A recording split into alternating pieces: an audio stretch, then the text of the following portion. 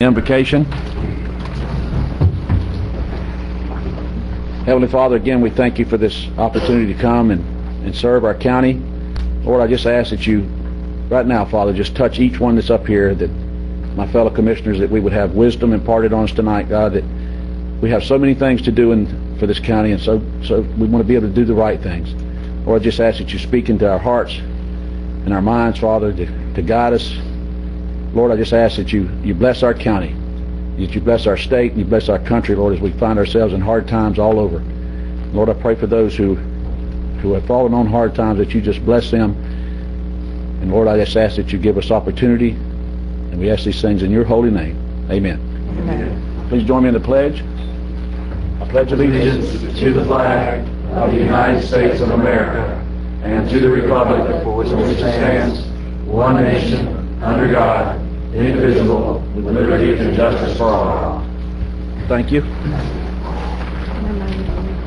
And the first item of business is the approval of the agenda.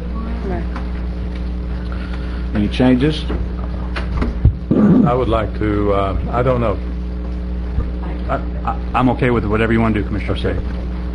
I'm moving my agenda item up into the general business. Okay. So we'll move. Mr. Moore, could I suggest we combine that actually with item 16? You can do that. That'll be fine with me. Address yours first. Item 16 may become a moot point, and then I think that's what you're trying to accomplish. That'll be good. Well, I'd rather have the other order. Have the I think it's Mr. the one Moore's. that's in there. Well, it's up to the board how we do it. So, I mean, I'd rather have the staff item, and then since that one's related, it may be moot depending on the vote of the other one. So I'd personally prefer to see the decision on existing candidate I think first. it's okay to go 16, 19 in that order. If you do 16, 19, and 16 carries, then 19 is mute. Right. Therefore, I'd like to bring 19 first. And okay, we'll have to vote then. And the motion is to move 19 ahead of 16. All for the motion? Aye. Opposed? Aye. Aye. aye. Okay, so Okay, and I'd like 16 to follow 19, if that's okay. That'll be good. I said 19 to follow 16.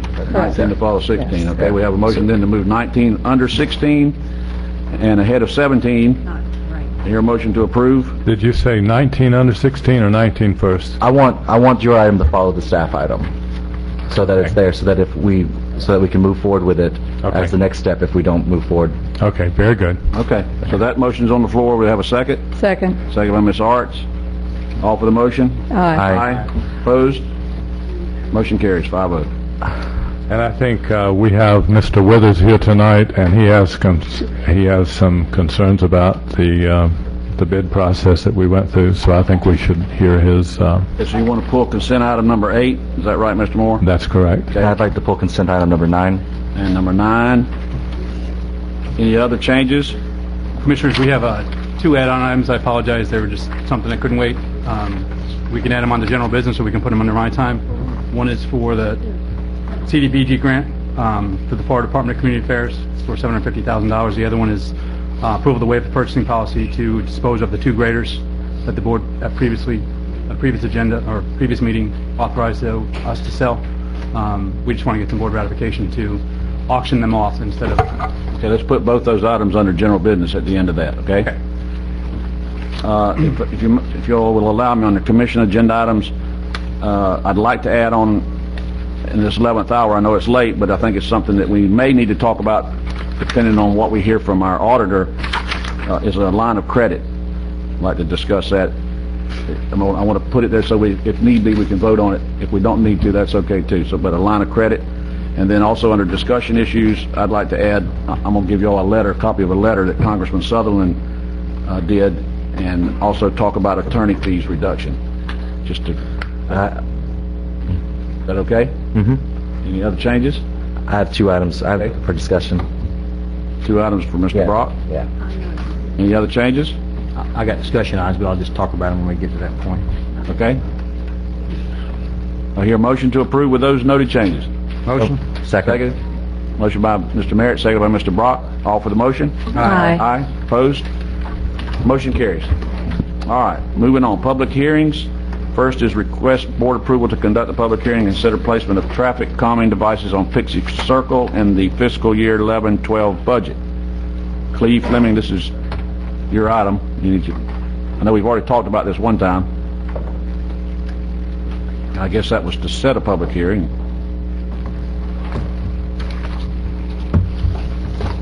Yeah, this is the public hearing to install traffic calming devices on Pixie Circle. The citizens have signed the petition, and we did we put the traffic counters and met the criteria for the amount of people speeding. We had to do it over a 4-day period, including the weekend. And so we're here at the public hearing to get public input into about going forward with the project. And we have, this project is not scheduled for this budget year. We'll do it in October in a new budget cycle. I'll probably do it in conjunction with the finishing of Old Shell Point Road paving project to save money on the mobilization of asphalt from the contractor. Other than that, if y'all got any questions, I move to conduct the public hearing and approve placement of traffic calming devices on Pixie Circle, incurring the costs in fiscal year 2011-2012 if funding's available. Okay, a motion and seconded by Mr. Brock. Cleve, are there any other pending speed bump projects in front of this one? In other words, have anybody else gone through the process and are just waiting for funding? no, not this time. And this, we put off paving Old Shell Point because of our financial situation. I don't want to. I know this is probably a lot less money, but Yeah, if Old Shell Point paving gets extended out, right now we're ready to rock that road and complete the paving project. If it gets extended out, we'll go ahead and do this traffic calming in Pixie Circle. I was just going to try to. The last one we did was Halflinger, wasn't it? Tafflinger, and we did it when we was doing one of the paving projects, and it's just we got a better price on that asphalt. I think it works great too. Okay, but if it gets to be too long on Old Shell Point, we'll go ahead and do the work. I have no problem as long as the money's there. Any more discussion? All for the motion? Aye. Opposed? Motion carries. Public hearing number 2 is request board approval to conduct a public hearing and consider adopting an ordinance imposing a public service tax on every purchase of electricity, metered, bottled gas, fuel oils, and water. And I think Tim and Heather are going to lead us through this. Thanks, Commissioner. As you recall, at your last budget workshop, you requested staff bring back an ordinance to impose a public services tax up to 10% on every purchase of electricity, metered and bottled gas, fuel oils, and water. The item lays out Florida statute requirements. It gives you an estimate of what the tax would generate at different percentages. I can lay out. I have information on other percentages as well as a millage equivalent if you wish to reduce the millage by a certain level. This can only be imposed every quarter, so we wouldn't make the notice time frame for October 1st, so it wouldn't go into effect until January 1st, which then we would estimate any revenue generated on 9 months instead of 12 for the first year. Make sure you're speaking, Mike. It's hard to hear you. I'm sorry. And basically that's, we're requesting board move forward with imposition at some level of this tax. Okay, we hear a motion? Board direction. I'll make the motion as soon as it gets back to what I need to say. Make the motion we conduct the public hearing and adopt the proposed ordinance. Hold on a second, let me back up. This 10%, is that set today? Starting in January. No, you won't. It's a public hearing. Yeah, we could set it at any level you want. These are the... We're not today because it says specifically impose a 10%. Are we saying today? Okay. You can back down from that on the board. We just put 10% in. That was the direction, and that is the maximum. But it's any Talking to the mic. it's any percentage up to 10%. Okay, so as the budget hearings goes on, we can, if we reduce it to 0 if we need to. We have to have another public hearing.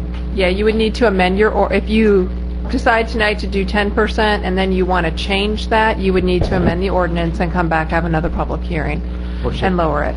Today, we do nothing except go forward with the public hearing. No, We're adopting the 10% today. No. not- yes. Yes. Yes. It would not go into effect until January 1 because of statutory notice requirements to Department of Revenue. I mean, certainly like to see it lower than that, but I think I'd like to move ahead with it. Well, Will we have to are sending notices out for this tax? It's not like an MSBU, right? No, it's not. We have to notify Department of Revenue. So and it we was can- in the paper publicly noticed. So we could change it pretty quick. So I'll make the motion to conduct a public hearing and adopt the proposed ordinance imposing a 10% public service tax. Okay, but let me just get it clear now. If he made that motion and he said it at what he'd really like for it to be at, would that be a wiser motion? You all can lower it today from the floor. That's fine. If you want it at 10%, you can move it at 10%. If after discussion you decide 7% may be better, 5% may be better, that can be accommodated as well. Second for discussion. Motion and a second. I'd really like to see what our budgetary, I mean, we could lower the millage rate more and more and more by keeping this higher. I mean, I think we had time to decide. I'd like to look at, the sliding scale of this revenue versus ad valorem revenue. One thing the attorney sent us today, I think you all received it, was information about possible exemptions. And there is no exemption allowed for water, but there is an exemption that's permitted for electricity.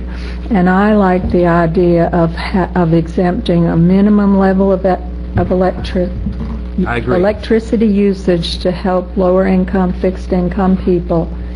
And also, so the 10% may be okay if we have the exemption of 500 or Sure. maybe a lower exemption- percentage. That exemption is for residential only. That's single family and multifamily, and it's up to 500 kilowatt hours per month can be exempted from the tax. Now, is that before tax?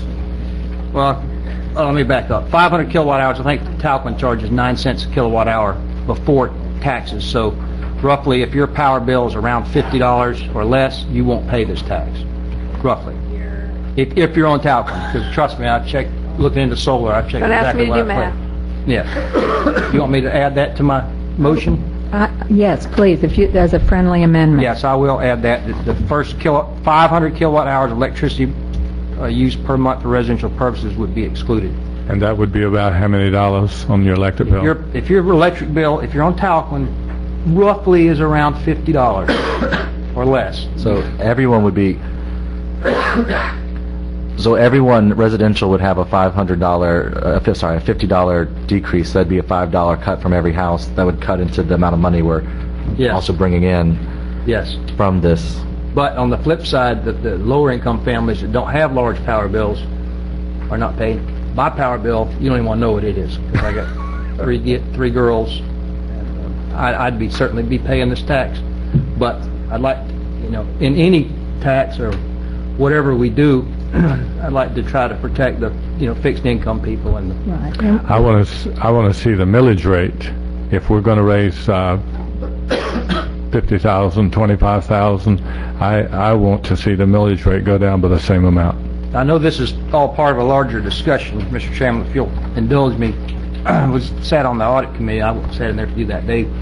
When we're looking at next year's budget, we have to be looking at three things, and I know this is a larger discussion, but first component is the rollback rate. The rollback rate is what, 9.7, 9.3 mils, something like that, roughly. Ballpark, yep. So in other words, to keep the level of service at the same funding next year that we have this year, theoretically, we would have to raise the millage rate to 9.3, just to generate the same amount of money.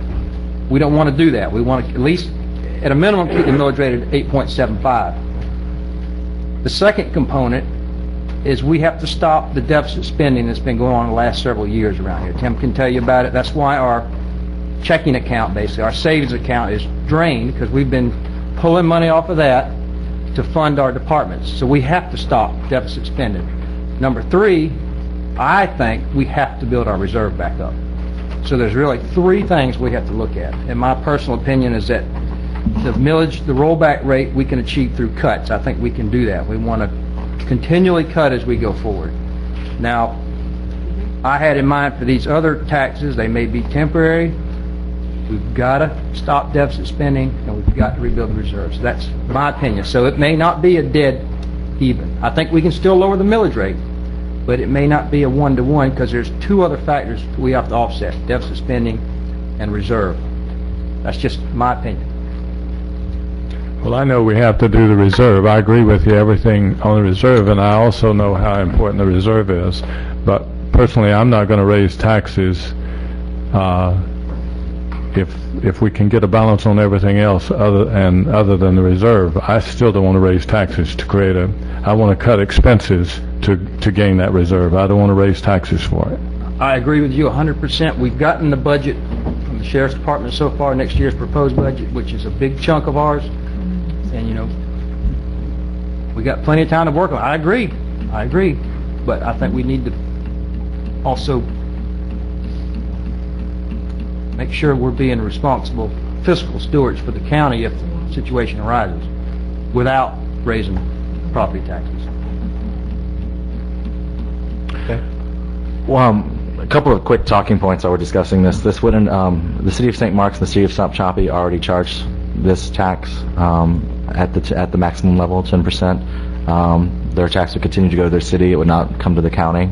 And the people who live in their city limits, nothing would change for them. They'd be paying the same tax they're already paying. That's the tax that the City of South Choppy and the City of St. Marks run their government off of.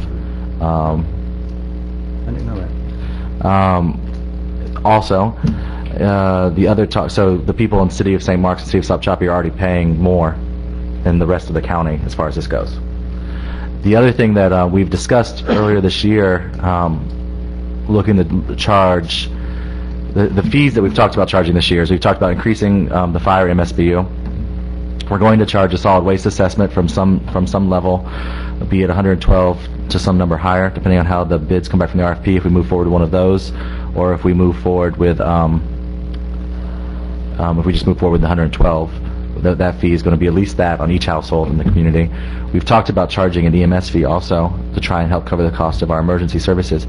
At this time, for me, because of and that would be another $100 would be my rough estimate per household. I would rather see us focus on charging. I'd rather see us charge more in this public services tax and help put that money towards our EMS services than charging an EMS tax or a large EMS tax fee. It's a different. I'm saying tax, but it's a fee, and a fee ends up being is the same as a tax basically. Because for me, when you're looking at trying to figure out how this is going to go, you're going to see an increase of at least in your household property taxes going up, because those bills are all going to come with your property taxes, and adding another $100 to that versus charging an extra $5 a month on your electric bill, which is what we're discussing.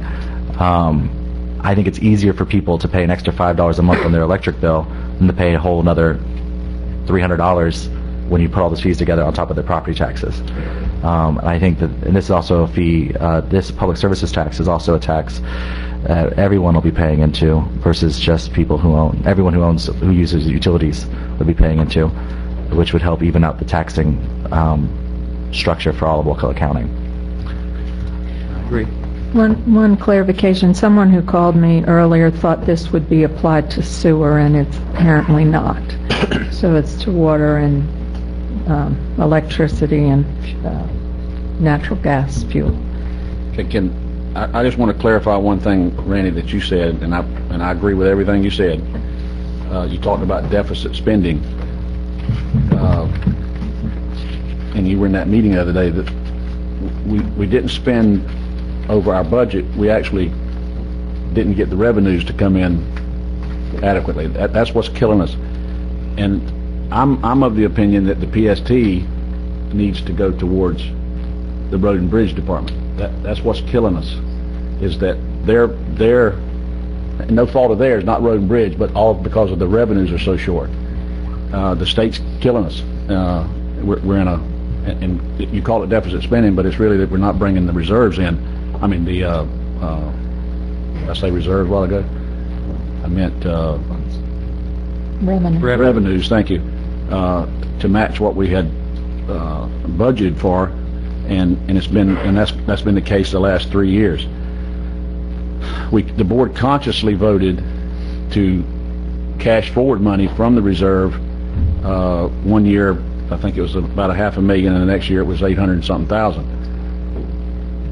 Is that good or bad?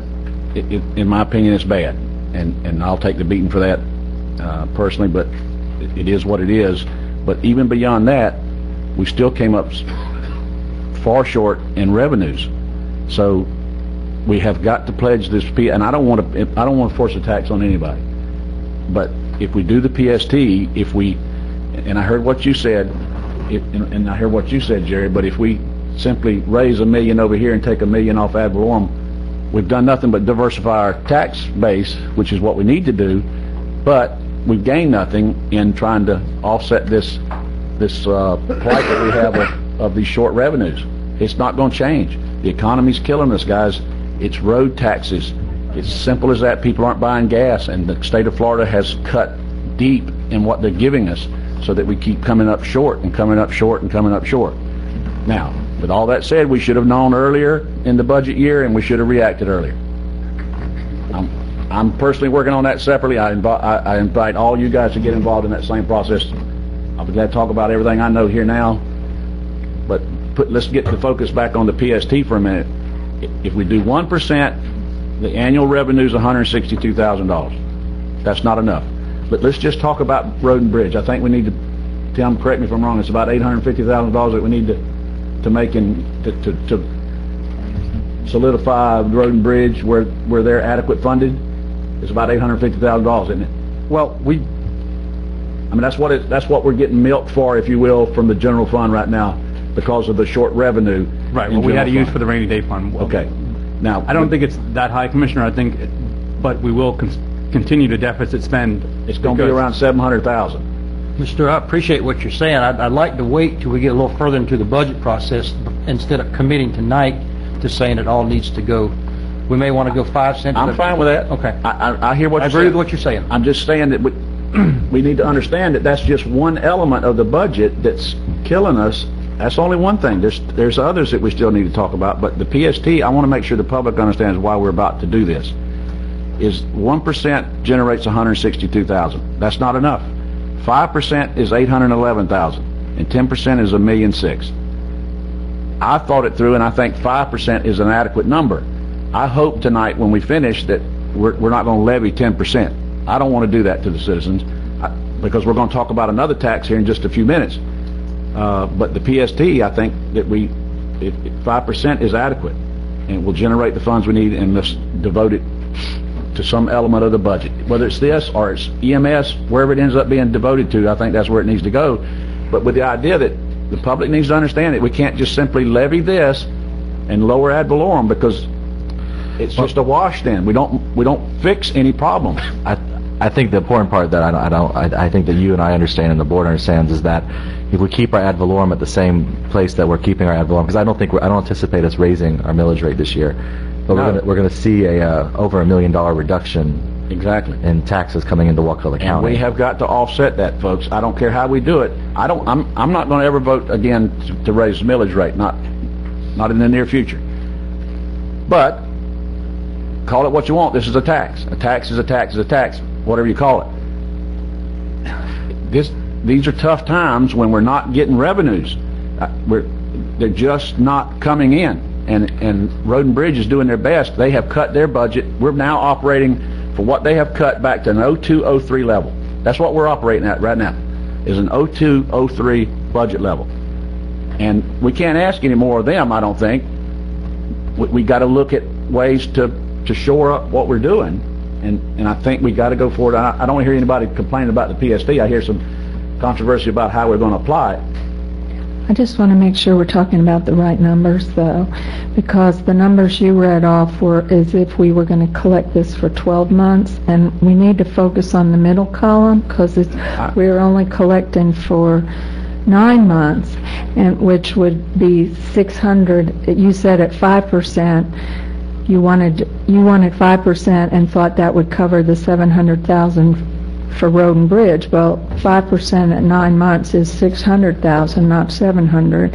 Plus, if we take the 500 kilowatt exemption from each residence, I don't know exactly how much that's going to lower this down, but it will lower it. That's true. Well, Go ahead. using my utility bill as an example with Talquin, and I know Progress Energy is a little higher, but taking $50 out of it cuts it in half. So that would mean the revenue coming in from residences. But make sure you understand, the public, I think, you're using the wrong term, Alan. Yeah, I We're not going to apologize. cut your light bill. We're Right. going to increase I your light bill. apologize. Yeah. It's just a matter of how much we're going to increase it. If we do this, Well, yeah, no, and I apologize. I don't mean to, it's a confusing issue sometimes. I'm just going to, again, I think that, yeah, well, we'll see how, let's see. I'd like to personally move forward with it at 10 with the hopes of lowering it. This- Okay. The I'm fine budget with is it. as you know, a multiple variable equation. If we change this a little bit, we can lower this, and there's a lot of variables involved. I think we all agree we want a tax as low as possible. I personally believe I'd like the ad valorem to be lower and these taxes that everybody pays higher, but in the end, you end up with a number that the equation solves, so. And I agree. We're talking about public service tax now. We're going to talk about the communication tax here. Hopefully, isn't that coming up soon? Next. And we've got to understand it. It's what we have to do it's just it's either that or we sell all of our road graders and we quit grading roads and we quit paving roads and we quit providing sewer, and every time sewer breaks we bypass it. I mean that's what we're coming to, folks. And if we have a broken system right now and we got to fix it. And I know it's on the back of the people, but this is not uncommon across our nation right now, and I know it's hard, a pill to swallow, but I don't want to raise ad valorem taxes because I think that's a lousy tax. We all agree on that. Yes, sir. Well, you're right. The public services tax is a tax that most communities, a lot of communities are already paying. Again, in our own community, St. Mark's and South Choppy are already paying the 10%. For me, and my experience with most conversations I've had with citizens, and y'all may have had different experiences, the people who I've spoken with, no one wants us to charge an unnecessary tax, but we all agree this is something we should be doing to diversify our revenue and have everyone paying in. The people who are willing to pay in, who aren't against all taxes, the difference between 7% and 10% isn't large enough that for right now, especially in this next year, we might as well go with 10% because they're going to be angry with us if we charge a tax one way or the other, or they're going to support us doing what we need to do.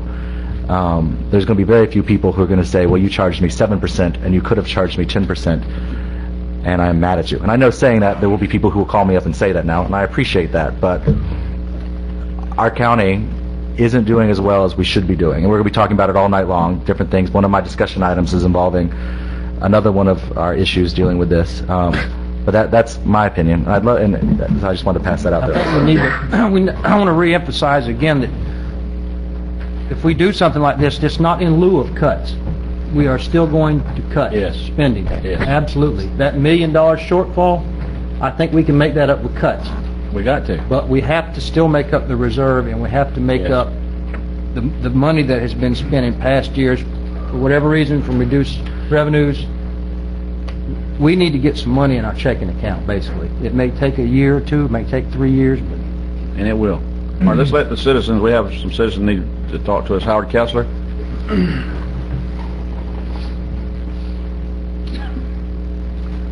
Thank you, Commissioners. Howard Kessler, 251 Levy Bay Road. You're all talking about taxes, and this is another tax, and you're talking about not raising the ad valorem. But for the citizens, it's the same pocket that it comes out of. And so when you're raising taxes and putting it into a different pocket or file, it doesn't mean that much to the citizens if the end of the story is they have to pay more taxes. As far as deficit spending, and whether it was deficit spending or not deficit spending, I think you have to admit that it was deficit spending. when you're spending more than you're taking in, if you had budgeted to take in $100, and in 4 months you only took in a quarter, you've got to make some drastic changes. And I think right now, instead of waiting for the budget year to begin again, you've got to make those changes that are needed to be made. And to keep on talking and putting it off, to not cut, and specifically I'll address upper and middle management, to not cut the serious drain of money is not doing the citizens well. So I urge you to move with caution on putting any new taxes on the citizen, no matter how tempting they might be, but to understand that the citizens, they too are experiencing very difficult times. And those taxes are going to adversely affect, especially adversely affect, the people that aren't paying ad valorem taxes right now, that can't afford to have a house and are renting. This is going to be a whole new ballgame of new taxes for them. Thank you. Okay. Ralph Thomas.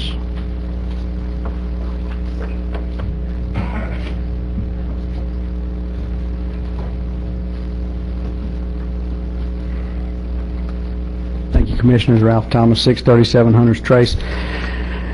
You say we have to do this, but I don't think so. No, sir, I really don't think we have to do this. I think we still have to get spending under control. We weren't in this building 15 minutes tonight, and you spent $10,000 on speed bumps. And, you know, God bless those people in that neighborhood, and I'm sure it's needed, and you know, not opposed to that. But when we're talking about taxing people, you mentioned decreased revenue. Well, trust me, I'm operating on decreased revenue, and I trust there's probably some more folks in here that's also operating on decreased revenue. We've got to stop spending anything that's not absolutely essential. If we've got to raise tax to survive, I understand that. Let's raise the tax. But me personally, I'll drive on a dirt road another year as opposed to raising tax. Let's pave the things that are safety and health related, but we cannot keep spending money that we don't have. Just to reiterate, and you've mentioned a lot of these things already, and I appreciate it. Please put everything on the table, and let's not kill the citizens' death by 1,000 cuts here. New taxes that I've heard, public service tax. First of all, I'd like to mention that was not even possible under a non-charter government. This is another side effect of charter, and I'll say that, you know, general rule, I think charter is good because it gives local control. But local control, when our local leaders are lynching us with tax, is not a good thing for me. New tax, solid waste MSBU on the table. New tax, ambulance MSBU on the table. Tax increase, communication service tax. We're currently maxed out under a non-charter county. This is another side effect of charter, gives you the authority to give us additional tax. Local control, we're out of control. That doesn't give me a good feeling of local control. Fire MSBU, potential tax increase that's on the table. Hotel bed tax, potential tax increase on the table. I'm hoping you guys will find a tax that you don't like, and let's stay away from it. Just between the public service tax and the communication service tax, that equates to approximately 1.76 mils. You threw out 9.7 was the rollback rate, and so I will say that I'm all for broadening the tax base. We've talked about it for years, me included, and I'm for it. And if you could go forward with the whole picture, and you could say, okay, we're going to raise these taxes, but we're going to offset it with the ad valorem, and instead of the 9.7, tell us here tonight that you're going to go to 8.0, so we get these tax increases that you want, but we're going to get a decrease in ad valorem, so then it is a spread. Still got some tough decisions to make, but that gets back to let's quit spending this money on speed bumps and things that we don't need. I just encourage you to remember, the folks that are paying those taxes are not the one that got us in this mess. Please don't put all the burden on their backs. Thank you. Go ahead. One thing I just realized is the two people who have spoken. From our last meeting till now, I don't know that the public appreciates that those we had agreed to make a number of cuts at our last meeting, large cuts, cuts in overtime to EMS, cuts in to ESG, huge cuts, laying off people, getting rid of equipment at ESG, I mean, huge cuts, and it's going to be impacting services, too, in Public Works. But since then, again, Tim's kind of responding to information as it comes in. All of our employees have been put on notice that they are looking at a 23% pay cut for the rest of the year. So, you know, I know you're saying more spending cuts, but we're, even in the 2 weeks since our last meeting, we've been making them. And on the backs of employees. And at some point, the people who don't, there are trade-offs. And when we get rid of the Veteran Services Office, we are going to have veterans who are really unhappy and having to drive to and from Tallahassee to get to the, you know, the Veterans Service building up there. So we can make those kind of cuts, or we can try to save the Veterans Services position and office that we have here by doing this kind of a thing. Because we don't want, I mean, you heard the list of services that we are allowed to cut under statute. And that's what's next, you know? So, anyway, I just, several speakers, again, talked about cutting spending, and I just wanted people to appreciate that in the last 2 weeks, there have been huge cuts made on the backs of employees. Mike, did you want to say something about or Cleve, about where the money comes from for the $10,000 for the speed bumps that we made conditional if funding was available? Where does that come from? It doesn't come out of this same pool. It comes out of gas taxes that we collect and 1 cent sales tax, but it depends. If we start starting to subsidize roads with general revenue, this could go towards that, which is one of the things the chair suggested. Yeah, okay. It's the 9 cent sales taxes were to be paid out, and that's part of the state gas tax revenue share, and that's given back. The state gives back to the counties. That is substantially reduced due to the gas prices and people not traveling. That we're not getting those funds in. Yes. What is that money earmarked for? I'm sorry to get into this discussion. Is that money earmarked for paving or road maintenance? Road maintenance. Okay. Larry Roberts.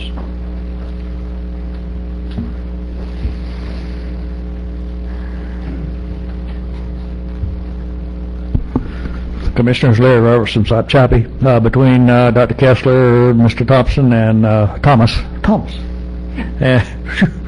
And Ms. Arch about covered everything I want to carry, but let me pick out a few points here that I have jotted down. Last meeting, you talked about the cuts that you made, and they were painful to the employees.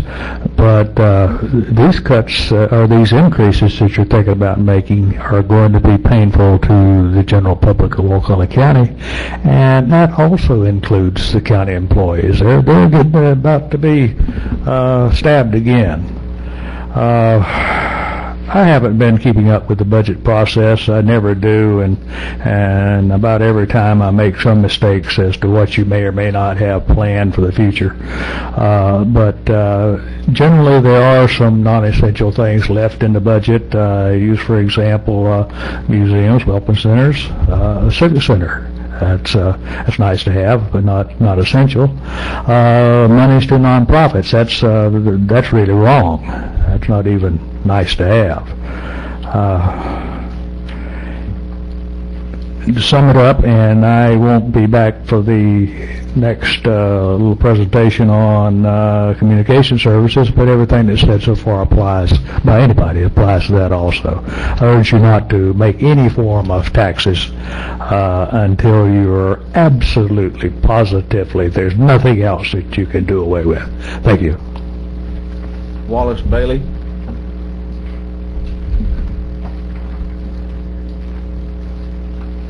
1035 Lower Bridge Road, Wallace Bailey. I believe, Commissioners, you're talking out of both sides of your mouth. We had one that said $5 per month, and we're talking about 5%. Now, which is it? Which is it? It's going to be 10%. No, sorry. Go ahead, Mr. Bailey, finish your... That's it. Which is it? I asked you a question. We're not going to answer you, Mr. Bailey. Well, then Finish we what got, you have to say, please. and then get down. Is that right? Finish we what you got, have we got one man that mentioned $5 per month. We had another one mentioned 5%. Okay, finish what you have to say, and we're going to move on. Well, then ain't no need to say no more. You hear what I got to say. Thank you. You wetting in my ear and trying to make me think it's raining. That's what you're doing. Thank you. Kim Starling?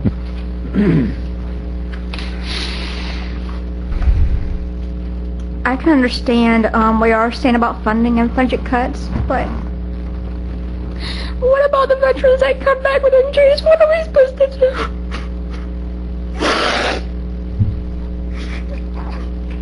If it wasn't for Jody Johnson,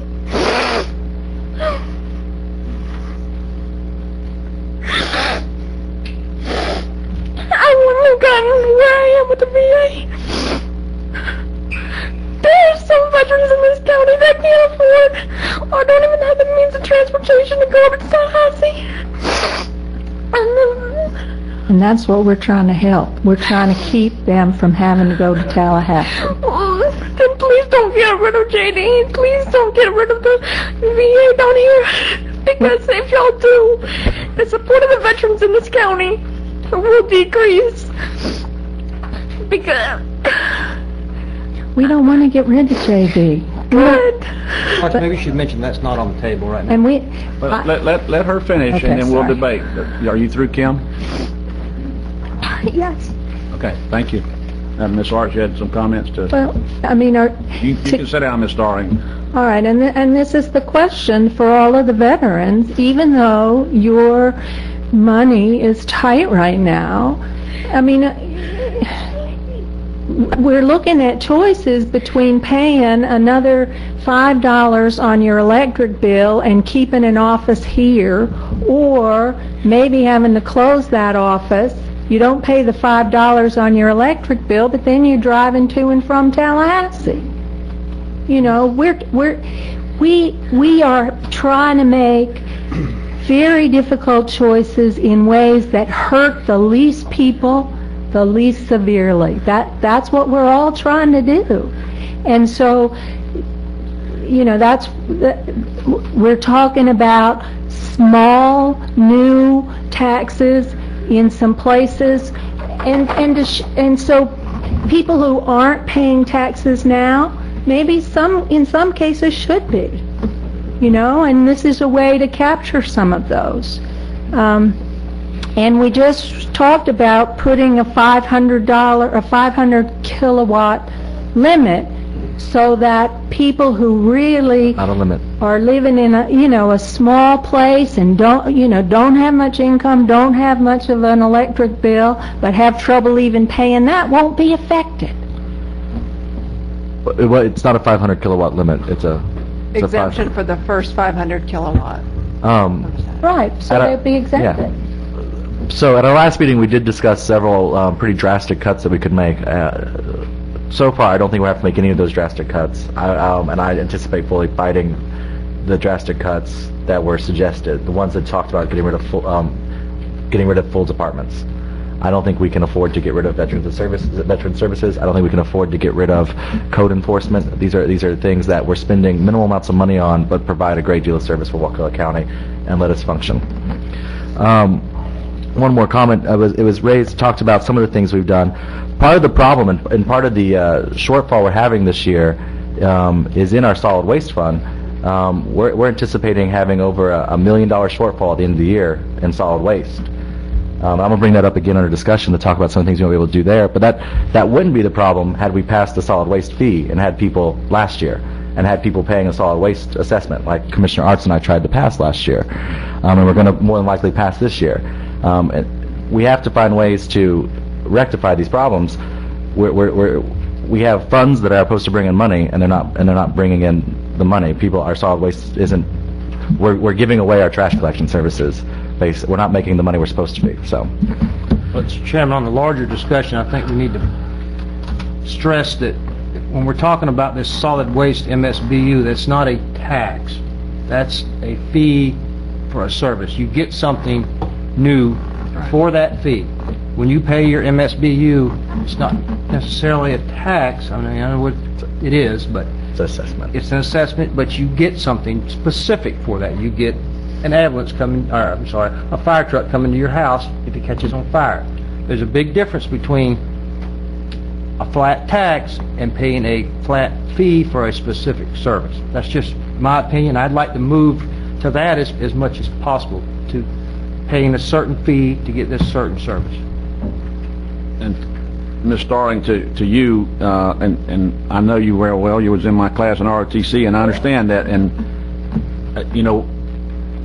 folks, you gotta understand, these are hard times, and it may mean, I don't want to get rid of JD either, but what we may have to do is cut JD back to 3 days a week, or 2 days a week, or something like that, not 5 days a week, 8 hours a day.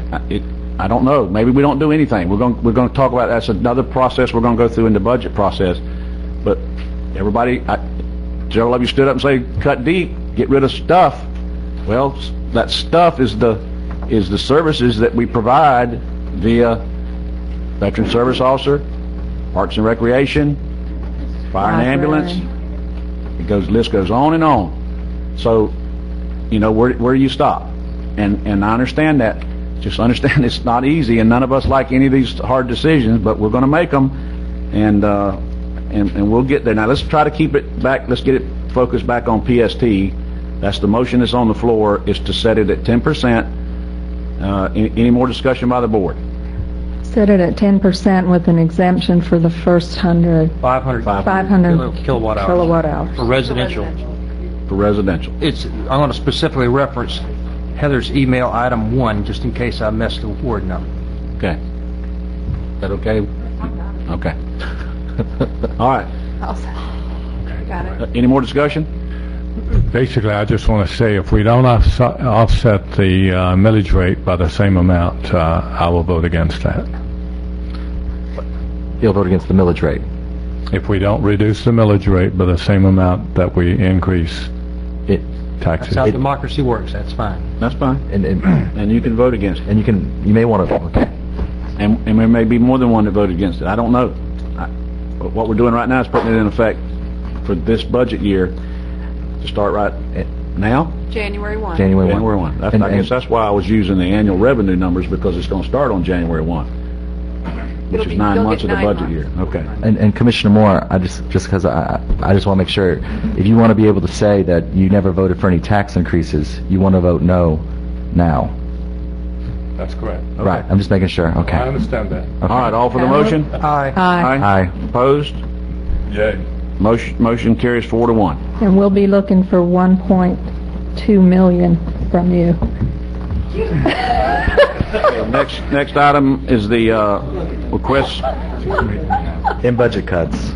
Request board approval to conduct the public hearing and consider adopting the proposed ordinance to increase the communication services tax. Before we start, I want to say, if you haven't filled out a card already for the items you wish to speak on, you need to do so now, because we're not going to keep adding cards when you don't like the debate that goes on and you want to speak. So get your card in now. We're not going to take any more from this point forward for any items unless you've already got them in.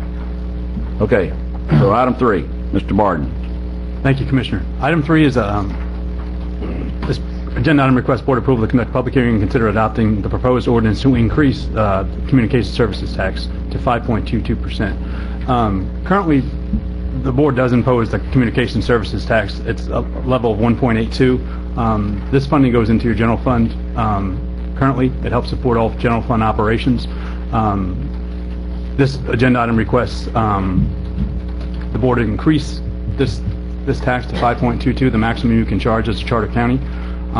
Currently, the city of Stop Shoppy charges 1.20%, and St. Mark's charges 5.10%. As I said, this tax goes into your general fund.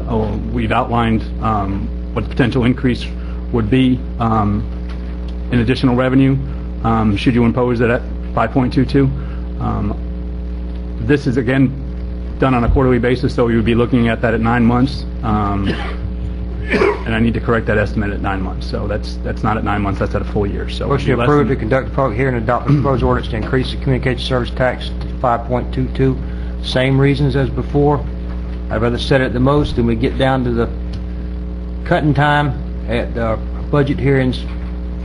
See, when you look at all this, I just at least want this on the table. If we can reduce the millage rate and charge this, I'm all for it. Okay, I have a motion for the 5.22%. So, do I hear a second? Second. I have a second by Mr. Brock. Discussion by the board. With the communication services tax, this is a tax on cable television, cell phones, and landlines. This is a tax that I'm more comfortable with because cable television and cell phones are more of a luxury item, and they help. And I think I'm comfortable with this tax. Okay. Is this on internet, cable internet service? It's internet too. Okay. Any more discussion by the board? Okay, Chuck Hess?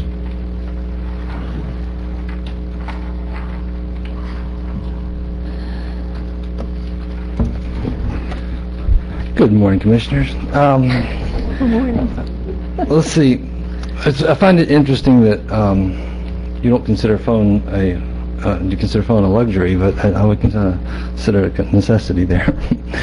But the real interesting thing I came up with is about the idea that taxes and fees are different.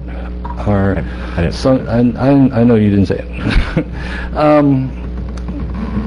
It seems that just a couple of months ago you were getting rid of impact fees, which is a fee for a fee which you consider okay, and now you're charging taxes. So I think that's kind of a misstatement, and you ought to consider impact fees to solve some of your budget issues. Thank you. Okay. Howard Kessler? Thank you, Commissioners. Howard Kessler, Levy Bay Road. And I'm a little confused on the cuts that have gone into effect since the last meeting. I heard that we're putting people on notice that they're going to have cuts, but it doesn't sound like we've implemented them. Started. So that needs to be clarified.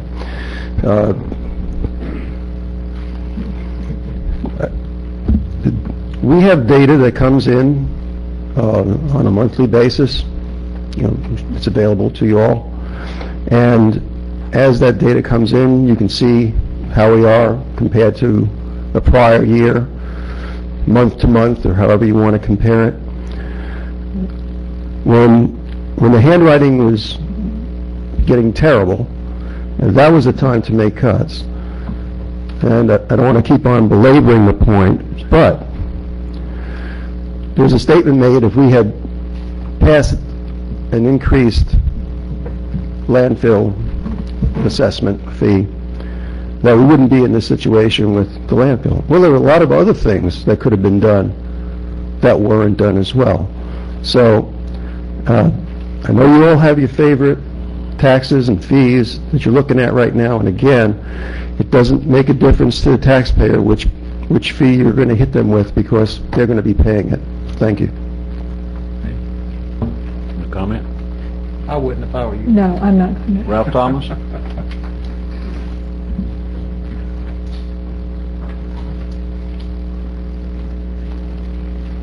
Ralph Thomas, 637 Hunter's Trace. Basically, same argument as the last one. This is a tax. I appreciate the clarification. This one and the previous one are both good examples of taxes that we are not getting a direct service that correlates to the tax. This is an opportunity tax. This is we're going to tax you because we can tax, not we're going to haul off your garbage so you're going to pay for it. This is basically us paying a tax for improper mismanagement. I appreciate your comments, Commissioner Arts, about the cuts. Certainly not trying to have anyone lose their job. I suspect there's still plenty of things in the budget that could be cut without doing that. You know, I mentioned the example of the bumpy roads, the road paving. I mean, these are just things that we can certainly live with. It's easy to say that this money comes out of 1 cent sales tax or gas tax, but when we use it for those things, and that money's not available for something else. So we could use that same $10,000 that we seem to think is free money, and we could pave a pothole, or we could fix a bridge, or we could do something essential instead of doing something that's not essential. So all I'm saying is just weigh those things out. The communications tax, I would like to make sure that you address. There's a provision in there that says that tax is 5.1% plus an add-on of up to an additional 0.12% if the county elects not to charge or collect permanent fees for placement or maintenance of communications facilities in public rights-of-way. Now, break that down in layman's terms, what that means is we're going to tell the communication companies that we're not going to charge you a permit fee to put this in there. We're going to waive that. You don't have to pay that, but now, you citizens, we're going to tax you forever. Every time you pay your bill, you're going to pay that tax in lieu of giving the company a break. Now, I'm all for giving a company a break when it directly correlates to a benefit to taxpayers and to citizens. I understand the ability to invest and have a benefit long term. This is not a benefit long term to these citizens. This is a tax long term, and it's a break to the people that are earning the income. So let's look at the whole picture. And again, I just want to put a plug in there. If we get strapped with these taxes, nothing we can do other than fight it. But please remember, when it comes time to lower the ad valorem, or all you've done is just max us out on every opportunity that you can, and I think that's wrong. Thank you. Okay. Any more discussion? Did you want to change it to 5.10? No. Okay, so the motion is on the floor for 5.22 is seconded. Any more discussion? All for the motion? Aye. Aye. Opposed? Nay. Okay. Motion carries 4-1. We'll move on to the next. Commissioners, Mr. Chairman, before we move on, I made a goof. I had told Jessica about the audit presentation during awards and presentations, but I don't think we got it approved when we approved the agenda. Richard Powell is here, our auditor, and I want to make sure that he's included in that. He's on here. Okay. I just didn't see it on the actual. And he's waiting patiently. Yes, he is. Okay, awards and presentations. If y'all would like, we can move right on to him and let him get done. Is that okay? Woodville Quarter one. The Woodville Quarter one's set up to go. Oh, it is. Never mind. I'm sorry. I tried to get you up there. That'll All right. take a while too. The Billy Hadaway. Yes, sir.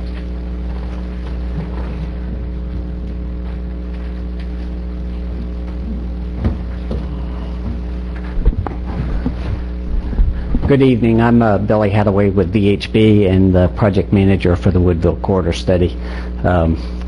Y'all have had a tough time tonight, I can tell, and so we'll try to make this quick, but also make sure we address all your issues and concerns. The corridor study, the intent of the corridor study is to look at the Woodville corridor. It actually starts at US 98 and goes up to just south of Capitol Circle. And this corridor study is to look at the corridor over a very long time frame. So any of the recommendations that are in here are not things that are intended to happen, obviously, in the short term, especially with what we're all facing from an economic standpoint.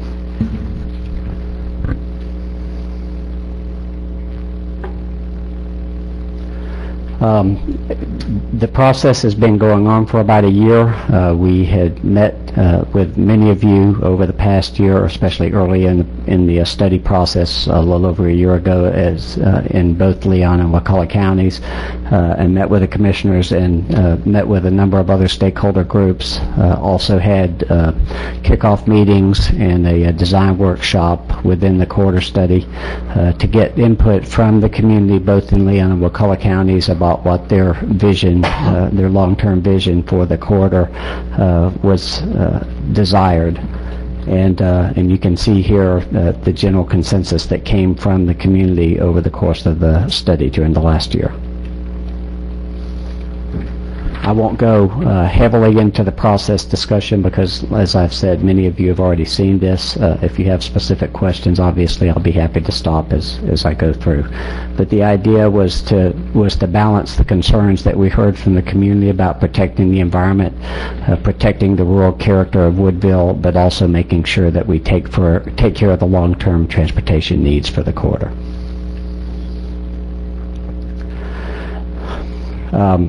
One of the things that's a little bit different about this corridor study, we looked at it both from a land use and transportation standpoint, because you can't, land use meaning the land development patterns and the types of development that takes place along the corridor, because you really can't separate the transportation needs from the types of development that takes place. And as you can see there, we divided the corridor up into various segments because the character of the corridor does change as you go throughout go from US 98 up to just south of Capitol Circle. But this is kind of the outline of what we'll be talking about this evening.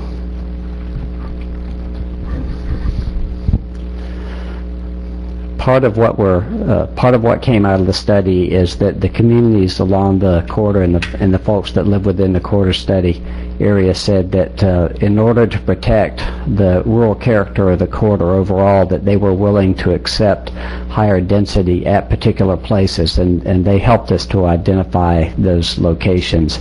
US 98, Wakulla Station, the Woodville community, of course, and then at the north end you have the Southwood development that's currently on hold.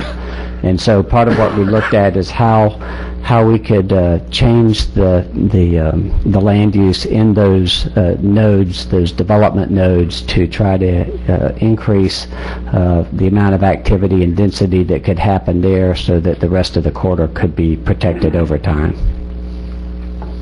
And just showing some of the examples of those treatments in this, for example, would happen potentially in Woodville community.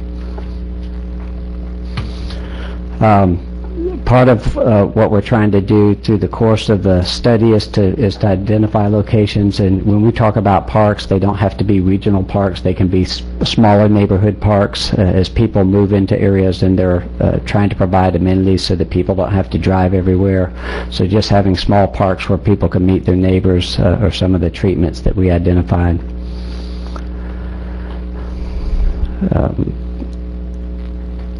Obviously, again, talking about more compact development, providing mixed-use development. The purpose being is that there are a lot of unmet needs within the corridor, and so people are having to drive longer distances to get services or other needs that they may be able to get met. So it's not just a matter of changing the development patterns or providing more roadway network. It's also, as part of the market study, looking at what kinds of services can be brought in, again, to help to reduce the trip making or the length of the trip making throughout the corridor. Part of what we did was try to illustrate how some of this change might take place over time. Again, we're talking about a very long time, but providing some public sector investment over time, much of which can come through grants, so that more private sector investment will take place. And so we showed some transformations of what, for example, could happen in Woodville community over a period of time. There's a great need for sidewalks. There, as most of you know, there are very few, if any, sidewalks in Woodville, and so many times we saw people walking in the gutter pan or in the grass along the edges there because again there are no sidewalks. And that over time that you could physically increase the amount of retail and other services and potentially some housing there as well. Again, we're talking about a long time frame. Other things, providing connections from one property to the other so that people don't have to get back out on the roadway each time they go from one business to the other. Just small things that can make a difference in terms of the impact on the corridor overall. Excuse me. already shown you this one. The other thing that we tried to illustrate is how the different potential cross-sections may look so that people could get an understanding of what's out there today compared with what might happen if we were to four-lane Woodville over time. So we illustrated those various concepts. Again, this is potentially what could happen to Woodville or Wakulla Station over time. We also looked at how people might have better access across Woodville Highway, providing some additional network. There's some connections that, and all of these are addressed in the report, for how people could be provided for both for east-west and for north-south movements. Again, taking some of the pressure off of Woodville proper.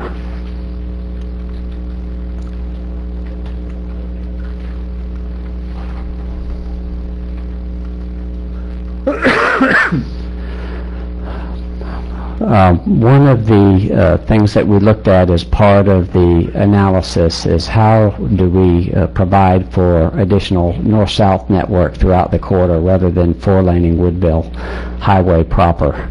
We looked at a number of alignments, including the existing utility easements on both sides, and there is the potential, in looking at the various alignments that we did study, there is the potential, the coral or pink-colored line on the right-hand side, there is the potential to take that up through the east over time and building a second alignment parallel to Woodville Highway, which would allow to reduce the, again, demand on Woodville proper and avoiding the four-laning of the road and actually be significantly less expensive.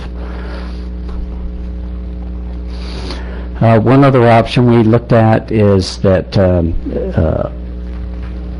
Old Woodville Road, by paving the southernmost section, it's about a mile long, could help take care of some of the more local trips, people that aren't looking to get out and go as fast as they can from one end to the other. By providing that connection, a lot of the trips coming from the Crawfordville area could potentially use the Old Woodville Road, and it would take some of the demand, again, off of Woodville, delaying the need to make any big changes to Woodville proper. We'd heard from a number of folks concerns about the existing connection between Woodville Highway and Old Woodville Road. So when, in combination with this idea of building the eastern alignment, that coral-colored alignment, the potential of taking the entrance of the extension of taking the entrance to the park and the community center and running that over to the east to connect into this new alignment, because most of the trips, about 50% of the new trips, are going to the east, again providing some relief to Woodville Highway over time and potentially delaying the widening if at all. And that's what I'm referring to, the alignment. One other possibility, one of the things that we heard was for the trail users, how could we improve the connection from the trail over to these locations like Wakulla Station and Woodville proper. So we illustrated some different connections. One possibility here, because this intersection is very, very large and we know it services a lot of large trucks go through, is to put what we would call a modern rural roundabout in, which would basically reduce delay at that intersection because you wouldn't have to sit at the signal when no one else was there, and makes it simpler for the bicyclists to cross as well.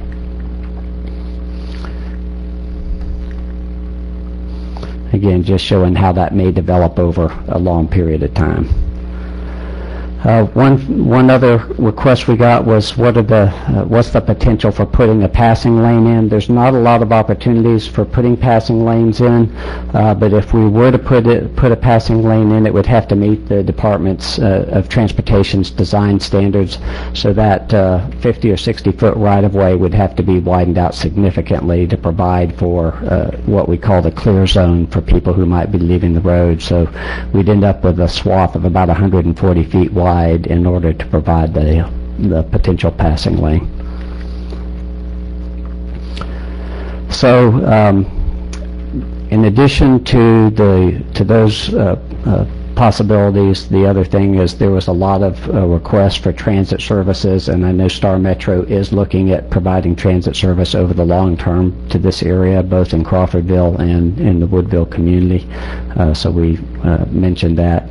And what we did is we took all of the various recommendations and the timelines associated with those and put those into a couple of tables, which again, all of these are in the report for consideration by both counties and for other stakeholders.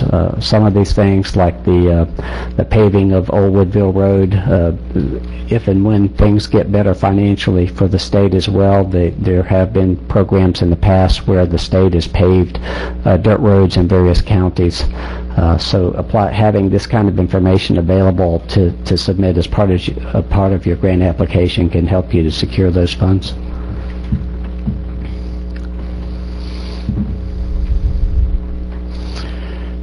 And again, just pointing out the various recommendations that were contained in the reporting. And as I shared with you earlier, the eastern alignment would actually be significantly less expensive than actually widening Woodville Highway to 4 lanes, and all of that is contained in the report proper.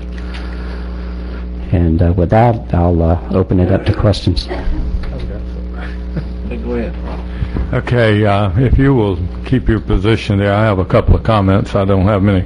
Let me ask you again, since I haven't met you, who are you and what do you do? Yes, sir. I'm with VHB, and I'm the consultant for the CRTPA on this southern quarter study, the one from US 98 up to And the second question is, who paid for the study? It was paid for by state funds and TRIP funds, as I understand. Okay. One thing that I want you to know is that when you're talking about your development and you're grouping it and how you put it on like a mixed use. Yes, sir. I'm sitting here today because of an overlay, on a quarter overlay just such as this. The pictures were the same, the buildings were the same, the sidewalks were the same. And I'm here today because I could not develop that property. It was a mandatory mixed use on a half a mile of interstate property, and by the time the overlay got through and the planning and whatever, I could not use that property. It took away all my property rights. It destroyed the value of the property. So that was 8 years ago. That property is still sitting there. Huge shopping centers just to the west in another county, like 500 yards away. Okay. Generating money for the other county that the county that I was in did not get. Understood. Just so you know, I do a slow burn when you tell property owners that they have to develop a certain way.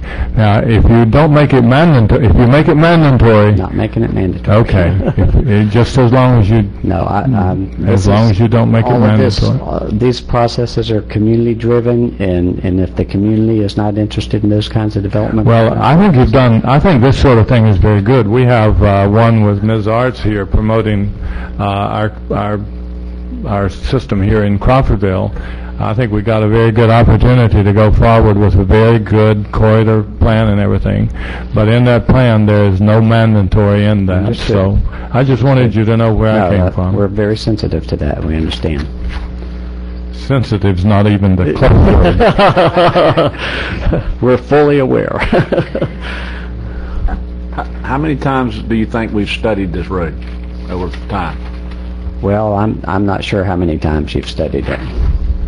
Can't answer that question. I appreciate what you're doing and your study and what you've been hired to do by the CRTPA, as I understand it. But the frustration I have is that we sit here tonight trying to figure out how we're going to pay our bills and levy taxes against our citizens, and we're in that boat largely because the state has cut our revenue sources, and here we are spending money willy-nilly on studies that won't ever come true.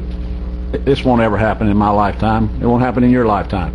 It won't happen in my kid's lifetime. This road that y'all drove down here on has been studied to death, and I know Jack is here tonight for the CRTPA, and I just want to send a message back how frustrated I am with the system of the CRTPA, and the fact that this is the kind of cursory crap we get, quite honestly. It's frustrating, sir, that we never get a head nod from the CRTPA that we'll ever get any help with our road, and I'm frustrated with it. So I'd rather waste all this money on something that can do some good. Anyway, that's just how I feel. Well, I'm tired of studies. Well, I appreciate the value of having a vision and a plan for where you want to go, because if you don't have a clear idea on where you want to go, you aren't going to get there. And I think both this plan and the one that Kimley Horn's been working on for Crawfordville, I think you've given us things that will help us with grant applications and so forth. Correct. And I know right now it's tough, but Sure. I think it. Well, that is how you get the funding, I is don't you have to disagree the have the study's studies. good, Ms. Arts. That's not my point. My point is that I won't say more about it, because I'm just going to get more upset, because it's the CRTPA. We have no say in that organization. We'll never have a say in it the way it's set up until the legislature does something about it. And we're never going to get they don't care about us. We're a bedroom community, and we're going to drive on that 2-lane road out there until we're all dead. And it's never going to change until they recognize that we live down here, and 80% of our community works up there in Tallahassee in those government buildings. So that's the frustration level I have. You can tell that, I hope. It's nothing against you, sir. You did your job, and you did a good job, and I appreciate that. But I'm aggravated with the CRTPA. And I say that every opportunity I get. So, thank you, sir. Yes, sir. Other than that, I don't have an opinion. Now we've heard all this. Tell us what you really think. All right. The next is the presentation of the financial audit by. Oh, and this will be a happy good friend. presentation, right? As always, Yeah, pull that to you. It'll be on. Yes, okay, sir. there. Okay, as always, it's a pleasure delivering the annual audit of Wakulla County. We completed all the field work several months ago. We've reviewed the audit with the chairman, interim county administrator, as well as all the constitutional officers, and so now this is the formal board presentation. It's about 200 pages, but I promise you I won't review all pages. So, however, I will, in the interest of time, discuss with you the parts that I think are very important. If we move to page 8 and 9 of the audit opinion, it states that this is a complete audit of the county, and a county audit is an audit of each constitutional officer in the board, and you have tabs for that, and this is a compilation of the overall.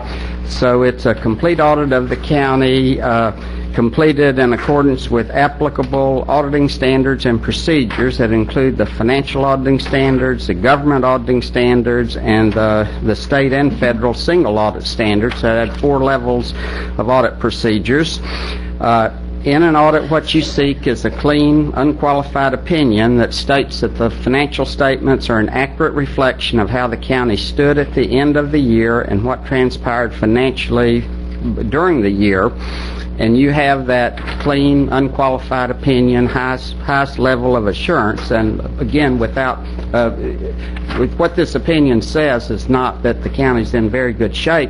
It says that the financial statements are an accurate reflection of how you stood, which is a good reflection on the quality of financial records of the county. After it is, beginning on page 10, is management's discussion and analysis. Some overview information prepared by county management, overview information on the county, and some tables completed in accordance with business accounting principles. So I'm going to ask that you read that on your own, and I'd like to go directly to the financial statements. On page 21 and 22 are what we call the GASB 34 financial statements. These are financial statements completed under business accounting principles, which have useful information. However, the county operates on the basis of funds, and it is very important that everyone understand the fund accounting statements. And so I will again review those. And on page 23 is the fund statements. Okay, the county has two types of funds. The majority of your funds are classified as governmental funds. These are, as you can see, the general fund, the road department fund, and many other funds.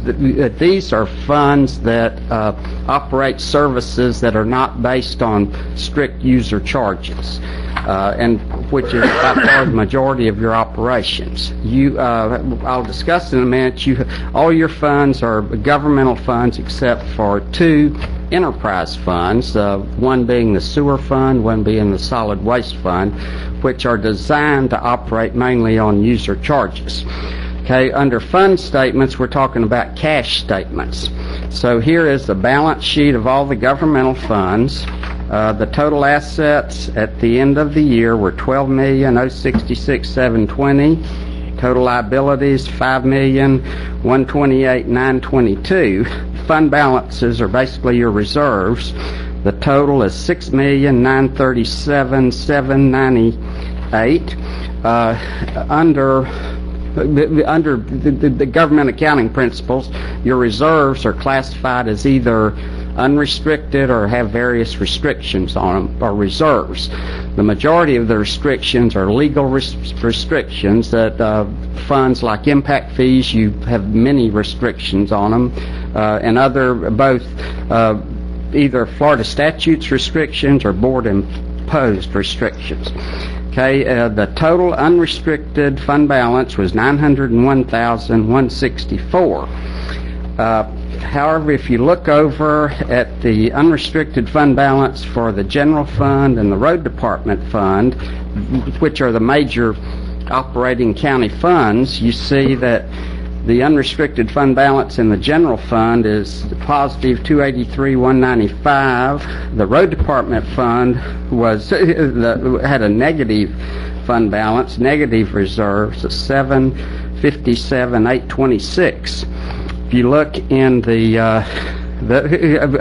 last column under other governmental funds, the sheriff maintains a fund known as the jail bed reserve trust fund, and it in prior years was classified as a restricted fund because it had restricted funds on it. However, in concluding the audit in the current year, had discussions with county staff, with the Florida Auditor General's office and our office, and because of subsequent board action, also it was able to be classified as unrestricted because it was basically under control of the board.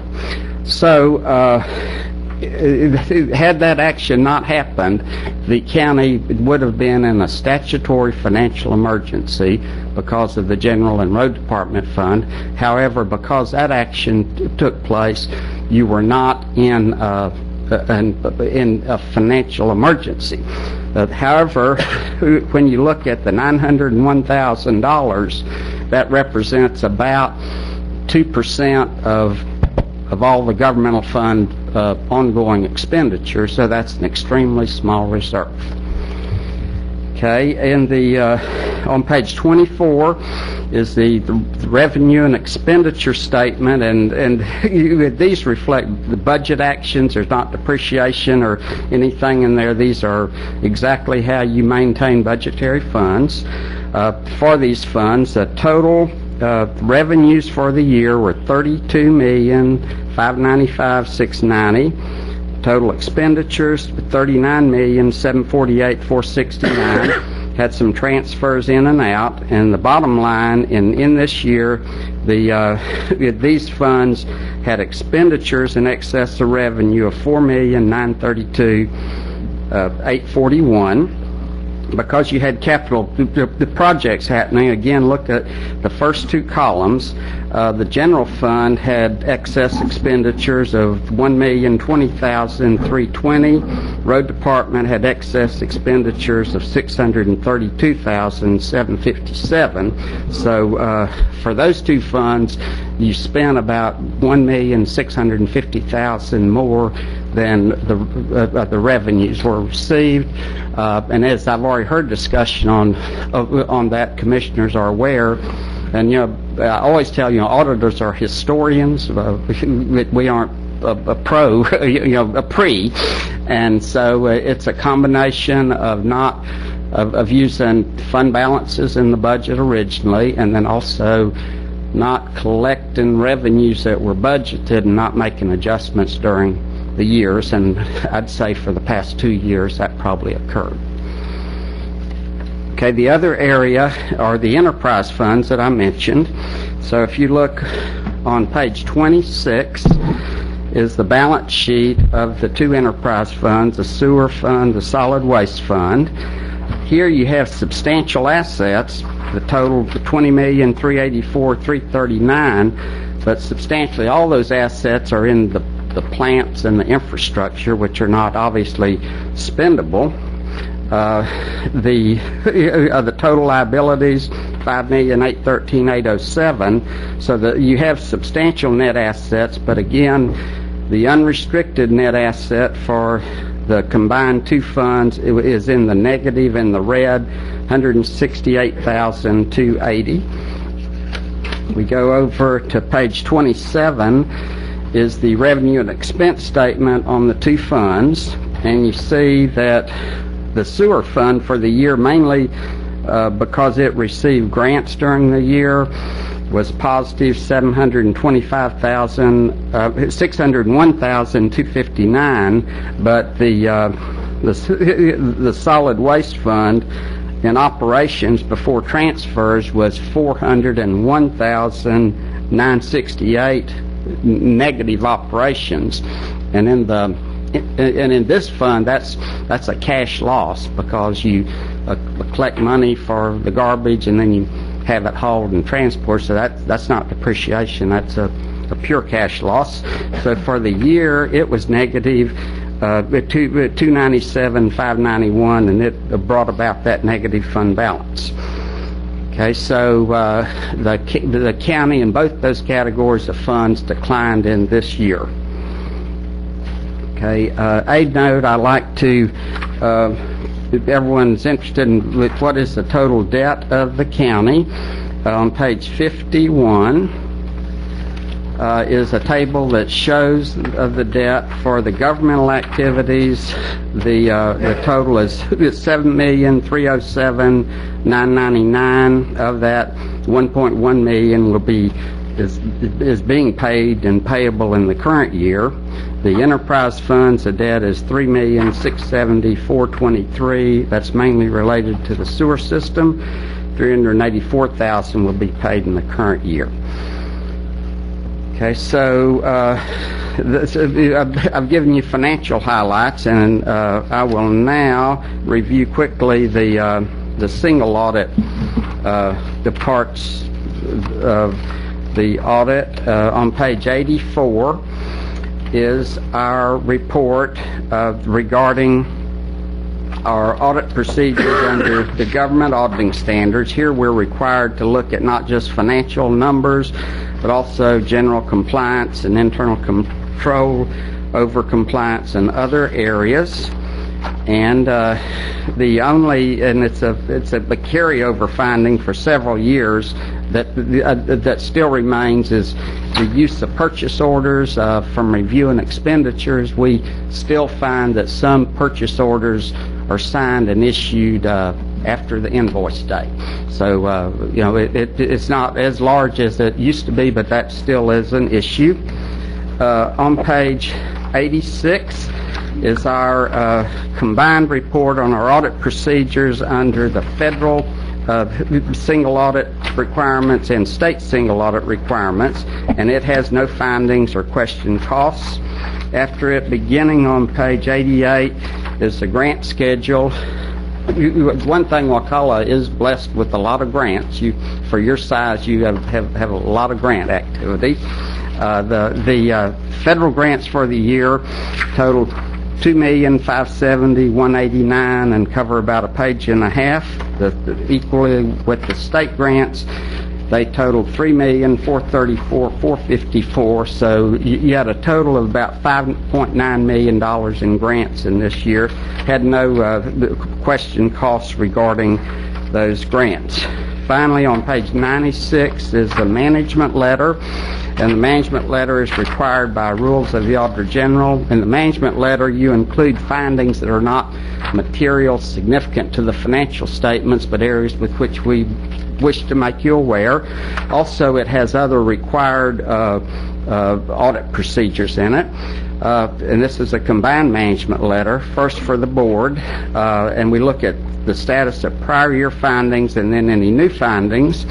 A prior year finding regarded the sewer billing services, which is contractually done by the Panacea area with water system, PAWS, and the contract had always required that that PAWS provide information to the county regarding delinquent notices and an aging report that showed what was collected, and for several years that wasn't provided, but however that was greatly improved in the current year. Also in the prior year, the county has always had grants under the State Housing Initiatives Partnership program, and because of the way the program operates, you could have up to 3 years of grant funds, and you receive the grant funds up front, and you could have 3 years open in any 1 year, and an annual financial report is provided annually for each of the grants to ship. And because those reports, they were prepared and submitted, they were not pre-reconciled with the finance office, we could not precisely reconcile the amounts on there. And it was again a finding. This was, I think, about a 3-year finding. All other findings from the prior year were corrected during the current year. In the current year, under our audit procedures under the Housing Choice voucher grant, we selected some files to look at and for eligibility, and we found that some files did not contain the documentation to support the payments being made in amounts. And also some just had missing documentation. And while these were not significant non-compliance, we recommend that the county establish a system to assure that participant files are regularly reviewed for the proper information. In the grant administration as a whole, here the grants are generally administered by the department that is related, and as I mentioned, you had $6 million in grants going on, that there isn't a system in place to assure that reports are timely filed when they're supposed to be, that the grant termination times are not monitored, and that reports that are filed are not reconciled with the board's financial records. And we're recommending that the board, or if management could possibly designate a person who could coordinate those activities. Because also what has happened here, which is a drain on your cash, is that generally you have to spend the grant money in order to be reimbursed. It's very important to timely file and get your money back, because at the end of any year there's a lot of money owed the county. Okay, as the constitutional officers in the clerk's audit, no reportable findings in the prior year, no reportable findings in the current year. Property appraiser, no reportable findings in the prior year, no reportable findings in the current year. Sheriff, no reportable findings in the prior year, no reportable findings in the current year. Supervisor, no reportable in the prior year, no reportable findings in the current year. Tax collector, no reportable findings in the prior year, no reportable findings in the current year. And all of those are excellent that they're maintaining that.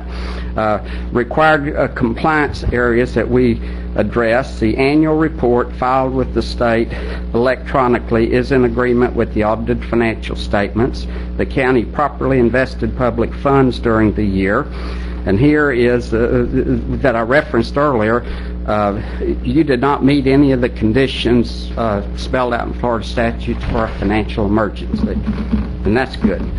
Financial condition assessment procedures, as required by rules of the Auditor General, we applied financial condition assessment procedures, and I've given you the highlights of those. Okay, now deteriorating financial conditions. We're required to make a disclosure if we if we believe there are deteriorating financial conditions. So I'll just, during the current year, the total fund balances, the governmental funds decreased by $4,932,841, which included a decrease in the general fund of $1,020,320, road department fund of $632,777, for a total decrease of $1,653,077 for these operating funds. This continued a trend from the prior year when the net decreases in fund balances for these two funds was $1,991,703, and for 2 years these two fund balances have decreased by $3,644,780. The unreserved fund balance of the county's governmental funds is only 2% of expenditures. And to put that into context, Florida statutes allows the county to have a 10% contingency fund and a 20% reserve for cash balances forward. I recommend that everyone have at least 3 months of expenditures. That's about 24%, and you're 2%. So likewise, the unrestricted net assets of the enterprise fund decreased $209,388 to a negative $168,280 net deficit.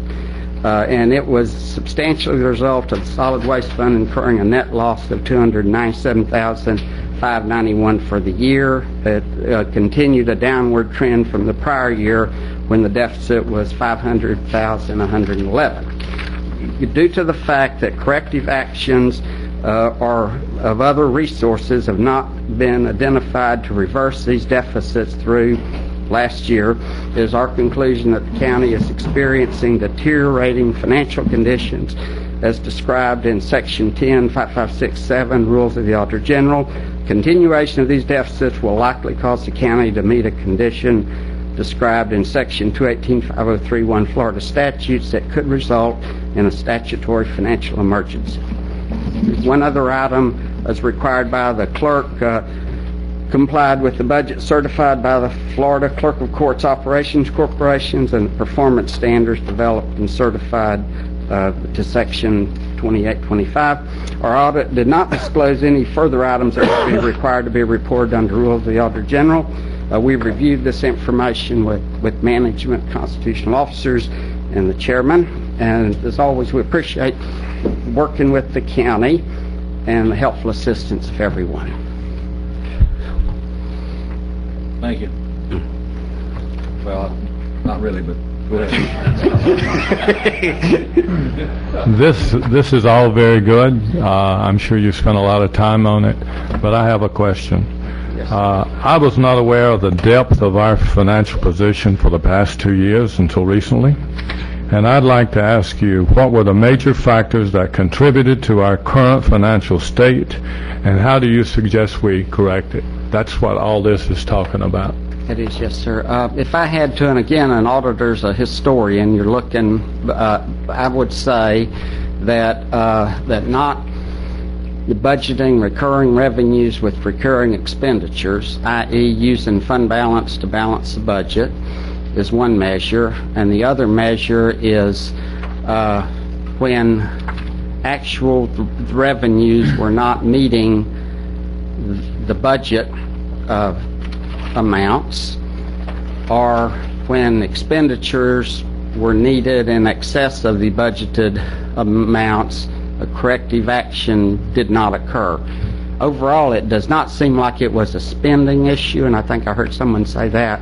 It was the combination of not achieving the revenue and using fund balance that's not a revenue but a non-recurring resource to balance the budget. I have one other thing also. I understand that Suwannee County was in the same boat as we are, say, 3 years ago.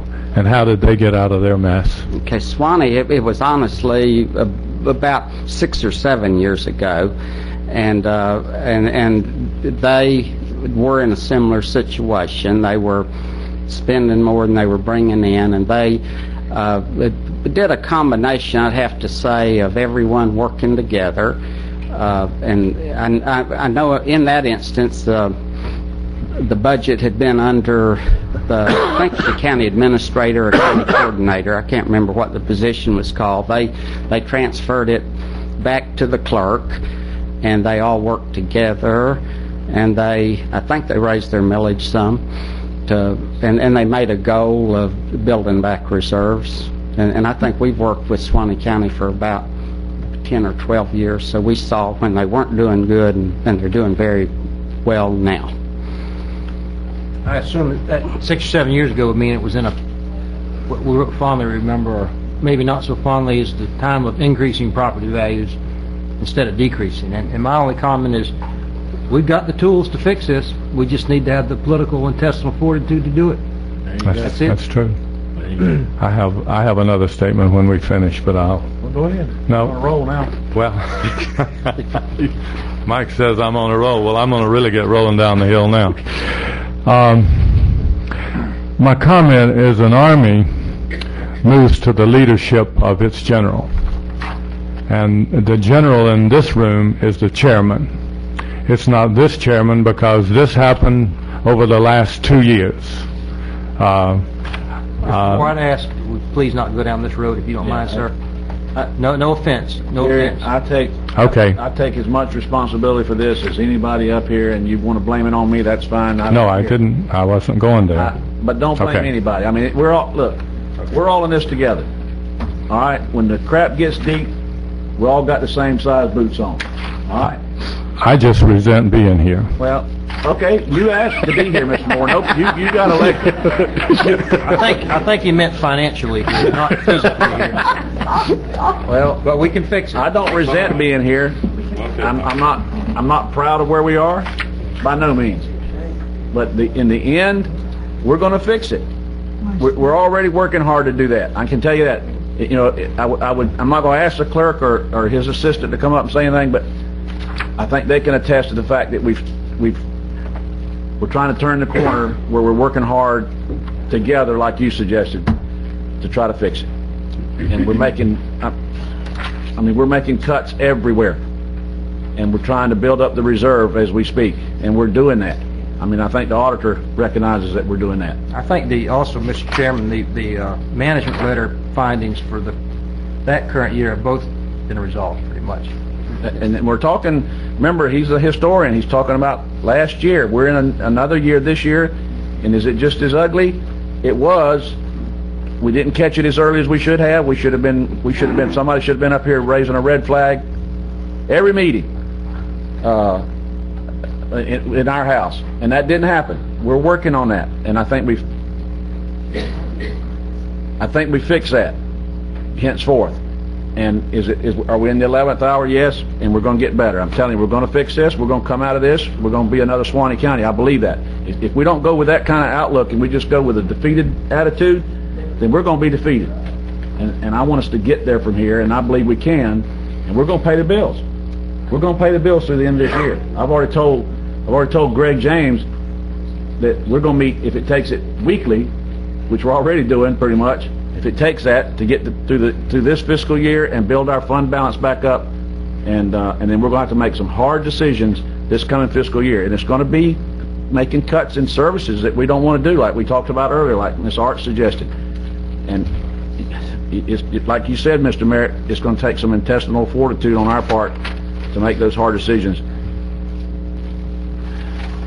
The past is the past. Let's move on and get it fixed.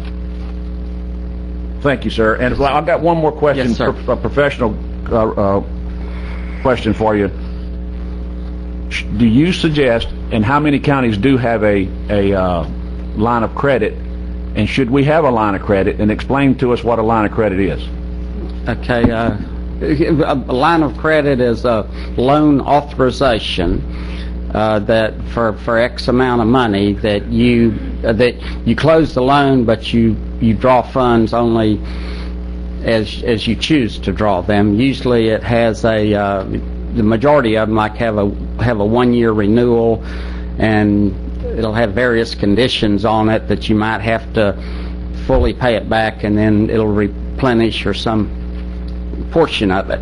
The biggest issue that I would think is that I mentioned that you have 2% unrestricted reserves. The biggest revenue source you have is ad valorem revenue that that pays for the whole fiscal year beginning in October, but it's really closer to December when you collect the big hunks of it. So you have a period in there, and you have a period where all constitutional officers usually draw their money in 1/12 increments, pay their bills, and 80% of your budget is payroll that you pay as you go. So the issue that I see that you have with 2% unrestricted reserves, you might have $6 million in restricted reserves that you would be to pay your bills, which you'll pay them. Even if the budget's balanced, that you have some period of time where you would have to be using restricted reserves improperly because you would be borrowing that money. And so I think providing those funds temporarily but through a line of credit is a good thing. And other governments have done it.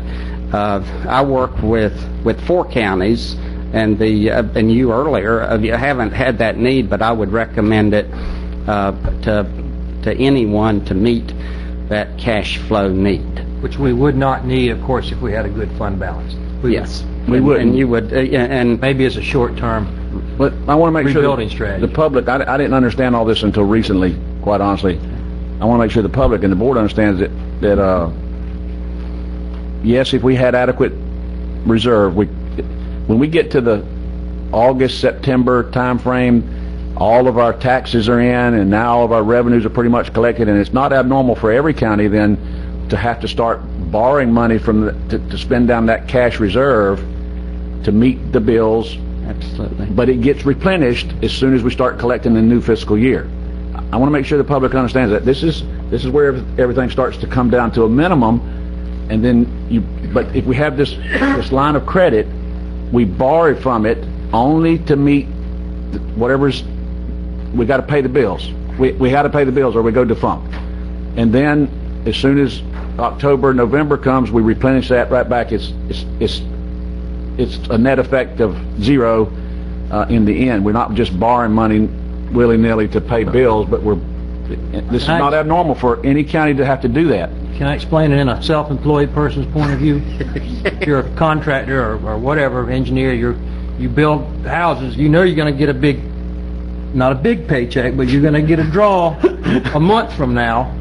You may use your line of credit that you have on your personal house to pay some bills that month, knowing you're going to get that big draw a month from now. And now, I wouldn't support doing this unless we had to, because we didn't have reserve. But that's the analogy, is while we're in this hole, while we're working our way out of this hole, if we need to do that, that's fine. But it's not deficit spending, it's bridge spending. Now, there is a cost associated with it, of course, which is interest and whatever. And that's my analogy. I agree. I would agree with that analogy, except when you don't sell your house You still owe the bill. No, I'm not talking about selling a house. I'm talking about if you're building a house for someone else, for example, and you know you're going to get paid. Okay. If you know you're going to, okay. Yeah, only if you know. Yeah, how many counties in Florida are you doing the audits for? 3 others for 4 counties. 4 counties? Yes, And all of them have been seeing decreasing revenue in the past Absolutely. couple of years? Yes. And how, could you give me, if you had to pick the one that you would say was the role model, I mean, in terms of predicting that either anticipating or being quickly aware and making changes, which of your counties could we have learned some things from or whatever? I'm slightly biased. My home county, Columbia, has been a steadily growth county. They have always, and in earlier years, auditors could work more closely with, like, advising on budgets and things like that, but they have always made sure that recurring revenues equal recurring expenditures, just really working on an exercise for that, and then always have been very conservative in estimating revenues. And it's as easy as if you had $25 million in revenue, which is roughly what you have in those funds, if you estimate it very conservatively and very accurately, you'll collect $25 million. But Florida statutes requires you to not budget 5% of it. So if you collect $25 million but you only budget 95%, you'll end up with adding to your reserves $1.2 million. And it's in Florida statutes. That's what you have to do. And I know that with working over the years, that everyone relies, like, on the state estimates at the state, because those are shared revenues with the state. The state has not been conservative with them, and in many instances, the last several years, probably what happened with your fuel taxes. Your budget used state estimates, but your actual came in under that. And so you need to not just look at state estimates, but look at your history and your trends and things like that. And like I say, if there's ever a financial surprise, it's almost always negative. Bad, yeah. Good point. And could I share one thought, too? I spent last week, I was in and out of state, and as I drove into another county, I was hearing the news about their finances. They were laying off 550 county employees and expecting they were going to have to lay off 900, and they were concerned about bankruptcy. So I felt good. That's right. It's all in perspective. Right. But, the other thing, too, is I think when you're in a tough situation, people do better when they work together, focus on solutions, as opposed to, trying to when people are stressed, a lot of times they can get into real negative stuff, and I hope we don't get there. Like you said, I'm stressed. Sir, thank you very much for your help, and we appreciate your patience. We greatly appreciate working with the county and want to do our part and everything. Because I tell everyone it's a lot easier to audit a county that's well off, because you have to do extra audit procedures when you have to worry about if all accounts payable are shown and things like that. So thank you, sir. We want that. Yes, sir. Have a nice rest of the meeting. Thank you. Donnie Bartman, you want to come and comment on the audit? Is everybody going to get to comment on it? Just Donnie. Just Donnie. Commissioners, I hate to follow that. I've learned more in the last 2 months about the county budget and the problems and everything that I really want to know. But this is, I think, the 3rd time I know that I've stood up here in the last few months and told you that, not speaking for all the constitutions, but I've talked to them, that we're all willing to work with you to try to work the problem out. I told you that I had money to give back from the 2009-10 budget. I'm going to give you a check tonight for almost $53,000. I've been trying to hold it as long as I can because I want to see something instituted showing that we're making changes, because every year I give back anywhere from 30 to 50,000, and it just, I know it just goes in a general fund, but it just seems like nobody can account for it. And I want to see something changed that we keep up with stuff and start working towards the direction we need to go. Secondly, the 2010-11 budget, cutting the 2.5% you requested, I'm pretty sure I can give you some money on that, but it will not be, it'll be in the last month that I can do it. Two things, we still have reoccurring expenses that we may not know about. I have to front the trim notices for the county that I don't get paid back until next budget year.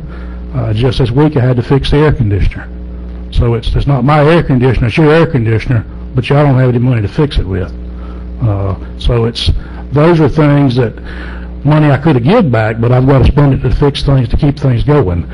But I don't see any reason that I can't give you the 2.5%, and probably will be more than that.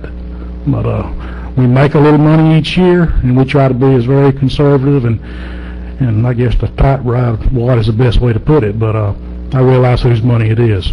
Thank you. Okay, thank you, Donnie. Cheryl? Thank you, Cheryl Lola, tax collector, and I'm here for the same reason. We promised at several meetings, and the last time I think I was a little loud and said I'd be sure and give you a check, but nobody came the next day to get one. I was a little surprised, although Brent did ask. I want you to know that when we were having hard times before, Brent came to me. We were very cooperative to give him checks on more draws. I mean, I think we did it daily a few times when we had to. So I feel like we've helped with that much.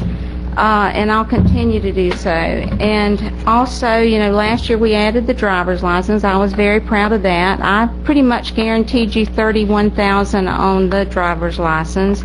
And I'm happy to say that here I've still got 4 months to go. And of course you realize some of my expenses come out of that, but I've already gotten $50,000 and I have 4 months to go, so I'm very happy. Yeah. I think we've helped you a lot there. Tonight I'm going to gladly give you a check, $17,086 for the 2.5%. I'm going to give you, go ahead, in which I told Mr. James today, I hope I'm not cutting my own throat giving you all this money and I don't have any to operate next month, but I hope we do. He says we will. But I'm going to give you a check for $30,000 towards driver's license.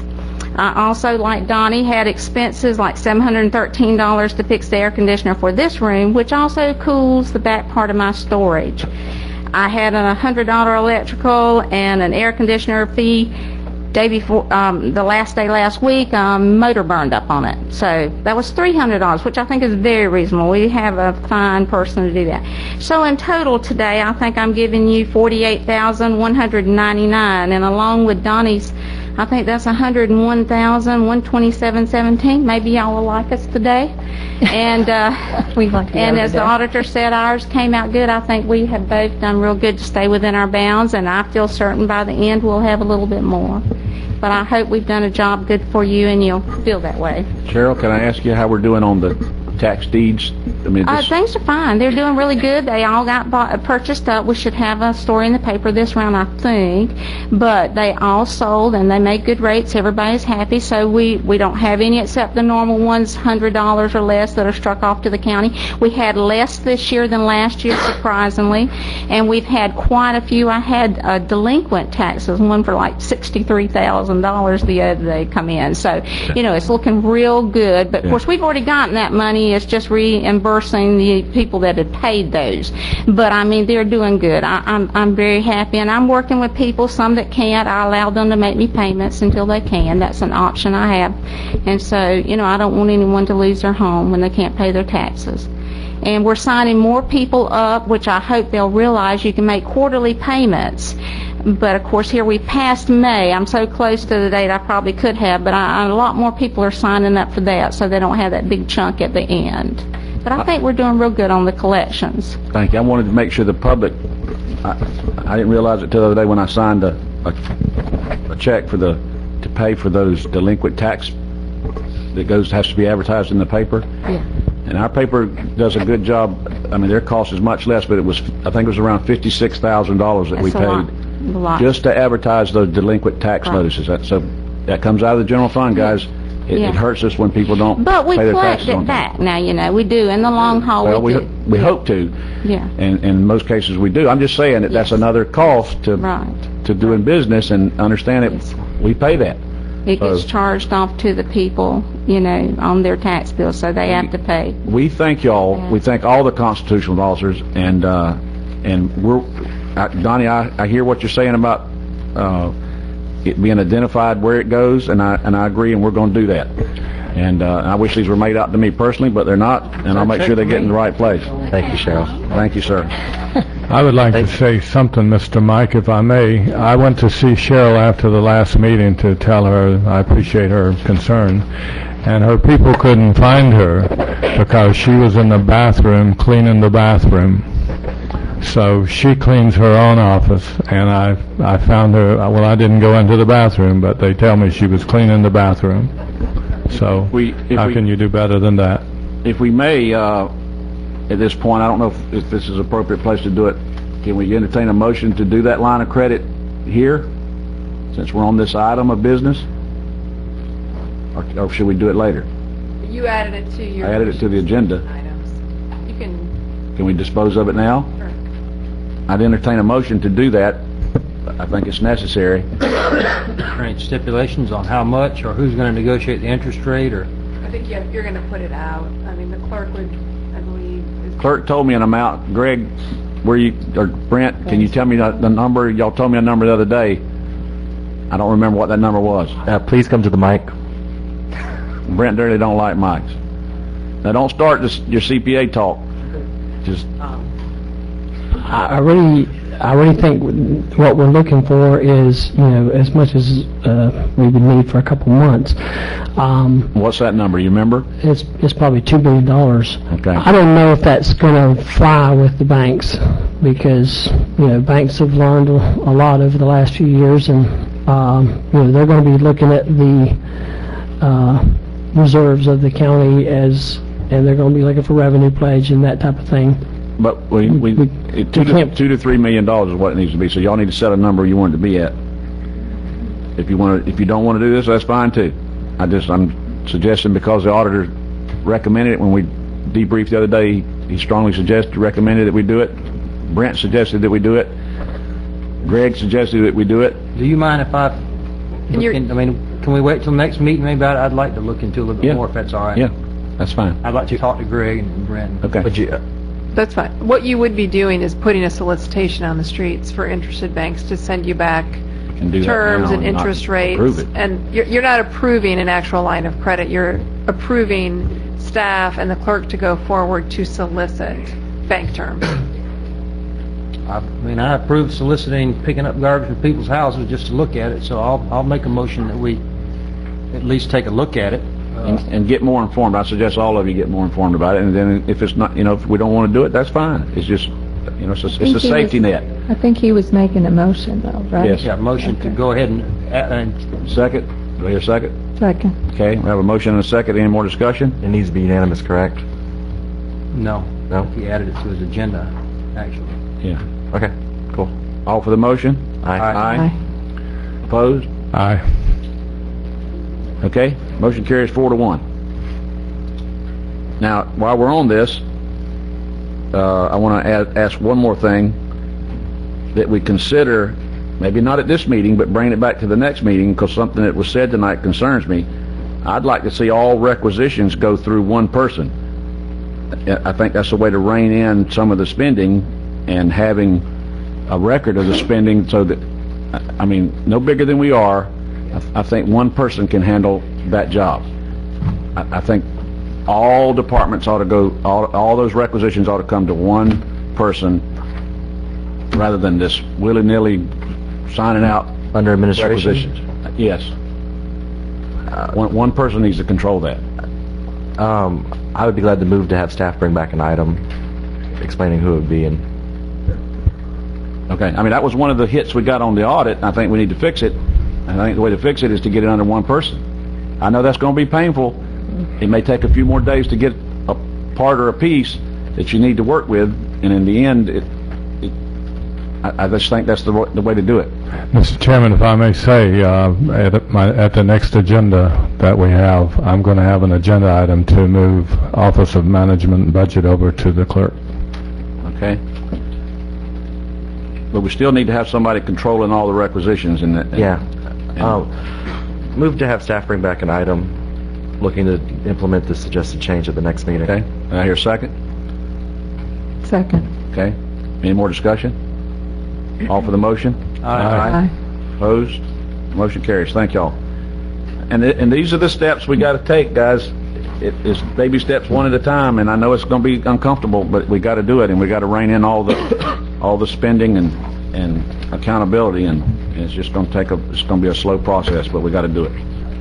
Okay. Now it's time for citizens to be heard. W.D. Lansford.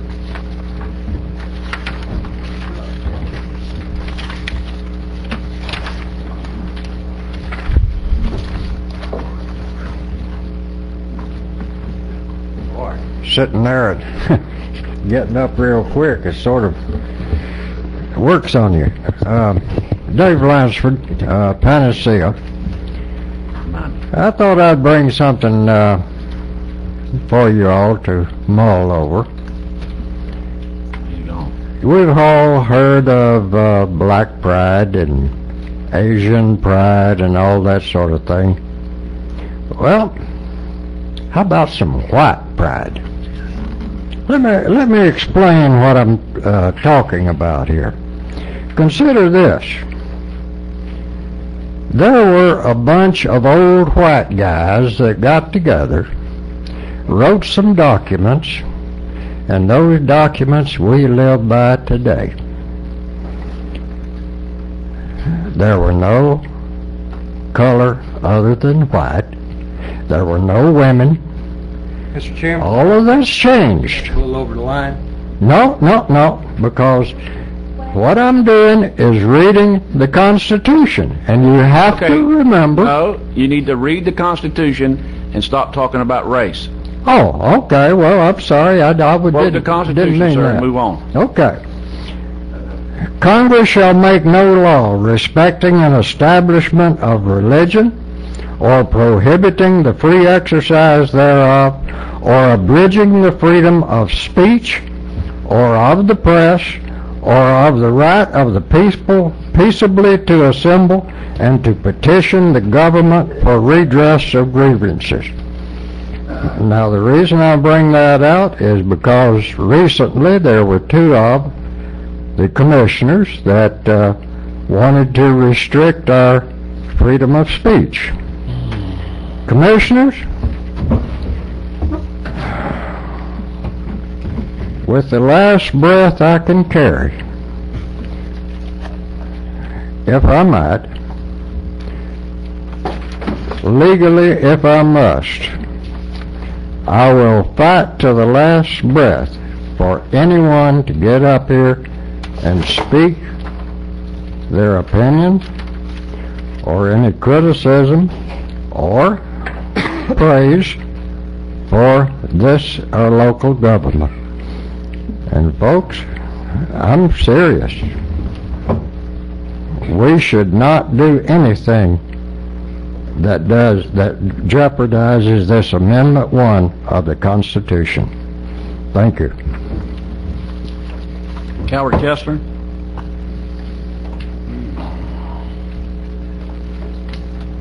Thank you, Commissioners. I'm speaking as Chairman of CCAL, Concerned Citizens of Wakulla County, and just giving some advance notice on our July meeting, the 21st. Social hour begins at 6:30, and we have a real special speaker this month. It's going to be Linda Young. Anyone that knows issues of clean water knows the name Linda Young. She's going to be coming from Pensacola, is where she's based now, but she's been in our area for quite a while, and she's agreed to be the presenter at the Concerned Citizens of Wakulla CCAL meeting, July 21st. She'll be speaking at 7 p.m., and of course the entire public is invited. We're getting into areas of wetlands and talking about all that kind of thing. This is a really an appropriate speaker, timely for our community. Thank you very much. Chuck Hickman.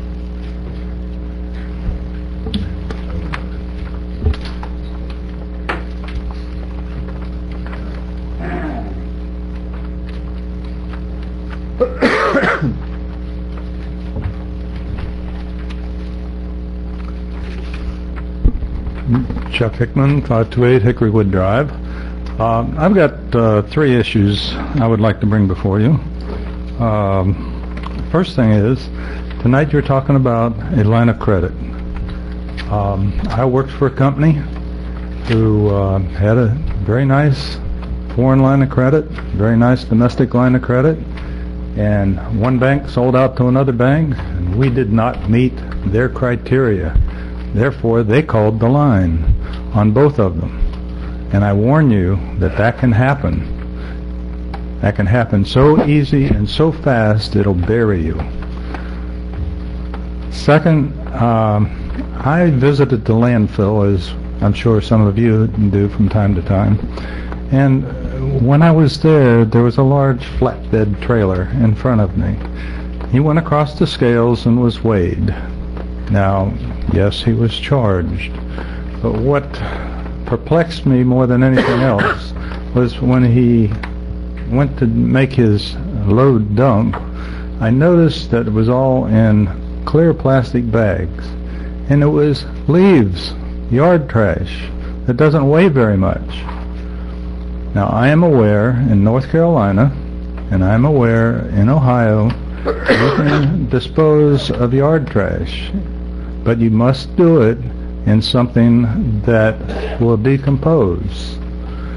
And this is something that I actually stopped by the office and said, why are you accepting yard trash and having it put in the dumpster? And the answer was, because it's in plastic bags, we have to accept it. So it's something that you might want to think about. And in Ohio, they sell 50-gallon paper bags for yard trash. Okay. I don't know where that can go, but I think it might go a long way in helping us if we started composting. And last but not least, to add on to what John was saying, in a self-governing society, it's the citizens and not the government who ultimately must decide on issues of public policy. To exercise this responsibility effectively, citizens must have access to the entire spectrum of information, opinions, and ideas without interference from the government. The best way of reaching the best decisions for both the individual and the community is to allow all ideas and options to contest in a free and open encounter without interference from the government. Under the First Amendment, it is for the citizens themselves to make such decisions. After hearing all the arguments, it is not the government or for the majority to prevent such decisions. And that was a Supreme Court comment ruling. Thank you. Larry Roberts.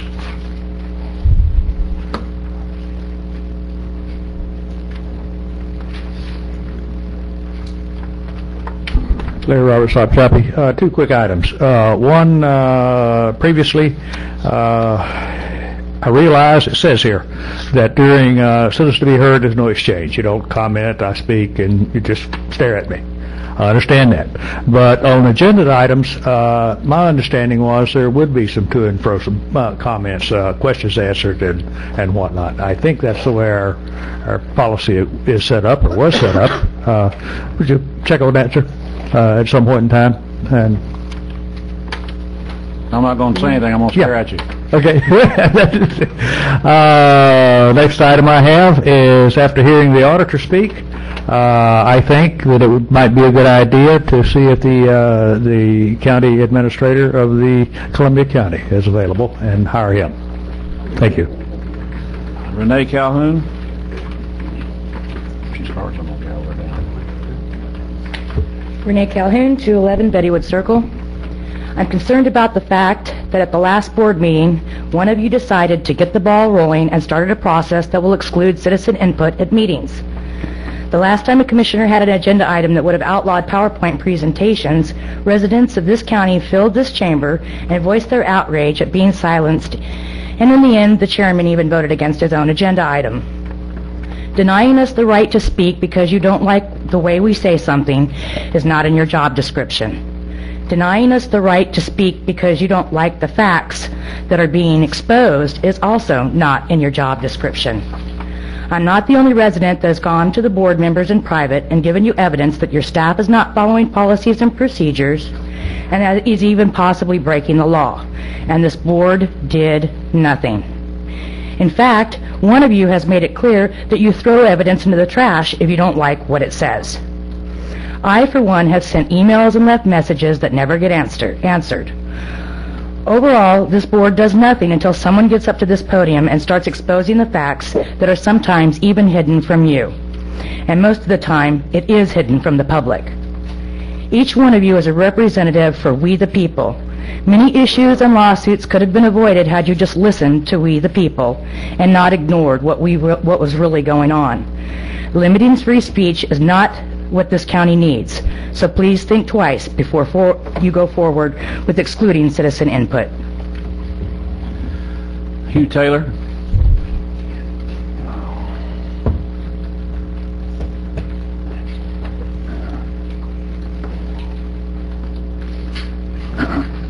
Thank you, Mr. Chairman. My name is Hugh Taylor, and I live on Martin Luther King Road.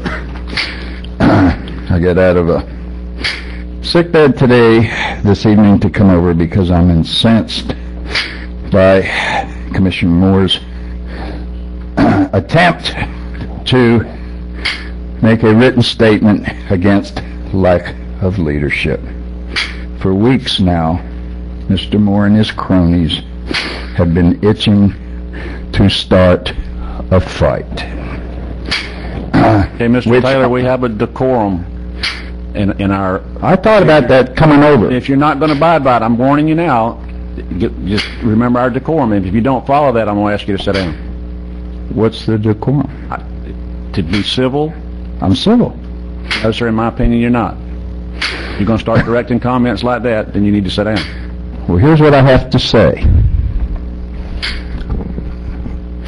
Mr. Moore seems to have had a written statement, so I'm asking you as chair, Ms.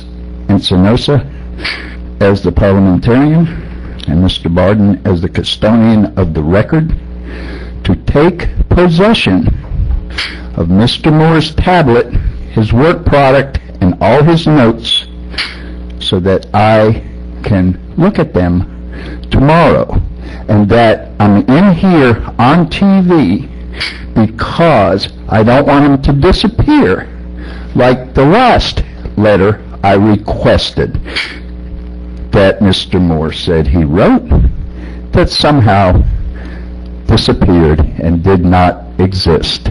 Thank you, and I will be by in the morning. Mr. Taylor, you can submit a public records request like every other citizen, and it will be answered in adequate time. It probably won't be tomorrow. Okay, we're going to take a break so that we can do whatever we got to do. It's his break. Oh, business of the county. Thank you.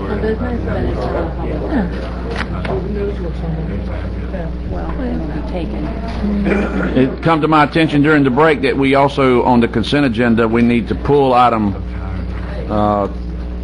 22, and because there needs to be some discussion so that I can sign be given authority to assign a resolution. Move to amend our agenda to move item 22 off of consent.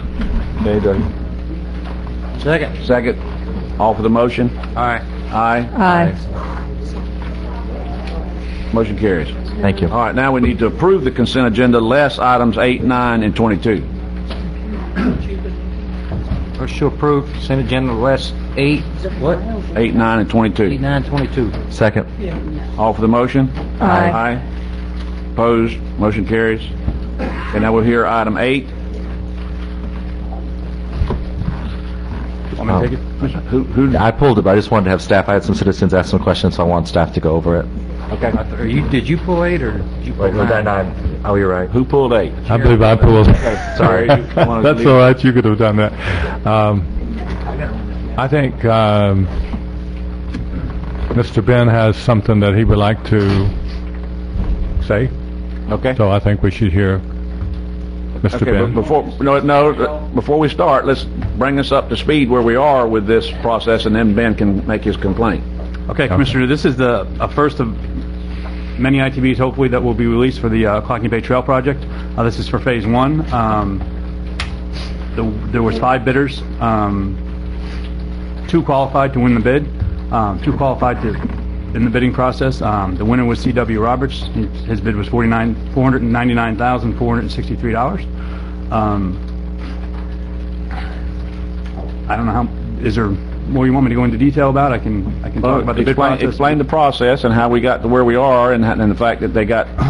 Okay. Some weren't qualified and whatever. Yes, there was a total of 5 bidders. 3 of them weren't qualified. There was 4 pre-qualification criteria that was required in the bid for this project.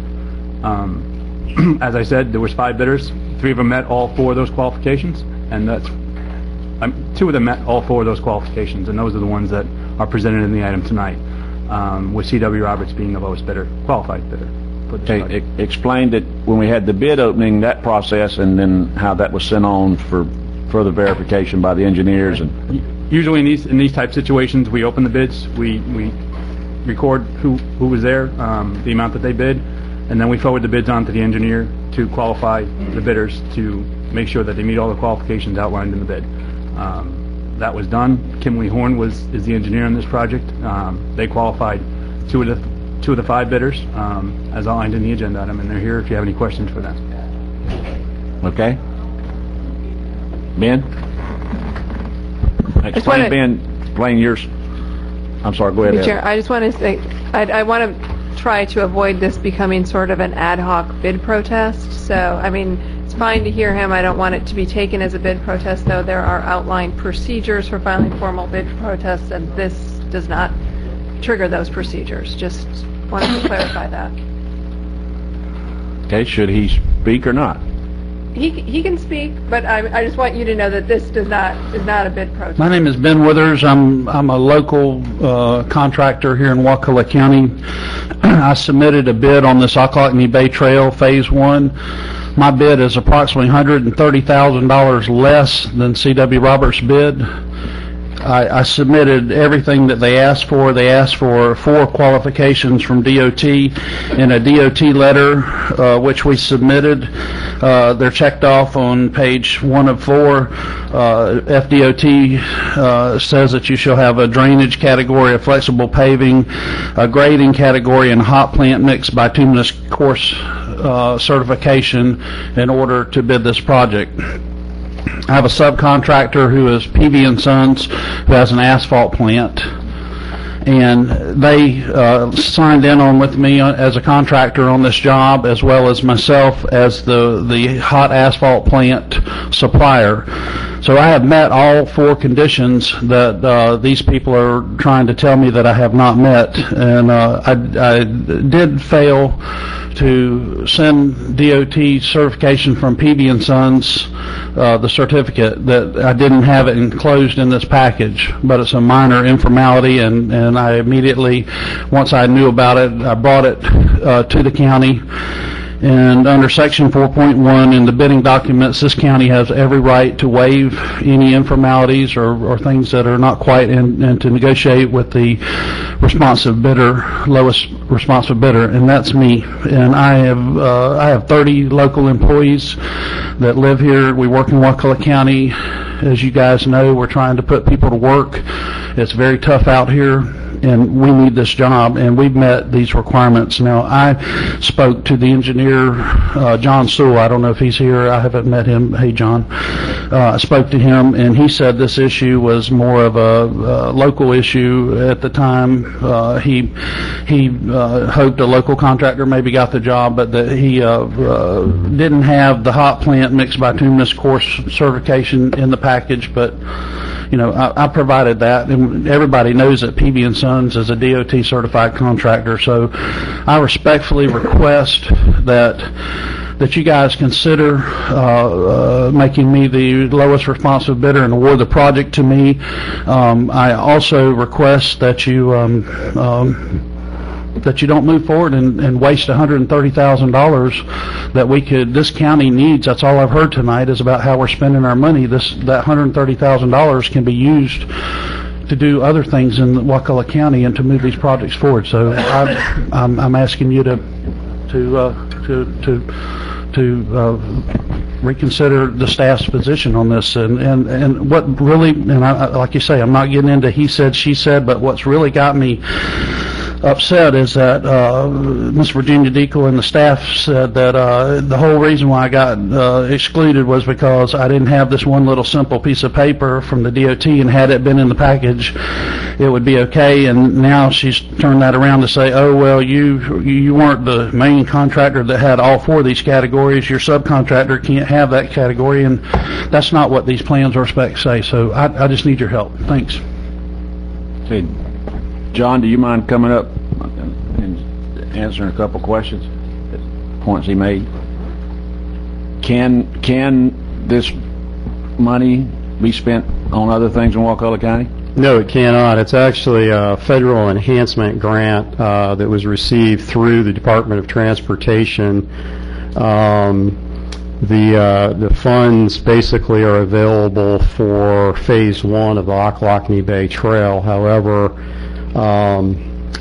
I think going back historically, it took us quite some time to understand the money trail of this thing, but we finally got to the bottom of it, which is that when the original grant dollars or budgets were established for each one of the different 5 phases of the trail, those grant dollar amounts were established at a time when the material costs were significantly higher. And I think one of the benefits of moving forward from this point on, staff has facilitated meetings with the Department of Transportation. We were involved in those meetings to make formal requests with the Work Program Office within DOT District 3 office, so that if the bids came in under what those budgeted amounts were, that the excess dollars could be shifted to unfunded phases of the project. Tentatively, the Work Program Office has agreed to shift those dollars, and we believe that based on the engineer's opinion of probable cost that was associated with the design of Phase 1, that there will be enough dollars to cover, we think at this point, to cover the design and construction of Phase 2, which is an unfunded phase. So that's sort of a side piece of information. The funds cannot be used for other things. I think just a couple more points about the funding, just so you understand the funding. It's very similar to a lot of the grants that you've already received in the past. One of the significant things it's a benefit for Wakulla County is that you're technically classified as a RACIC community. It sounds bad, but it's a good thing because financial or economically, you're of a category that the state has deemed you in need of economic consideration. So what that means is that the county is not matching these grants. Typically, these grants have a requirement of at a minimum of 20% match. So you are not even matching these dollars with local funds. So this is a pure 100% federal grant, and it can really only be used for the trail. So just hopefully that answers your question.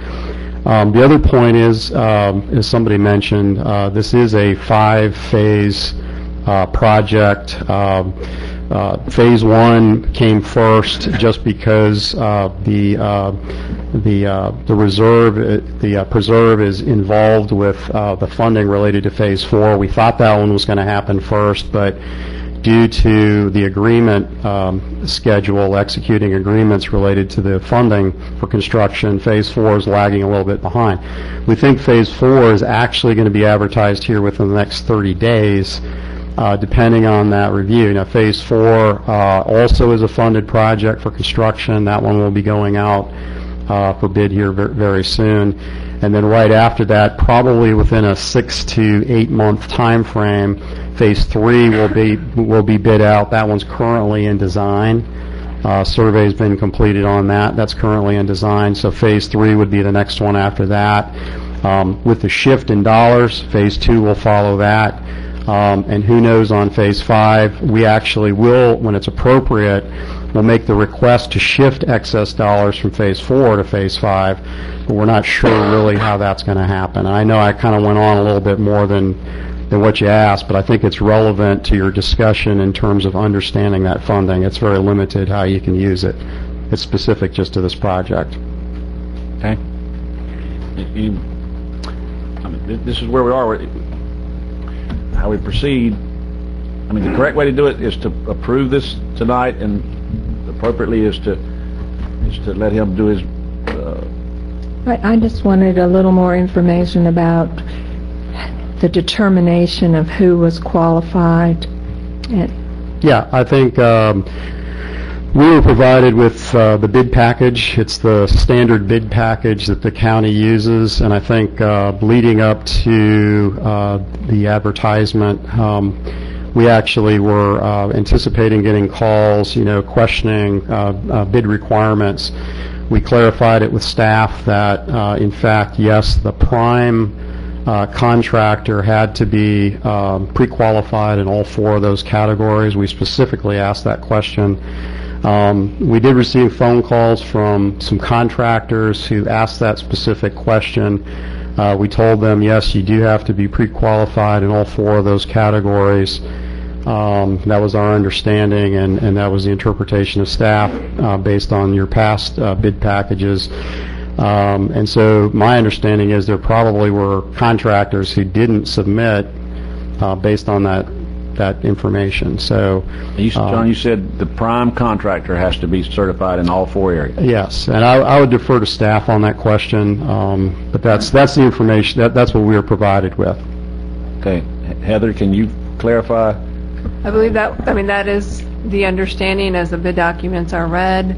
That's FDOT's understanding of the bid documents. These are really their bid documents, and that's how they interpret that provision. And that is the information that's been put out throughout the bid process to other potentially interested contractors.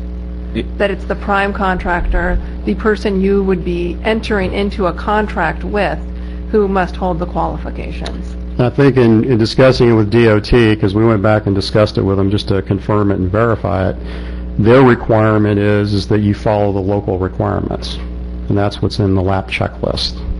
So if the county decided that you wanted to change your policy, that'd be an option, and I can't comment on that, but as you move forward from this point on, that might be an option, and that's for you all to discuss. But my understanding is that was the requirement. When we reviewed the bids, based on that. We verified those certification letters and provided that back to the county. Okay. Thank you. What do y'all want to do? I want to hear Mr. Ben. He's jumping again. I'm sorry. I would just say to you guys that they are misinterpreting what it says. Clearly, what it says is that all contractors, not contractor, so that's a plural form. Contractors can be a contractor or a subcontractor. And it says that all contractors shall be pre-qualified with FDOT in the following work groups. Now, I would ask Ms. Virginia, did I not bring you all 4 categories? Ben. I'm sorry, I'll ask the board. Staff has been provided all 4 categories that were certified by myself and my subcontractor, PV Asphalt. So they are misinterpreting this. And under Section 4.1, under the bidding documents, you guys have every right to negotiate with the most responsive low bidder and waive any informalities that you see there. And we are highly qualified to do this job, and we have met the DOT certification. And I hear this, I've spoke to DOT, but I would ask the question, who have they spoke to at DOT? Because I can't talk to anybody at DOT that would feel this way. So I'd ask specifically a name of who they spoke to who told them that I am not qualified to provide all 4 of these categories, because I've been certified. I've spent $12,000 or $15,000 getting DOT certified. That's a very serious process to go through to get certified, and now here I am up here being told I can't do the work. I mean, that's a very expensive thing to do. So I will protest the job if I have to, but that's not what I came here to do. Okay. Heather, is there, it's a difference of opinion, of course. You're our counsel. Is there any way that this bid can be accepted without consequence? Are we going to have consequence? You're not the attorney. Let's let the attorney do it. There are always potential consequences. You just heard staff and your engineers tell you that the way they have interpreted this language, not just today or not just after the bid opening, but throughout your entire bid process, to mean that the prime contractor, the one you are going to contract with, who you would have to go after to get the job done, regardless of what happens with their subs, had to have all 4 pre-qualifications. They told that, I believe that was announced at the pre-bid meeting to certain people. You heard Mr. Sewell tell that information to other contractors. So you may have, in fact, through that interpretation, which we're being consistent with, left people, potential bidders, out of the process. And if you waive, my opinion is if you waive this tonight, that is a material issue that you really shouldn't be able to waive, because it would give a competitive advantage to some bidders over others, and therefore you could be at risk of getting a formal protest from another bidder. Jerry, I really hate to get in the middle of this, but I specifically got a call from a contractor that did not bid on this job because they did not have that certification. Now, they could have got a sub, and if we want to reword it, if we can reword it, Jimmy Welch may have wanted to bid on this. He's a local. Barney Harold may have wanted to bid on this. They may be DOT certified in all areas, but 3, Ben, forgive me, but I don't think we can just waive Ben. If we're going to do anything, we'd need to rebid it, saying whatever, we need to accept this bid and move on. Those, to me, are the 2 choices. So what you're telling me, though, is that 3 out of the 5 bidders didn't understand the contract documents. That's what, in essence, what she's trying to tell me. That 3 out of 5 bidders who put up a 5% bid bond did not understand the bid process, and the other contractors have been bidding this job and bidding them for years, just like I have. And I would just twist this around. You have a 5% bid bond of mine on this job, and if I decided for some reason that I didn't want to just do this job for some little thing I didn't like the way it was read, I feel like you guys could hold my feet to the fire and cash in a 5% bid bond. I've done my job. I've listed out here all 4 of the DOT certifications, and I would ask you guys to please consider what you're doing. Get a second opinion from another person who legalizes in construction litigation. I went and saw a construction litigator this afternoon, and he says this is slam dunk. They cannot take this away from you like this. So I would just ask you guys to please reconsider what you're doing. Okay. How do y'all want to proceed? I would ask if we could delay this. Is this possible to delay this to get, I hate to say that, Heather, I respect your judgment, but... What are you going to do? Who else? Who are we going to pay? Counsel. You're going to ask another attorney? And yes, that's what I would do. Well, I'm not going to pay him. Well, no, I wouldn't pay him. I imagine Ben would pay him. I mean, you're going to get, okay. No offense, but you're going to get, he's, an attorney is an advocate. To award ITB number 211-17 for Phase 1 of the Ochlockonee Bay Bicycle Trail to the lowest qualified bidder, C.W. Roberts, and authorize the chairman to execute the contract. And I'd like to see us clarify our policy so that in the future, contractors or subcontractors can be able to bid on this. Okay, let me comment on that, because having a subcontractor who holds your qualifications is a potential issue for the county. If they lose, if that contractor, who's the only entity you have a contract with, loses that sub for whatever reason during the course of the project, you no longer have somebody qualified that you can enforce legal remedies against to get your project done. I mean, that's the reason that it's generally accepted that the prime contractor has to hold your pre-qualification. We modify the motion that you could bring, that it could be brought back for discussion at a future meeting, that issue of perhaps changing. Sure. I mean, you guys can, I'm just giving you the caution. I'm not saying you can't do it. I'm advising you of the ramifications of doing Right. it. And this would, Okay, Ben, you're gonna have to stop, please. so I'm just saying to be able to bring it back for discussion at a future meeting, the ability to change our policy to allow contractors or subcontractors on a contract to move forward. Second. Let's dispose of it in two motions. Let's get this motion done, and then Okay. let's make that motion yours. So we're gonna cut the last half out. Just the first half that's written in the agenda item. Okay, we have a motion. Do I hear a second to approve? We're going to get to this next motion, guys. Second. Okay? I want to thank Ben. Again, Ben does a great deal for Wakulla County, and I appreciate all you're doing. I expect, and you will contest this, and we will go from there. But the way it is right now, we need to move forward. Okay. Any more discussion? All for the motion? Aye. Aye. Opposed? And motion carries. Now, motion to revisit as written. I would like to have our policy for purchasing looked at to allow for subcontractors and contractors and subcontractors, and maybe looking at language that can somehow bind them in. And I don't know. I leave that to y'all to bring back, so we might be able to move this forward in the future so that we won't have this conflict. Okay? Commissioners, if I may, I mean, this is general language in all your DOT contracts for your road paving and all that, so it wasn't something we just added for this project. But you will, I mean, the project is moving forward. The other phases are going to be being let out in the future. You can change it at that time, because we will be bringing the bids to you for approval. So at that time, if you want to loosen those requirements, we can certainly do that. I want to have what I'd like to do is have the conversation, have an agenda item, and discuss it. Some analysis of what are the pros and cons of keeping it as it is, of doing it differently. The issue, I guess, is that no local contractor can meet those requirements. And I think we all agree we want local people to work, put as many local people as we can, especially if we're using somebody else's money. Now, in this case, I think we're kind of in a corner, but I'd like to see it where local people can get the work, not only Ben, but Mr. Welch, or there's several local excavation contractors that would love this kind of work. And we got a motion on the floor. Heather's issue. And we got a second.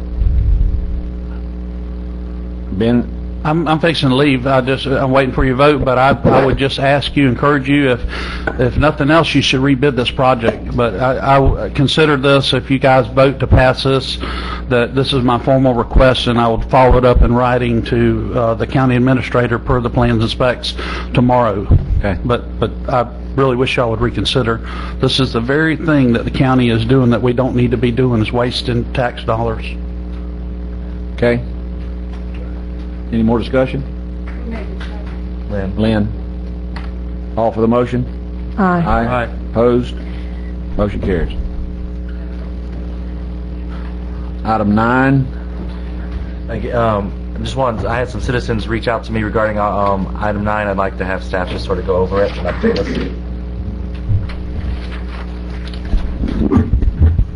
Okay. Item 9 is requesting board approval for the awarding of RFP 2011-15. This is for the Bicycle and Pedestrian Facilities Master Plan. This is to award it to the selected vendor, which is Kimley Horn, and authorize the chairman to execute the contract once it's negotiated. We have received grant funding from FDOT. This is no match grant funding, and we went through a competitive bidding process. We received 5 responses to the RFP. Those responses are outlined in the agenda request. The selection committee had 4 members on it. The selection committee ranked Kimley Horn and Associates as the first ranked consultant, with RS&H as second ranked and Sprinkle Consulting as third. I don't know if you have any specific questions about the process. I know the committee was unanimous in its number 1 ranking, and I believe for the numbers 2 and 3, there was a little bit of differences among committee members. I was on the committee. Melissa Corbett was on the committee. We also had Pam Portwood, and we had a citizen, Chad Hansen, who also serves on the CRTPA Citizens Advisory Committee and is an avid bicyclist on the committee. He's my appointee, right? Why He's does that the matter, board. Randy? I want to make sure you know that. He's the board's care. appointee. Board's appointee. Killing me, Randy. Okay. Now your motion? I move What do you to... want to do with it? Oh, all right. You didn't want to pull it off, did you? thing. No? Okay. I got to get back to it. Anyway, I move to award the... Help me out. I don't have it in front of me. Award RFP number 2011-15 for the bicycle and pedestrian facilities master plan to Kennedy Owen and Associates, and authorize the chairman to execute the contract. That's it. Okay. By Ms. Arts, Second for discussion. seconded for discussion. Okay, go ahead. Whether there are citizens, anybody wants to talk. Well, you wanted to discuss, go ahead. Well, We'll I get just- to them. Well, second then, and then we'll see. I know that there's been some people, and I know that I've reached out to some of the people, and they wanted to talk also. So I was letting them have the opportunity to speak if they wanted to. Can we move on? Alan Wise? Good evening, Commissioners. I appreciate that this probably isn't the top priority on the agenda tonight, and I thank you for listening. Preble Ridge teamed with RS&H for this study for the master bike ped plan. We believe that we're the best team for a few simple reasons, and I appreciate you listening to these reasons. RS&H, our team, prepared the regional mobility plan for the CRTPA, which can be thought of as the master framework for the four-county area. We believe that gives us a value-added benefit to provide the county in that we have some base information already that we wouldn't have to spend budget money to prepare. We could utilize that budget money in another area of the county's life. Also, one of the things we're proposing that provide as a value-added benefit is a planning tool that we will give to the county that's updatable. It can be a living document, a living tool that can be updated as development within the community occurs, as projects get knocked off the list, and also as material prices change.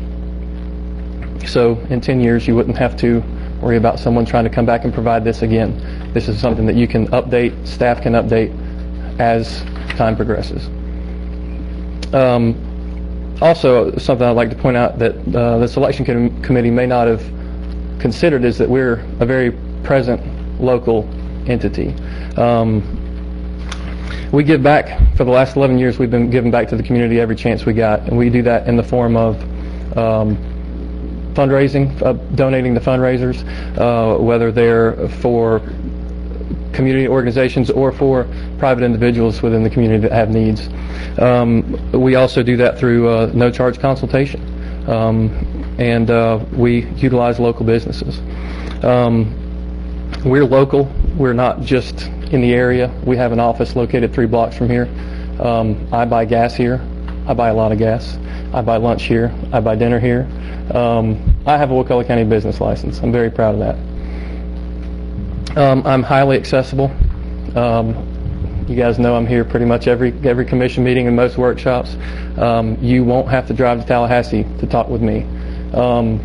You probably see me in your office pretty regularly working on grants and other projects that we have going on. We're flexible in our scope and our fee. Like I said earlier, we have some of this base information already prepared, and we can allocate that budget amount in other areas to help the county out, provide more services for the same amount of money, basically. I don't take the opportunities for granted that you guys provide for me to serve you. Every time I get to walk in y'all's office and work with you, I appreciate it. I love working with staff. I love working in this community. I think it's a beautiful, beautiful county. And with that, I thank you for your time and your consideration and your support. John Sewell. Is this a bid You don't need to try to sell us. I do have a question for Alan, though. I mean, we had a committee do this process, and I'm not sure why we're doing this. No, I just wanted to ask Alan, was the information that you presented at the beginning, was that included in your application? Yes, it was. Everything with the Okay. exception of whether or not they didn't care if we were local. Was there a local preference Under this assessment? funding source, you're not No allowed local to preference, okay. judge based on local preference, but I would also note that had that played into it, other teams, including Kimley Horn, have sub-consultants that are local to Wakulla County and that are local businesses. Okay. I just want to clarify again, I don't want anyone to think this is some sort of an ad hoc protest. With or without, I will not do that. I suggest we move on. I agree. John, do you need to say anything? Yes, sir. Okay. So we have a motion to approve. Second. Any more discussion? All for the motion? Aye. Aye. Aye. Opposed? Motion carries. All right, we need to number 22. Pam? Yeah, the reason that I had to ask the chairman to pull this item is because in my agenda request, I had asked for your authorization or your approval for the chairman to execute the agreement documents when we received them, because we weren't expecting them until after this meeting but before your next. Well, I got them today, and with them came a cover letter from DOT requesting that you approve a resolution that gives the chairman the authority to sign the agreements. So I have, I prepared the resolution, and at Heather's advice, we're basically now asking you to approve. Have we been provided a copy of the resolution? Basically, Did you it says give it- the did you chairman give can them- sign the grant forms. Yes, it is, yes, that's all. it Standard says. resolution we've That's done. all it says. It is strictly to give you the authority to sign these agreements, which is what I was asking you to do in the agenda request. I just didn't know it had to be done by resolution. Heather, you've reviewed the resolution? Yes, I did. I'll make a motion we approve the resolution to allow the chairman to sign the So- CDBG grant. No. Approve It's a Wakulla local- County as grantee. Yes. And I'm looking at the Wakulla, wrong one then. I move that we approve Wakulla County as grantee and Wakulla County TDC as administrator of the 2010-11 National Scenic Byway Program funding through an FDOT LAP agreement, and authorize the chairman to sign the resolution and LAP agreement, or just the resolution? And LAP agreement upon, that's it. That's what I meant. Second. Yeah. Okay, we have a motion and a second. We'll approve and have me sign. Any more discussion? I have a question. How much, the matching funds, that comes out of our general revenue, or where's No. that coming from? No, absolutely not. The matching funds are all coming from other grant funds and a small amount of in-kind hours from volunteers. But no, there's no impact to the county's budget, nothing coming out of general revenue. Any more discussion? No? All, Thank you for getting the grant. Thank you. all for the motion? Aye. Aye. Opposed? Motion carries. Thank you so much.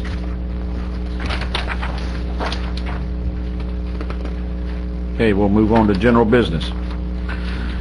Thank you, Mr. Chairman. First item on the general business is more of a cleanup item.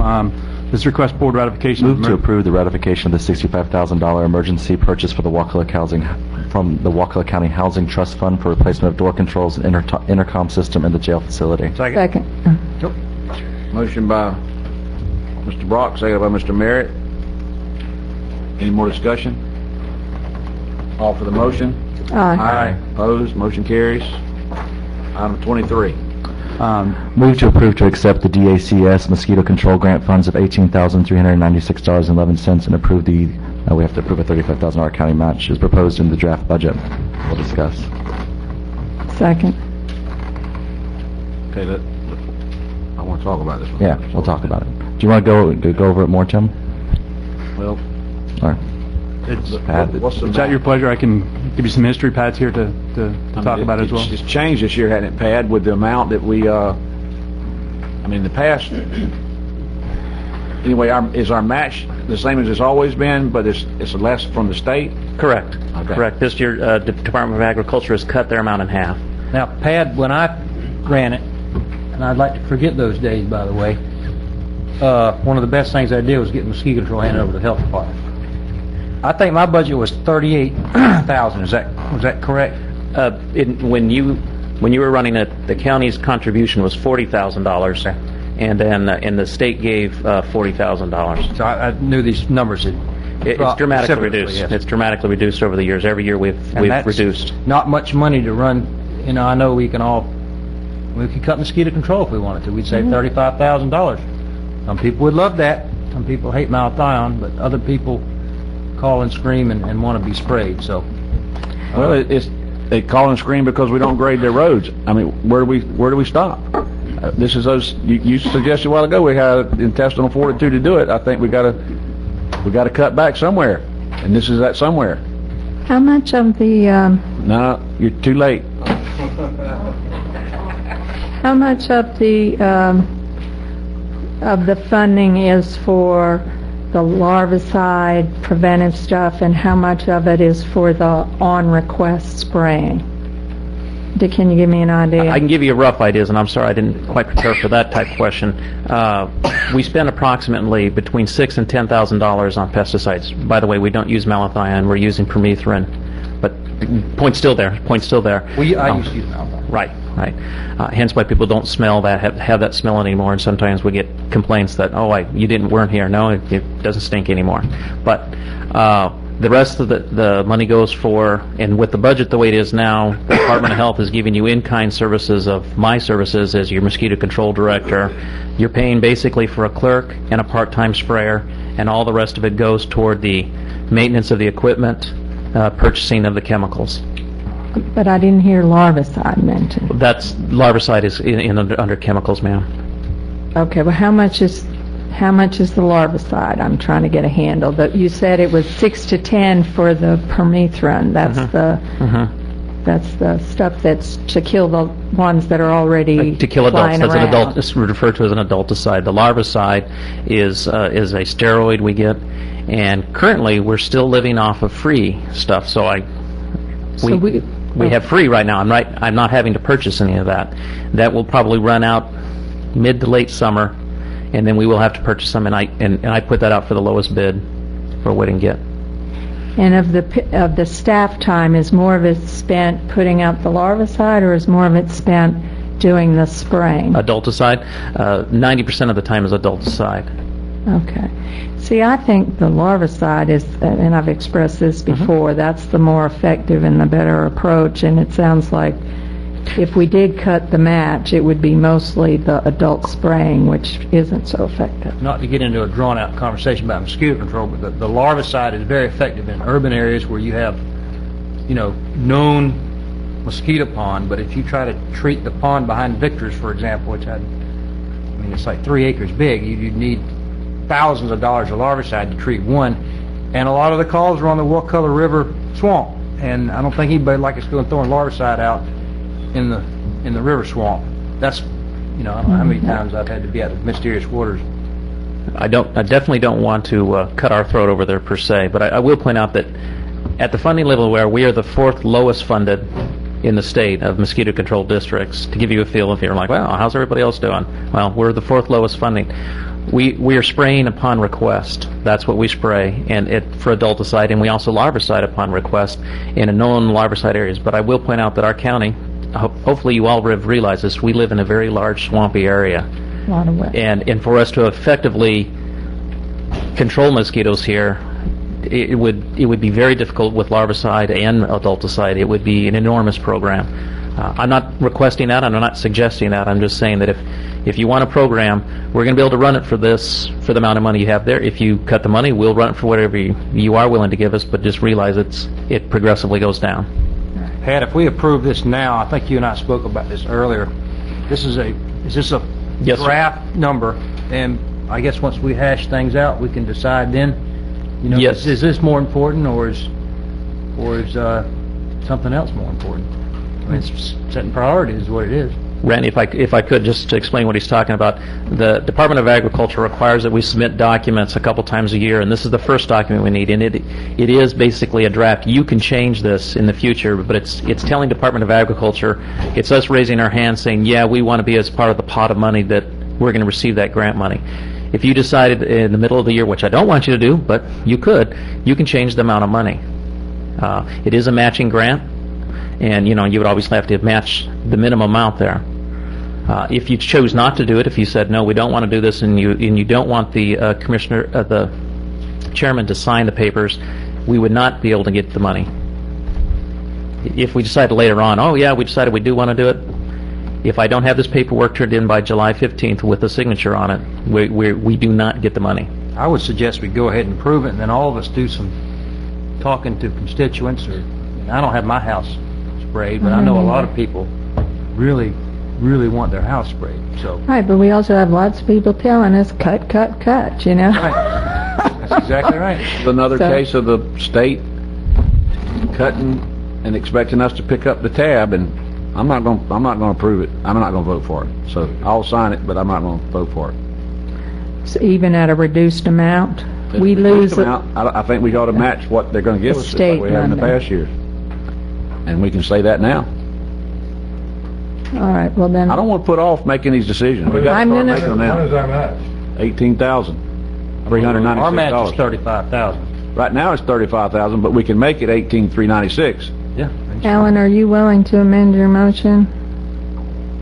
We can, so, we've budgeted appropriately already, and we have this in our county health department budget to pay this money, and by reducing it, what's going to happen is you're just going to have more mosquitoes biting and attacking people at the rec park. You're going to have more mosquitoes in the neighborhoods, and I mean, I don't think this has a lot of effect on mosquitoes, but that's my opinion.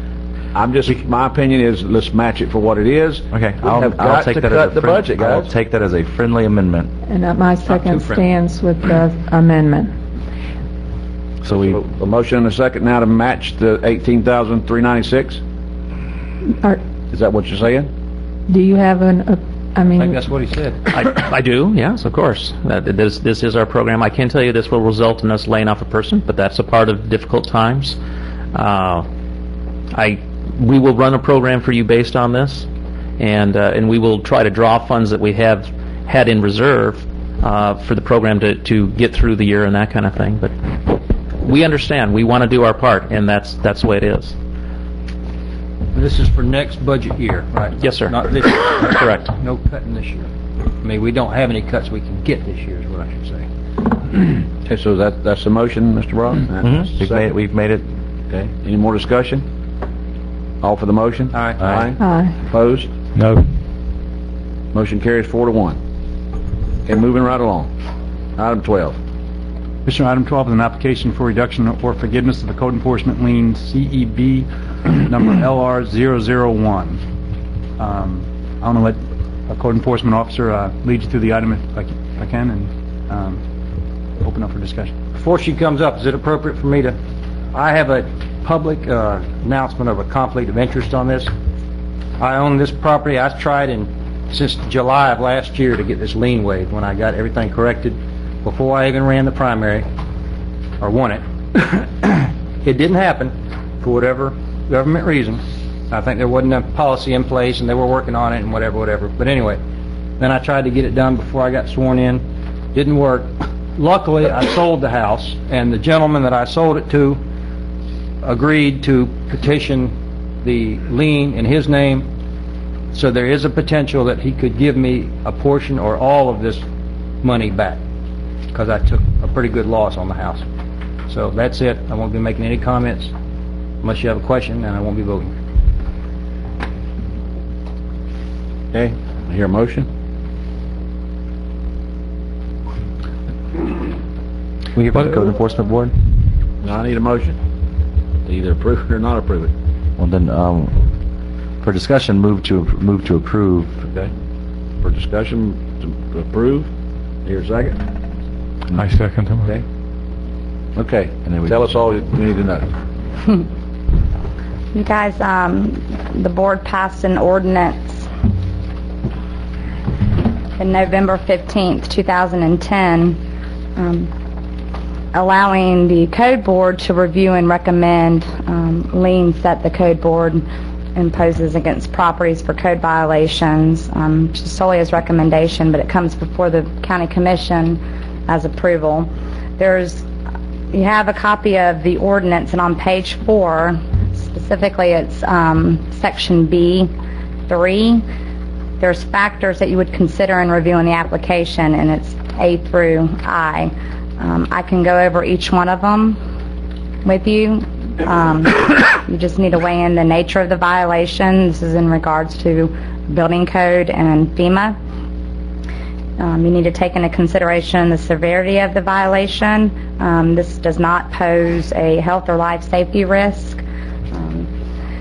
The previous property owner that originally had the violation built without permits, didn't bring the property in compliance. It changed ownership.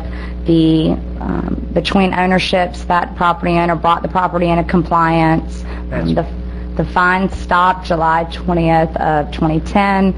The property changed ownerships again. The applicant that is seeking a reduction is not the applicant that committed the violation. There was two lots that were tied into this lien, Lot 6 and Lot 7. Lot 7 is the one that has the home on it that had the violation. The title company paid up to July 6, 2009, I'm sorry, the fines that have accrued up to that point, which was, a total of $3,240. We partially released that Lot 6, and the fines started to continue to accrue on Lot 7, which will remain in violation.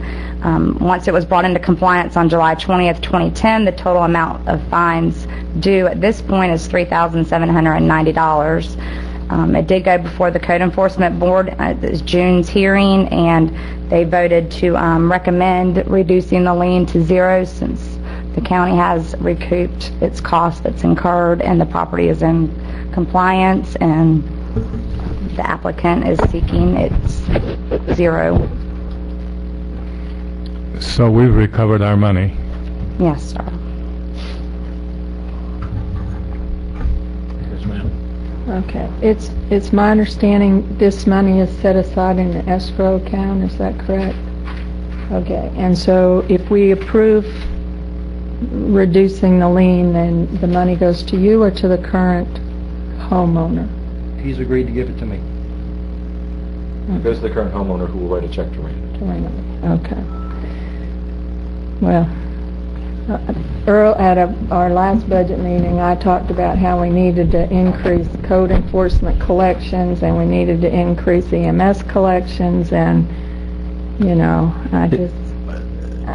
I think this money needs to go to the county. It was owed to the county at some point, and I don't think we should be waiving the lien. Jamie,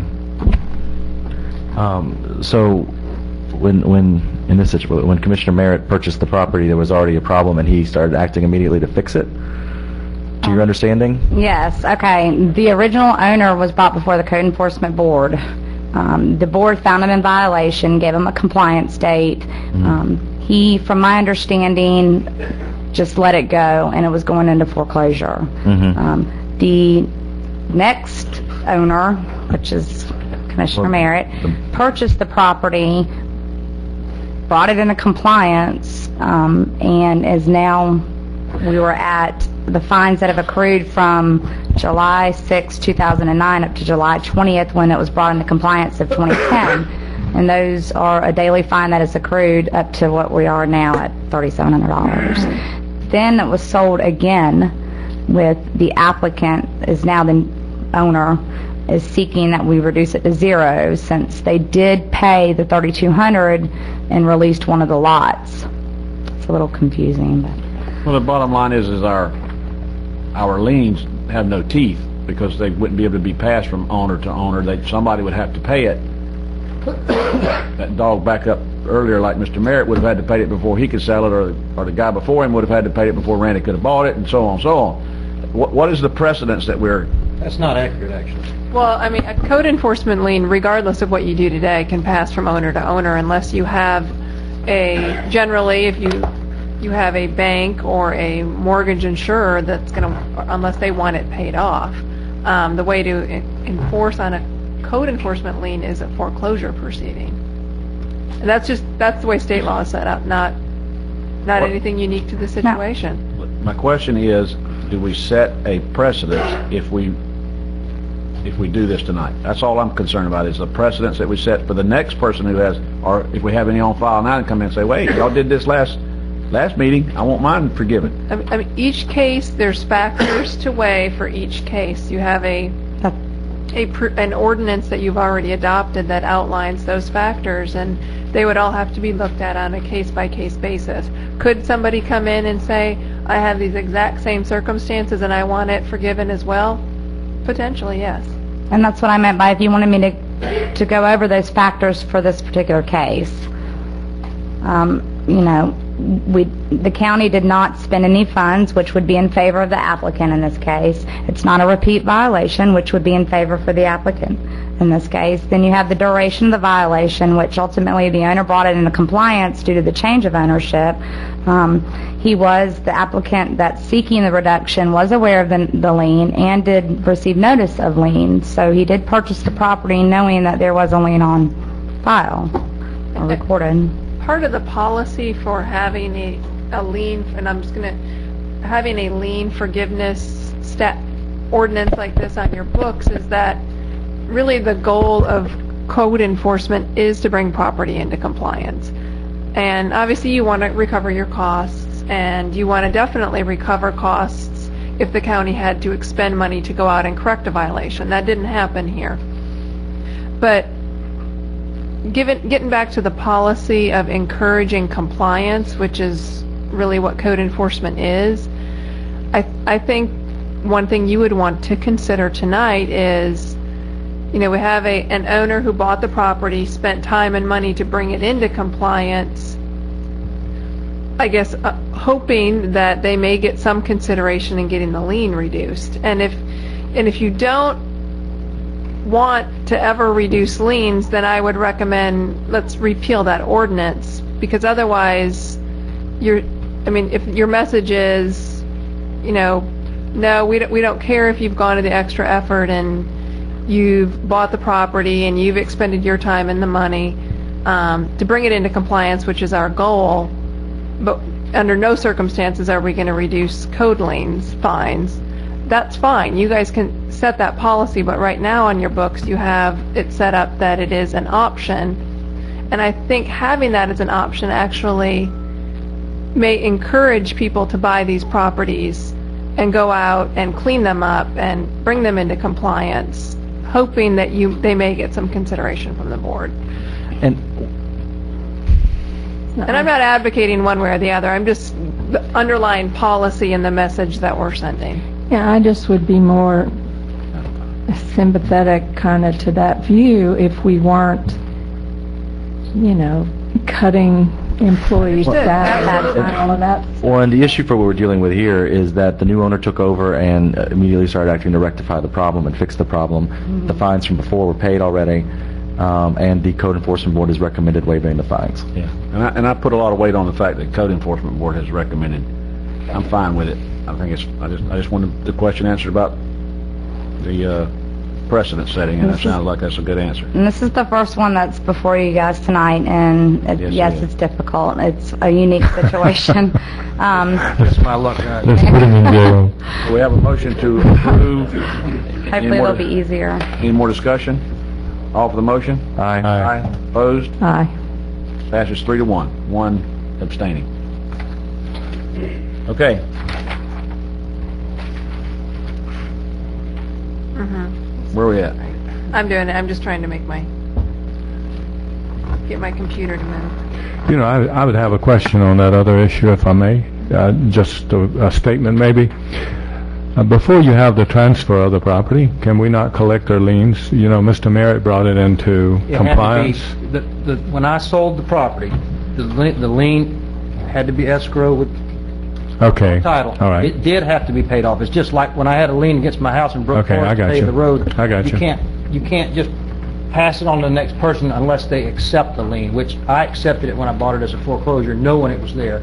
But when I sold it, anybody in their right mind does not want to buy a house and accept the lien on it. They're going to want it paid off. I got you. I understand. Okay. Good. Thanks, Sam.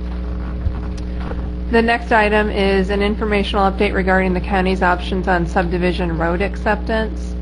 The last time this was on the last agenda, it got tabled to this agenda. On May 16th, you all had asked staff to come back to the board with alternatives for guiding the acceptance of subdivision roads and for handling the associated financial commitment that would be assumed by the county and its taxpayers. The item walks through some of those alternatives. Alternative 1 was an option that had already been brought back to the county under the direction from a previous board for staff to bring back an option, that is to set certain build-out thresholds or other reasonable criteria to govern how and when the county would accept these maintenance obligations. Second potential option is one that many counties in the state actually do, and that is they simply don't accept subdivision roads. If this is a policy the board would like to institute, I would recommend that you really only apply that to subdivisions platted after this time, so that everyone is on fair notice of where they stand with regard to these roads. A third potential alternative is one that many counties, including some small counties, actually implement, and that is they go ahead and accept the subdivision roads that are dedicated to them, but that must be formally accepted legally before the county has a maintenance responsibility for them. But they then institute and put into place a municipal service benefit unit, an MSBU, to cover the maintenance and future capital costs that would be associated with these roads. What that does is it isolates the financial responsibility for these costs on the properties that are going to be benefited by those roads. This would really only work in true subdivisions. It's not going to work for collector roads and things like that, but pure subdivision roads and MSBU is a financing option. And finally, a fourth potential alternative would be to leave it as you have it, which is basically that after 2 years, the Public Works goes out and inspects the road, and then if there are any deficiencies, those deficiencies are required to be corrected, and then the developer or the property owner comes and petitions the county for you to make a determination about whether you want to accept those roads. I move to accept the information regarding the county's options and to direct the county attorney and staff to develop a policy and rate resolution to institute MSBU's as part of accepting a road. That alternative. Alternative 3. Can we have a motion? Do I hear a second? I want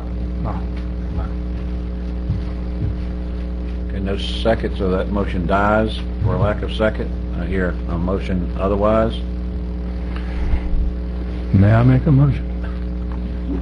Yes, sir. Please do. Thank you. I would like to make a motion that we stay with Section 742 of the Land Development Code as it stands. Okay, motion to leave it as is. Do we need a motion to do nothing? Correct. Not really. Second. We don't need a motion to do that? I mean, you don't need a motion to leave it. I mean, it's going to stay as it is unless you make a positive motion to not, but I appreciate the sentiment. I mean, that's, if you want to pass that to just to give formal direction and put the issue to rest, that's fine. Can we discuss it now? Is this the point? Here's where I'm at. We're right back to the budget again. And if we don't do something, I mean, we got to do something, and I'm not sure which option yet, but where we're hurting the most is in the road department, guys. And it's eating us alive, and this is just contributing to that, because every time we take roads in a subdivision, we got to pay for them. And nobody's giving us any money to fund those roads, whether they're built out or not. So we got to recognize as a board that that's an issue. I think what Ms. Arch is trying to do may be too drastic. Maybe there's a compromise in the middle here where we do something now and go forward with all new subdivisions. Some policy where we take them like they are now with understanding everything we do from here forward. But everyone that we take, the county becomes responsible for those roads. Like it or not, every time a concrete truck rolls in there and screws that road up, we become responsible. Well, I'm not for doing anything to the roads that have been platted and are coming up for acceptance, and here's the reason why. Is because those roads were built to a county standard. Now, they have the, I'm trying to find it on the Unicode right now, but somewhere in there it says if you're going to be a private road, like in Brook Forest, for example, where I used to live, you don't have to build it to county standards, which is a lot cheaper in some cases. You don't have to put as much base material down. You don't have to put 2 inches asphalt. You can put 1.5 inches. That's my big gripe, is that these subdivisions spent the extra money to bring it on up to county standards, which is right here in our code. You must have this, you must have that. And I don't think it's fair to go back now and say, all right, you build it to county standards. Now, if we want to go forward and say, we're not going to take your road, and not only we're not going to take it, you don't have to build it to county standards. If you want to do it with 30-foot of right-of-way instead of 60, that'll give them more. But is that what we want to do? You understand what I'm saying? I understand what you're saying, but if the developer put some money into making roads that were county standards, but if we accept those roads, and there's lots of subdivisions out there with roads waiting to be accepted that aren't built out yet, when those potholes emerge, we don't have the money to go fix them. And people are going to be, expecting us to do something that we know right now, if we accept those roads, we can't pay to fix them. I am sympathetic to what you're saying, but the pothole's just not going to appear without somebody out there, and I'm not being facetious when I say that. If they happen during construction, we have policies to address that. This is just another problem, I guess, if you want to call it, that we've inherited. Not as bad as Wakulla Gardens or Magnolia Gardens, but these people, whoever they are, expected, they followed the policy, they built the county standard. It says right here, they warranty for 2 years. I don't know if it specifically says the county will guarantee they take it over after 2 years, but that's just been the way. I know I'm saying it doesn't say that. That's what I said. It doesn't say that, but the expectation, I think, is that. Well, then I make a motion that we do not accept any new subdivision roads for maintenance due to the financial and operational burdens this presents. No, well, we don't have a motion. No, we don't have a motion. They made a motion to do nothing. I'll second that motion. Oh, okay. No, come on, guys. Let's work together here. Let's move on. I'd like to see us do alternative two. I think we need to establish and I agree with you, Randy. Those people who have built their roads, we ought to leave them alone and let them go through the normal process. But henceforth, we have got to establish a procedure for all the new subdivisions that come online, so that they're, like Heather's suggestion here, that they be. I agree. I would recommend they only apply to subdivisions platted after the effective date of the policy, so that they can plan accordingly. I think that's fair. Heather, is that? That's fair, and I know what Mr. Boynton is going to bring up, because I can see him out of the corner of my eye, and He'll get called on in a minute. You'll get called on in a minute. I'm trying to move us forward here with a motion that we can live with. So did Randy withdraw his second from Jerry? I don't think it was even allowed. I'll make a motion to adopt alternative 2. Okay, a motion by Mr. Merritt to adopt alternative number 2. I hear a second? Second. Second by Mr. Brock. Brian Plant. Hi, Brian Plant from Wakulla Title, 3004 Crawfordville Highway.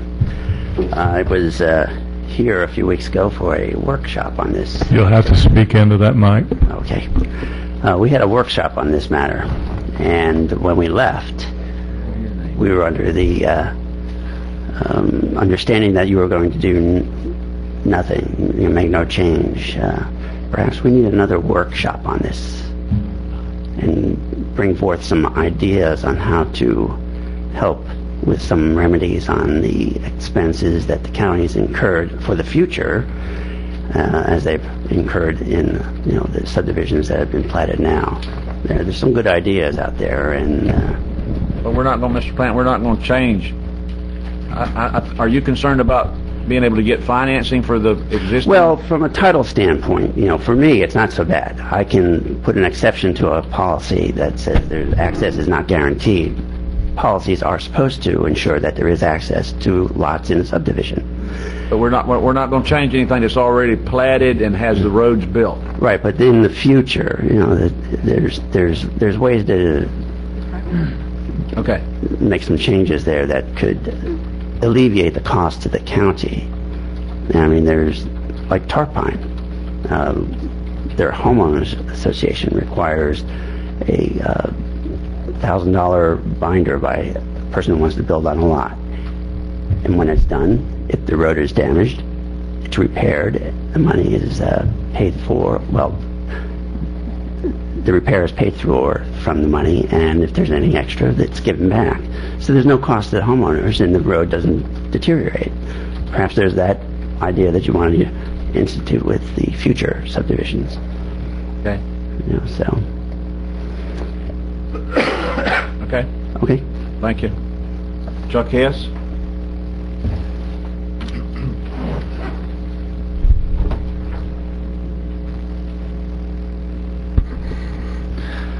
Chuck Hess, 112 Lake Ellen Circle. I'm only concerned here is whether your long-term plan, how you're going to handle these roads, because you got a lot of these developments out here, and the Planning Commission looked at it and said, 90% build-out sounded like a good idea, and they approved that, and I was, when they get 90% build-out, I can see taking over the roads, but when they have 30, 40, 50% build-out, there's going to be a lot of big trucks going on that road still, and taking over those roads, you're going to incur a cost because they will degrade with that, with that continued construction traffic, and you need to be, having a policy that really responds to that.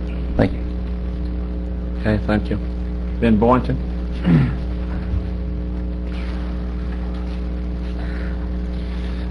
Commissioners, Ben Boynton. We met at Ron Mallory's office just prior to the workshop, and the consensus at the meeting was that before a CO is given to a particular builder, that the builder is responsible for repairing the damage of his roads. You have a 2-year warranty for a developer to make sure that his road is built correctly. You have trucks running up and down. If you have a bad subbase, that will show that builder's that the developer's responsible. So you got a guarantee. This whole thing started when I came in after the 3-year or 4-year time period and requested my 2 subdivisions to be accepted. I don't care whether you accept my subdivisions right now. I could wait another 3 or 4 years because they're built so well. What I'm concerned about is going forward. I'm trying to do a subdivision now, and if you're catching me in this MSBU or in this caveat where I've got to go and the homeowners are going to own that road from this point on, then what is to keep me from building it to my previous specs? Okay, that's one thing. So the county is going to incur this expense down the road because all the homeowners that have come in, and they're going to stand in front of you and they're going to complain. So you're going to eventually going to be hit between the eyes time and time again about the homeowners. You've got something that works. Here I am trying to develop a piece of property, and if I can't assure the people that this road is going to be accepted by and maintained by the county after that 2-year window, then I'm behind everybody else. I'm trying to bring in revenues to the county, upgrade the values. Second thing is the property taxes that are collected on my subdivisions, $500 a lot without a house on it. Some of that money goes into road maintenance down the road. So I'm saying that you're crippling me going forward. I'm not in this. It's not the same. I mean, I'm competing with all the previous subdivisions out there, and I'm being penalized for it. So I'm asking, leave it like it is. It works. Now, if you don't want to do that, let's do another workshop so I can go into greater detail about other options or other ways we could do this. But catch me off guard without having a chance to talk about all the different things, I think is injustice to me. But Ben, what we're talking about here is if the board wishes to institute this policy, I would recommend it only apply to subdivisions platted after the effective date of this policy. I rest my peace. I'm going forward with the new subdivision. That's what I'm saying. Okay, you're going to have to comply with the new standard. Which means that you don't take the roads. Okay, that's a fact. That's what I'm saying. That's But if what I needs to build be done. them to if I build them to state specs and they're built well, they're not going to deteriorate. That's what I'm saying. Look. I disagree. A concrete truck goes down that road, it's like, I forget the number, 20,000 cars driving down. I tell you what, let's do this. Let's be 100% built out before you take them. That way the developer goes in and corrects them, and then the homeowner doesn't have to own the road forever, because you're going to create all kind of problems down the road when these roads are built by developers coming down the pike and not built to specifications, and there are going to be some problems. There is one other thing, and that is that I've got 2 subdivisions that have phasing. The preliminary plat's already been approved for road construction. The final plat on phase 1 has been done, but not the final plat for phase 2 and 3. So what are you saying? My preliminary plat is not going to be, doesn't have to be constructed now to the same specifications as my first, although it was approved? So where do I stand with that? A preliminary plat is approved, signed off by the commission that I do certain things to that road. I build a certain thickness of base, certain thickness of asphalt. So where am I out? Have we thought through all these issues? Okay, whatever the board wants to do. I'd like to add something else into that also.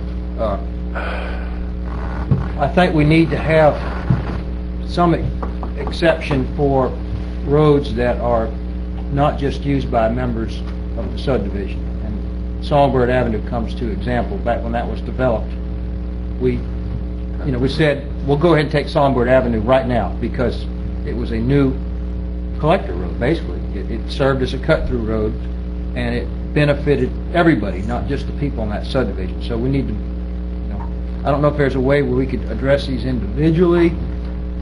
Ben, I butted heads with him a million times, but he did have a couple of good points there. If a road just dead ends in phase 1, do we stop maintaining it right there? Is it the final plat date we're looking at, Heather, or the preliminary plat date, or? I heard Mr. Boynton's point. I think it would only, if they have already had a preliminary plat, I think it would make sense to have that property accepted under your existing procedures and have your new policy, if you adopt it once it's all drafted out and brought back to you, to only apply for those who've not gone through preliminary. There's an interesting point he also brought up, too. Could we actually do that with their private until a 95 or 100% built out, and then we could entertain the idea of accepting the roads? That's what That's what we tried to do, and y'all shot that down. Yeah, but he wants to do it for new ones. That applied to past ones also.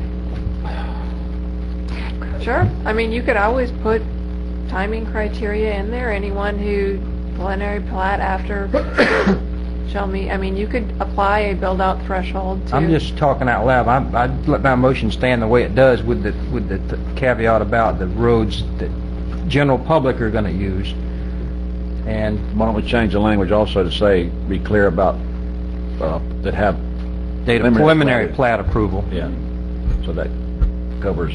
And then roads that determined by the road department are other than collector roads. Ben? Well, may I speak? You sure can. My position is the people who built the subdivision built them under the the agreement that we would accept the roads, pretty much. That's what's always happened. Mr. Boynton has built the very nicest subdivisions that we have in the county. He doesn't have potholes in his subdivisions. To think that he's going to do something different going forward would be just making a bad assumption. But I would say we just stay with the code as it is, and then maybe, I hate workshops, then maybe have a workshop with Mr. Boynton and other builders and our staff and everybody, and see what consensus we can come together going forward. I see it as two issues. One, let's get rid of let's take what we got and what we had and that, and then get with Mr. Boynton and the builders. They bring the money to the county. They bring, whether you like it or not, they bring the people to the county. They increase that $1 an acre land to $3,000 and $4,000 an acre. We don't want to just throw a roadblock in front of them and say, you know, that's whatever. But my position is we accept what we got because we had it. They built under that rule. And then we have some sort of a workshop and work it out as where we go forward. Because I think Ben is amenable to something, but we've just got I don't think we can do it here tonight. Okay, Larry Roberts is he still here? No. Okay, Ms. Arts. Yeah, I'd like to hear from Cleve, because I think we've got two problems, and right now your suggestion for the new subdivisions and continuing to work that out is fine. But my concern is with all the subdivisions that are just partially built out, and that we're going to start accepting roads, and then in some number of years those are going to start getting built out and the roads are going to start getting damaged, and I'm not so optimistic that I think we're going to have tons of money to be repairing those roads. So, Sarge, would you be willing to, if we're going to do a workshop, can we, because this is exactly what we talked about at the last workshop, what we're talking about right now. If we're going to have another workshop, do you want to try to address all that then? Because these are the exact issues we talked about at that last workshop. right, and we made a mistake, I think, by not having our county attorney there, and we also we didn't. And we also, I don't feel like I got really good information about what the expected costs are likely to be, in this situation. And I don't know if that's available from anybody. I mean, how do you feel about just us saying, okay, Cleve, now we've cut your budget, but now we're going to accept a whole lot of paved roads as county roads, and you need to maintain them? Tell us that just, you didn't put them on the spot. You need to be honest, Cleve, and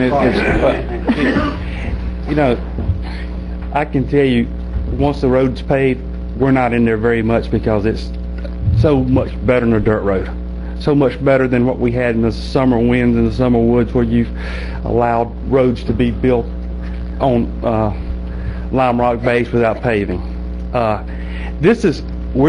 we got to go by right now is your current, I guess it's the land development code that tells us about how to accept the road, the criteria. Yes, I don't know how to answer your question, Commissioner Arts. We're just, there is going to be some road damage, but did anybody think that these neighborhoods were going to stall out and not build in for several years? But I will say you're better off today with a paved road than you ever will be if you didn't pave that road, no matter if built out or not. I mean, even going back and doing the repairs. I mean, we keep talking about the road budget and our expenses.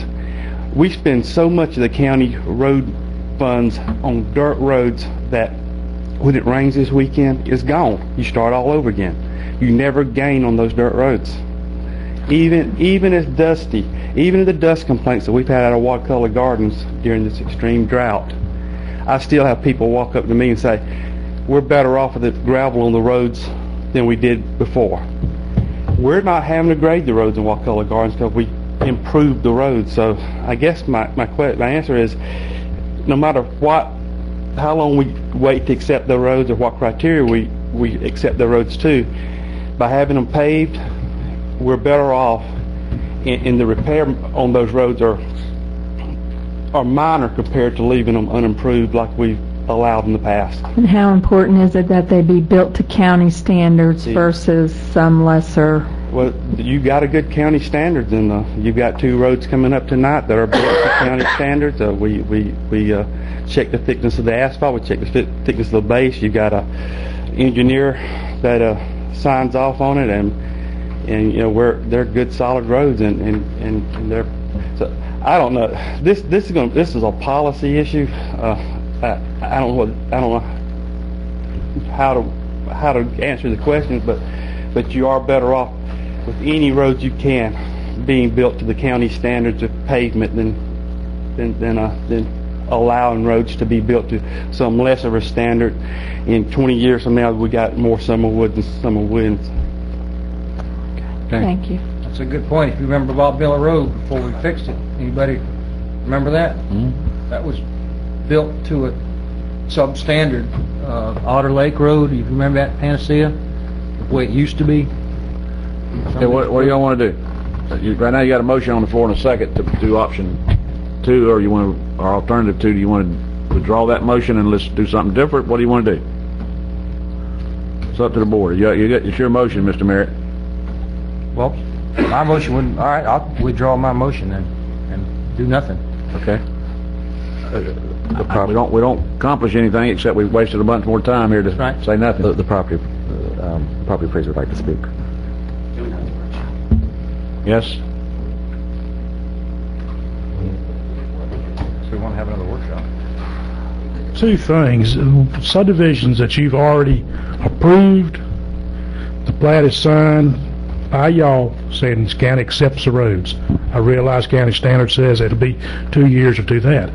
To revert on that now, and you've got all these people that's bought and financed thinking they're on a county road, leaves the county, I think, liable to a big worm. Approving a plat does not accept the public facilities. But you're saying on there that you accept it, if you look in the dedication. Who puts that on there? Yes. Who puts that? The plat. It's on the plat. Whenever the final plat is approved and signed, dedicated to the county commission signs it, approved by all that. We realize that you come back in 2 years to do the final acceptance of it, but it is accepted there. Lots are being sold under the auspice that it is a county-maintained road, and I just think, to me, to do that, you're going to leave the financial world and the realtors and everybody in an area that they're not going to know where to go. Well, we're not suggesting doing that, Donnie. Yeah, I'm just saying that, especially now, to move forward, the thing I want you to be aware of, when you cease to take any more county roads, it may have a bearing on the value of the lots. Now, I know you don't want to control that, but down the road it may very well have that. Some people would prefer to live on a private road, vice versa, but and then the other avenue is going the MSBU avenue. I think you need to be aware that, you know, depending on how it's worded, if it's worded that it's going to be a county road, but they're going to have the MSBU because it's not going to be taken until it's 90 or 100%, it's going to make it very hard for us approving a value to it, because you're kind of taxing it twice in a sense, because when they pay taxes, part of that is considered for roads or whatever for the county. That's just stuff I wanted you to be aware of. I'd like to make another motion. Okay. I would like to make a motion that we choose alternate 4. Can I get there?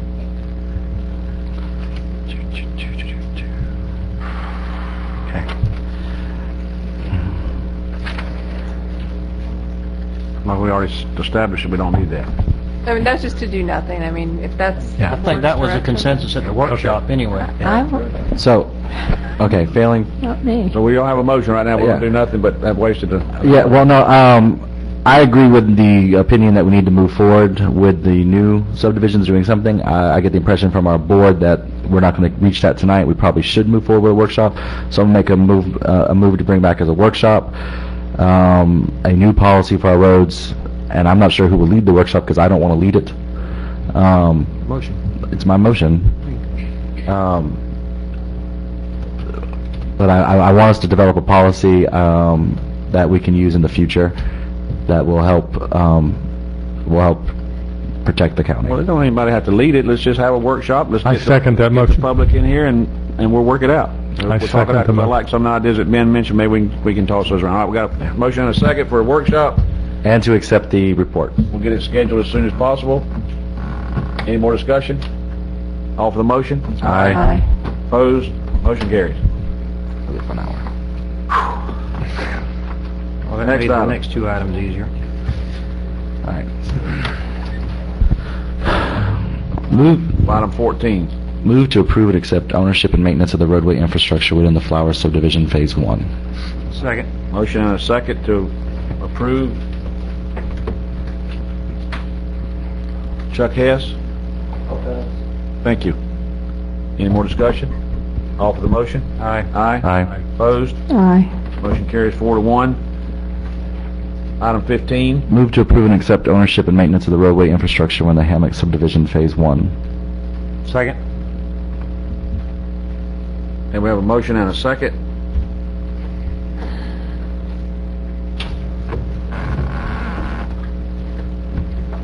Chuck? Any more discussion? You guys are spending money, you just aren't calling it that. And I sort of agree, but we can't get past this hurdle. All for the Do what I motion? think is the right thing. All for the motion? Aye. Aye. Opposed? Aye. Item 16. Item 16 is request board approval of the proposed selection process for the county administrator, amended timeline for the schedule events. I move that we approve the fact assisted process for administrator search. Okay, we have a motion to approve the process. The Florida Association of County process for selection of the county administrator, Okay, I hear a second. at least for discussion. Second for discussion. I want to talk about it a little. Okay, we have a motion and a second. Go ahead, Mr. Brock. Well, at our last meeting, I got the impression, and I guess, well, first, Heather, can you talk to us about this, and then I want to talk about the impression I came away with from the last meeting, which was that we didn't want to go in this direction. But I want to hear, and I'm just telling you. I think at the last meeting, we did not have details from back, and we were also at that point looking at potential other headhunter, for lack of a better phrase, options. After that meeting, I was able to get up with Chris Hawley, who's the executive director of FAC, and ask him if there's any way that FAC would be able to assist the county in the event the board decided that they wanted to go that route. He indicated that they did not typically do that, but that it had been something he'd been thinking about developing as a service to other counties because, county administrator and manager recruitment is a need in many counties. The average lifespan of a county administrator in Florida is 3 years. So there's a lot of turnover in that profession. With that background, he agreed to assist the county. It'd be sort of a pilot program. He would like to offer it to other counties in the future. He agreed graciously to do it for no cost to Wakulla County. If the program is successful and it's offered to other counties in the future, there would be a cost associated with that. He did ask that if you're pleased with the results, that the county consider making a voluntary future contribution to the FAC Education Fund. That was the only commitment he wanted, but it is of no cost, and he understands the budget issues, so they are sympathetic and understanding of that. FAC is your Florida Association of Counties, represents every county in the state, do a great deal for the counties, from lobbying with the legislature, watching out for you all in that process, to providing educational opportunities for commissioners. They have manager training opportunities. They have an associated organization, FACA, which is county attorneys, that they do CLEs for us. So it's a process. At the last paragraph before the budgetary impact section in your agenda item, it discusses some of the services. They're willing to tailor the level of services they provide. It's, briefing the board, working with the board and staff to develop characteristics and the attributes of what this board would like to see in their successful candidate. Appropriate selection criteria geared to that candidate. A selection process and timeline. They would recruit potential candidates meeting your recruitment profile. They would review the pool of selected candidates and cull those down and provide a list of candidates for consideration. They would do this either in-house at FAC or Mr. Hawley discussed assembling a volunteer committee of existing city and county managers. The county would still need to do your background check and actually place the ads and coordinate the scheduling of this process, but FAC would be providing a great deal of assistance and expertise as you move through that process if it's something the board wants to do. Okay. Well, I would like to thank our county attorney for initiating this, for contacting FAC and leading them to offer this to us. And it's really, it's an honor, really, that they are willing to do this for us. And it's a service, I think, to the whole state, because if they pilot this, and it could help other counties who are going through the same kind of things we are. It's completely free. It would have less burden on our staff and ourselves for the, some of the process that we went through before.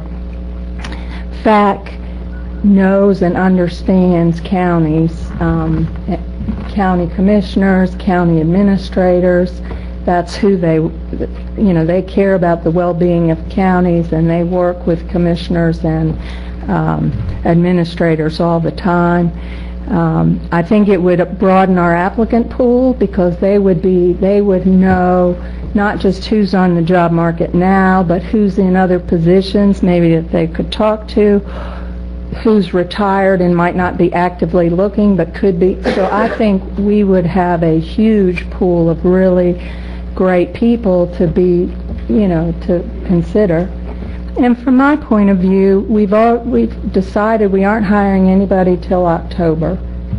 And I don't, we have nothing to lose by doing this as far as I can tell. We may find somebody that all of us are really happy with. And I think, Jerry and I can reach agreement on things. He and I both like Tim, So I'm still optimistic that we can find a candidate that the whole board would be really excited about, and our staff too, who are looking for some experienced leadership through really tough times. I would tell FAC from me, I appreciate their offer, but my position has not changed. Again, I still think we went through our process, reached the candidate, and that's, I'm ready to move on. Okay. Well, so my frustration with this, and again, I realize at this point that it's a lot of focus of this is on me at the moment, because I'm the only one who's really wavered at all. This whole process has been a lengthy process. It's left a lot of things open-ended. There were some points made at the last meeting, and I came away from our last discussion because I thought the headhunting was a good idea to try and explore, and I came away from it after our last meeting under the impression that our board did not like that idea and was against it. That's how I came away. So we didn't know about that idea. Well, we had talked about it and we had discussed it and having a headhunting organization, and it was stated that and there were statements made that we didn't like the idea, and we were getting more information on it. That's why we tabled it, to bring it back.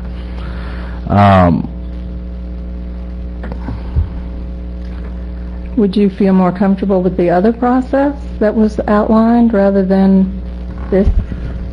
Well, no, of the two options, this is the one. My frustration has come down to, I don't think we're going to get the level of consensus that I was looking for initially. Is my frustration. Is I don't think you're going to reach a level of consensus that's going to allow us to move forward with the 5-0 or 4-1 vote that I'd hoped that we would get. And that's my frustration at the moment. I don't think we're going to get to that level of consensus that I think our community needs or wanted, what I wanted, the level of consensus that I wanted, I should say. And if you vote against this, you will be guaranteeing you don't have that level of consensus. If you vote for this, you'll at least have a shot at it. And if it doesn't work out, we're in the same situation we're in now, and I, at that point, I concede. You know, I won't do, I mean, I think David has stated real clearly that he's not going anywhere, and I don't think it'll hurt his feelings if we go through this search and say, we couldn't find anybody else as good as you, so, you know, will you please, you know, take the job? What's the difference, though, in forming a policy, following the policy, it reaches its end, you don't like the end result, so you want to redo it? I will not ever vote for a headhunter, and basically speaking, I will never vote for a public administration person. That's just totally in the opposite of my being. I just would not do that. Well, and we haven't changed the qualifications very much for what we're looking for in an applicant. There's some slight, I guess we're requiring public sector management now, which... Well, I don't even think the ad, if we go with fact, I think the ad is open. I mean, it was clear people didn't want to change the ad very much. I don't care much about the ad. We had such a problem with attrition. We started out with probably too small a group to begin with, and we had so many we lost along the way that, as Mike said, there were some people we didn't look at that he wishes we had looked at. I certainly feel that way. You know, it should... We have 3 people in the room, right here, right now, that are all local, who are all qualified to do this job, and we came down to whatever we had. We stay with what we had. Well, see, that's where I tried to explain it as clearly as I could before. As much as I like and respect David, he wouldn't be starting this job with the knowledge, skills, and experience that I think we need. And he may turn out to be the greatest administrator this county has ever seen, but there's going to be a lot of time spent staff training him, you know, and there's going to be a long learning curve.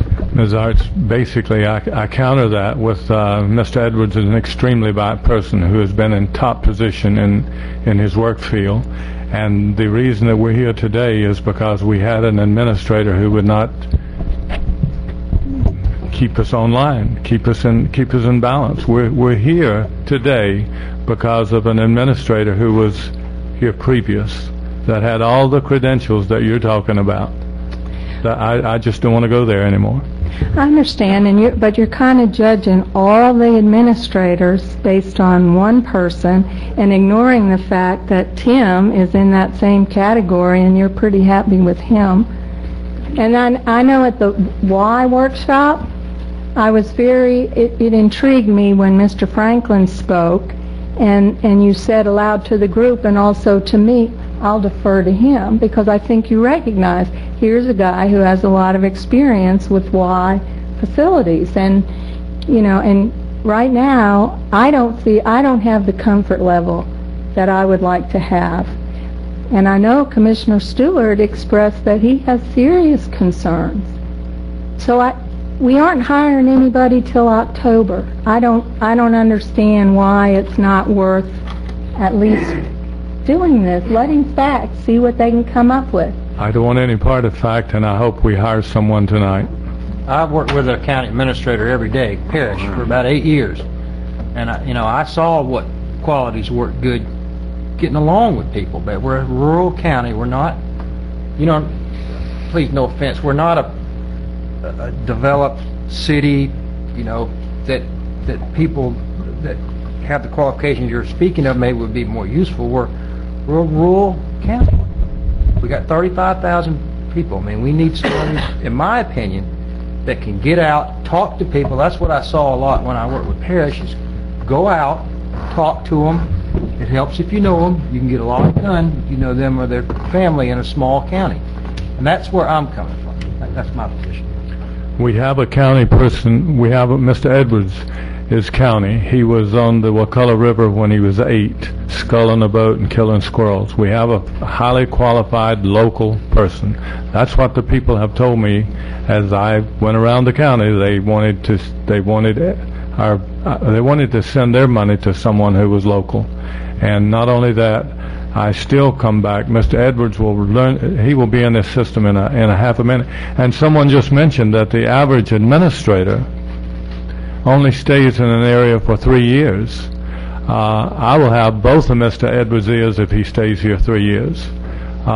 This is a chance for us to get a person who's not average, he has his home here. He said that he wanted to get off an airplane, and I believe him that he wants to work here where he grew up.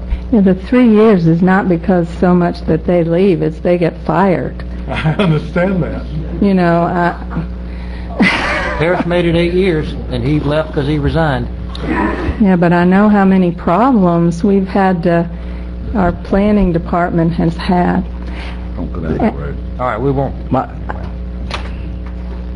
Well, I'm gonna say again that I voted no, and I have had tons of calls to tell me that that folks appreciated my stand. Now, with that said, this has been the most political, maneuvering thing I have ever seen in all the years of my public service as a commissioner. I have never seen so much political maneuvering going on to try to get an individual in a seat. Now, I'm going to say this. I'm going to make it very clear. And I put all that together the other night, and I read it, and I don't have it here in front of me again. I was very careful how I wrote it. I know Mr. Edwards, and I counted him as a friend. Maybe not anymore, that's up to him. But the fact is, I asked a rhetorical question more than once, and I didn't get the right answer. I didn't get the answer. I've been called a liar by a periodical here in the county. My facts can be bore out to be all factual. And then I hear that facts don't matter.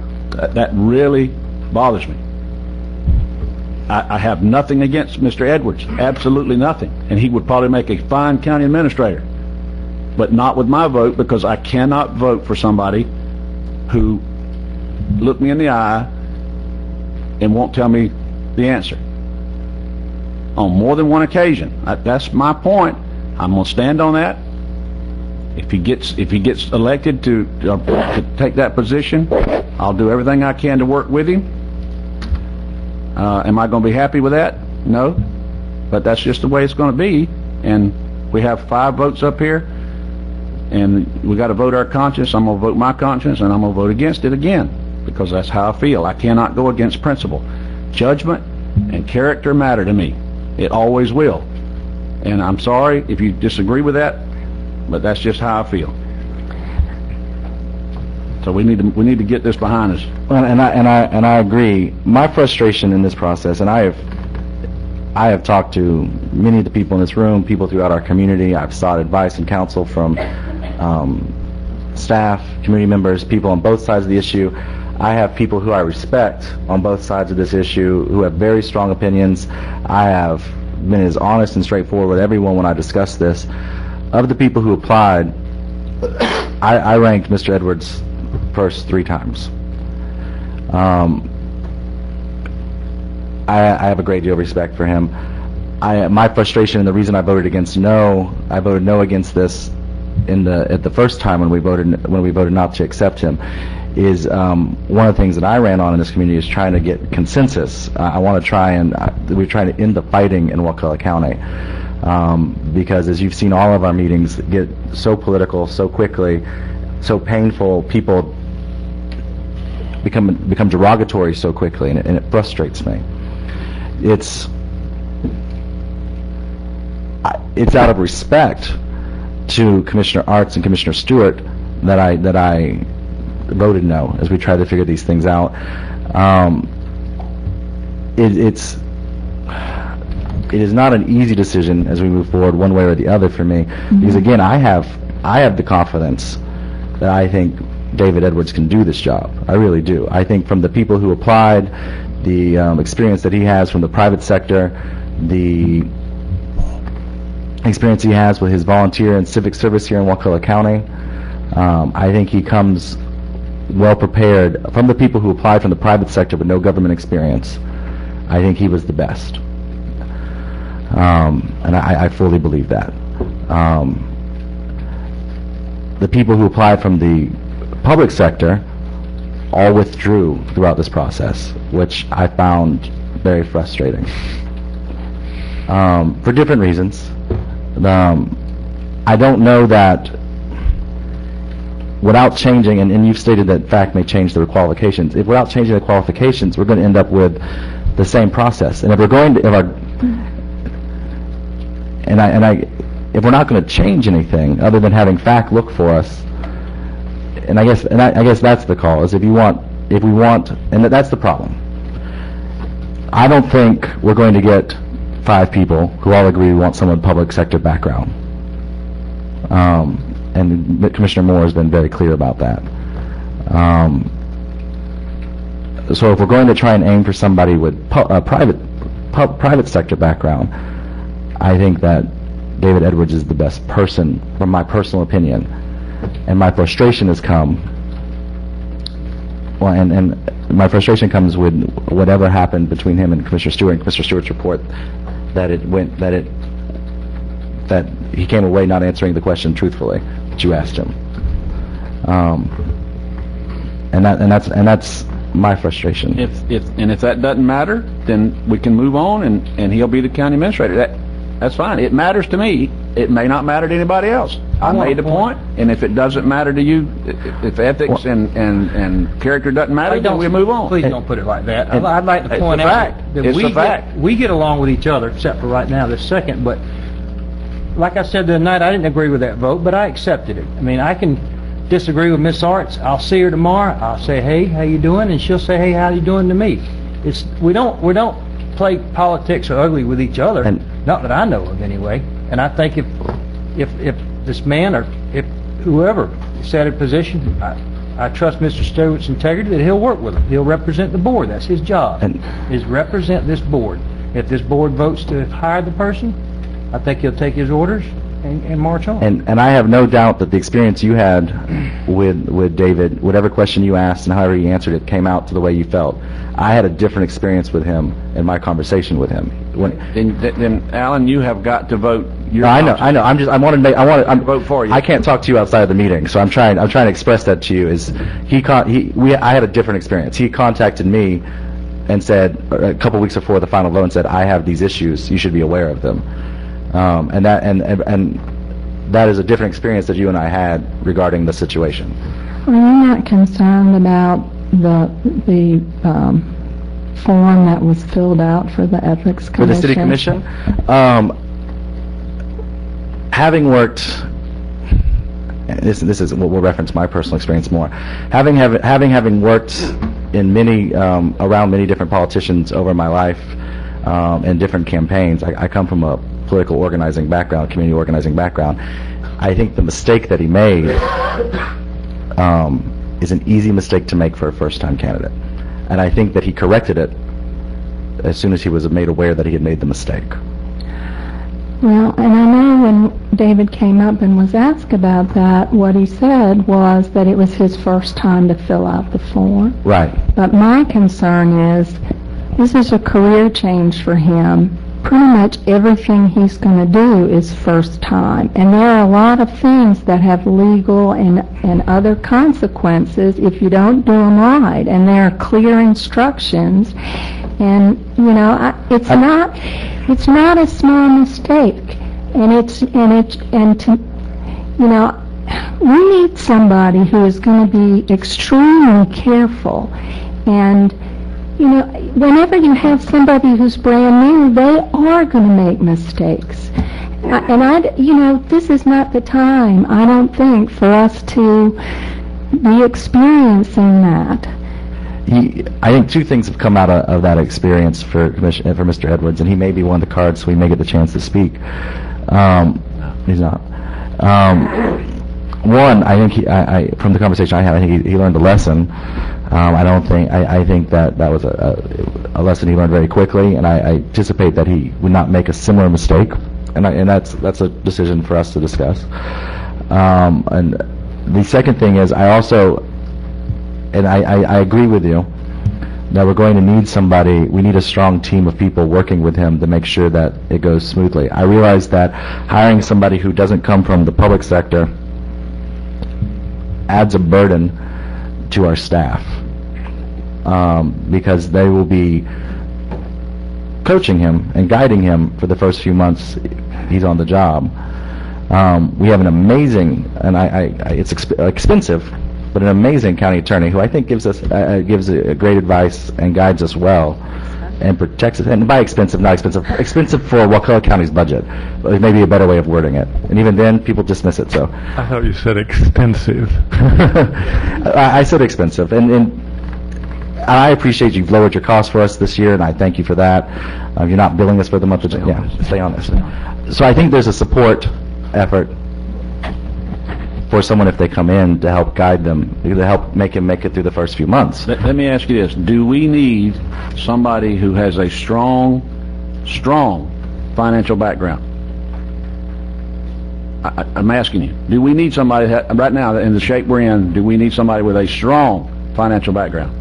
I would agree. We need someone with a strong backbone. We need somebody with a strong financial background. Well, in my experience in the interview with Mr. Edwards, so, and at this moment you might be referencing the I'm not referencing anything. Okay, not referencing. I'm not putting words in your mouth. I think that Mr. Edwards' experience in the private sector comes away with a strong financial background for money management. And I strongly disagree.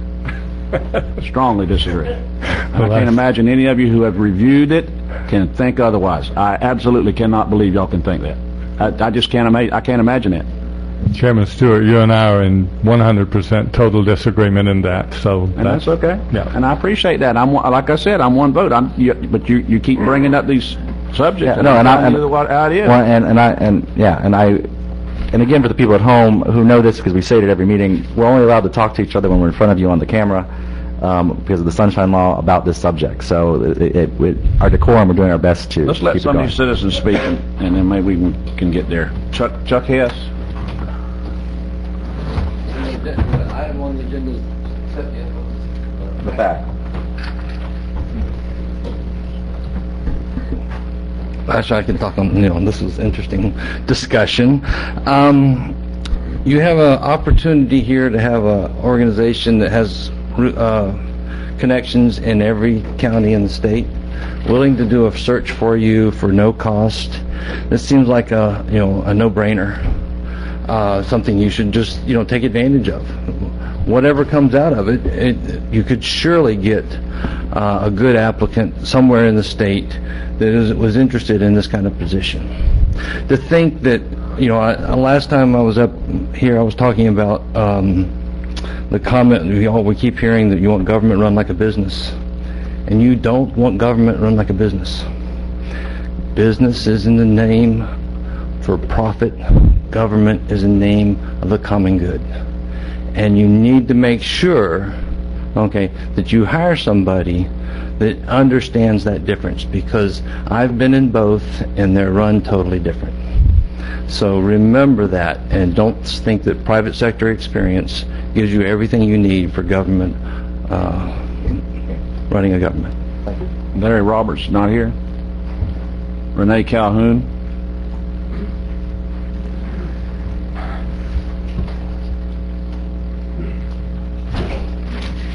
Commissioners, I am shocked that this board is even entertaining the idea of outsourcing the hiring process for the new county administrator.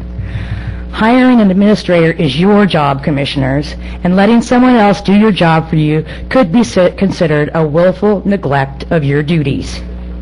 then to allow this county to be used as a testing ground for a pilot program and making this county a guinea pig while this county is going broke is harmful and a clear violation of the public trust. This administration needed new leadership before Ben Pingree agreed to resign. And the fact that things are getting worse with the staff Ben Pingree had in place and continuing his business as usual attitude has led this county into larger deficits, cuts in services, and even more furlough days for employees. The interim county administrator has stated he does not want the job. By handing out promotions and raises without the consent of this board, Tim Barden has made it clear he will disregard directions from this board and will do what he wants when he wants, until he gets caught. That is even more proof he needs to go sooner rather than later.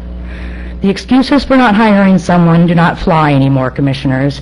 You have already wasted thousands of dollars on ads, and every minute staff spends on working on stuff like looking for headhunters and figuring out ways to outsource your job is an expense.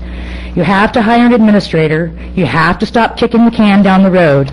The taxpayers of Wakulla County don't like our taxes being raised, and this board and your administration keeps repeating the same mistakes you have made over the last couple of years, hoping for a different outcome. Your plan is not working. You need to either hire David Edwards or expedite the process. Okay. And we need to get on. There's a lot of time here. Well, I just want to tell Alan, I really appreciated your allowing us to, direct staff to pursue another search. I know that was a hard decision for you, and I know this whole month or so has been very difficult. We can't talk to each other except now, so I'm asking if you respect Mike and his concerns, if you respect me and my concerns, if you respect our professional staff and their interests, then, let us move forward while we aren't hiring anybody right now anyway, not until October. So this is a no-cost opportunity to perhaps find that consensus you're looking for. Sarge is not putting you on the spot. At all. And so we've got a couple of different things going on. One, if we move forward tonight, we move forward. If we move forward with this Florida Association of Counties doing the search, there's this huge, and maybe y'all aren't feeling it as much as I am. Just lack of, I'm going to use the term lack of direction, which isn't the best way to phrase it, but we're not moving forward. We're sort of, in my opinion, we're staying stagnant currently with our staff. Not everything, but in some aspects of it, we aren't moving us forward and doing some of the things I'd like to see us accomplish. And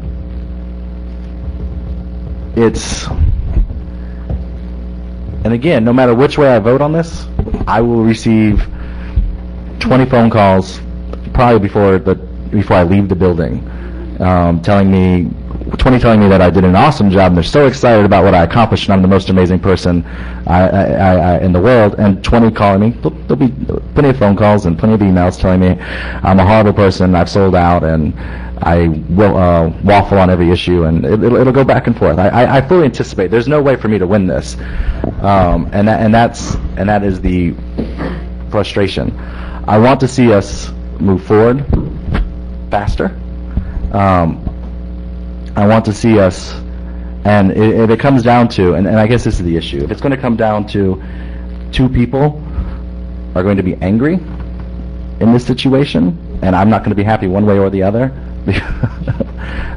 as far as, and I don't mean that, because David Edwards actually is my first choice. Let me reiterate that. And that's basically what's coming down to, is of the people who applied and the people we interviewed, David Edwards was my first choice. And moving forward with him now, because if I don't move forward with him, I'm making two other people, I will lose two people one way or the other for at least a little while. But you talk about moving forward. We can't afford to hire anybody till October. So I don't see us moving forward until October regardless. I'm going to agree with Yeah. Mr. Stewart 100%. Alan, you vote what you think's right. Right, no, and that's, again, what... I need to explain it. Right, I understand what you're saying, and again, it's, do I move forward towards my effort, and this is the conflict that people witnessed last time. Do I move forward with my effort for consensus, or do I move forward with what I think of the people who applied, who I ranked first 3 times, who I have every confidence in their ability to do things for Wakulla, who I think, where our current situation in Wakulla, can actually help us do some of the things we need to do. And I believe, I know we disagree, and there's a lot going into it, so we can't talk about it, and I apologize, and that's where we are currently. I don't know about y'all, but anticipation just killing me. Yeah. Come on, Alan. Call for a vote here. Okay, we have a motion and a second to move forward with this recruitment process. All for the motion, say aye. Aye. Opposed? Nay. Aye. Nay, I mean. Yeah, nay. I haven't heard you vote. You got it now. Okay, so the motion fails 3-2. So we'll now, Go to number 19.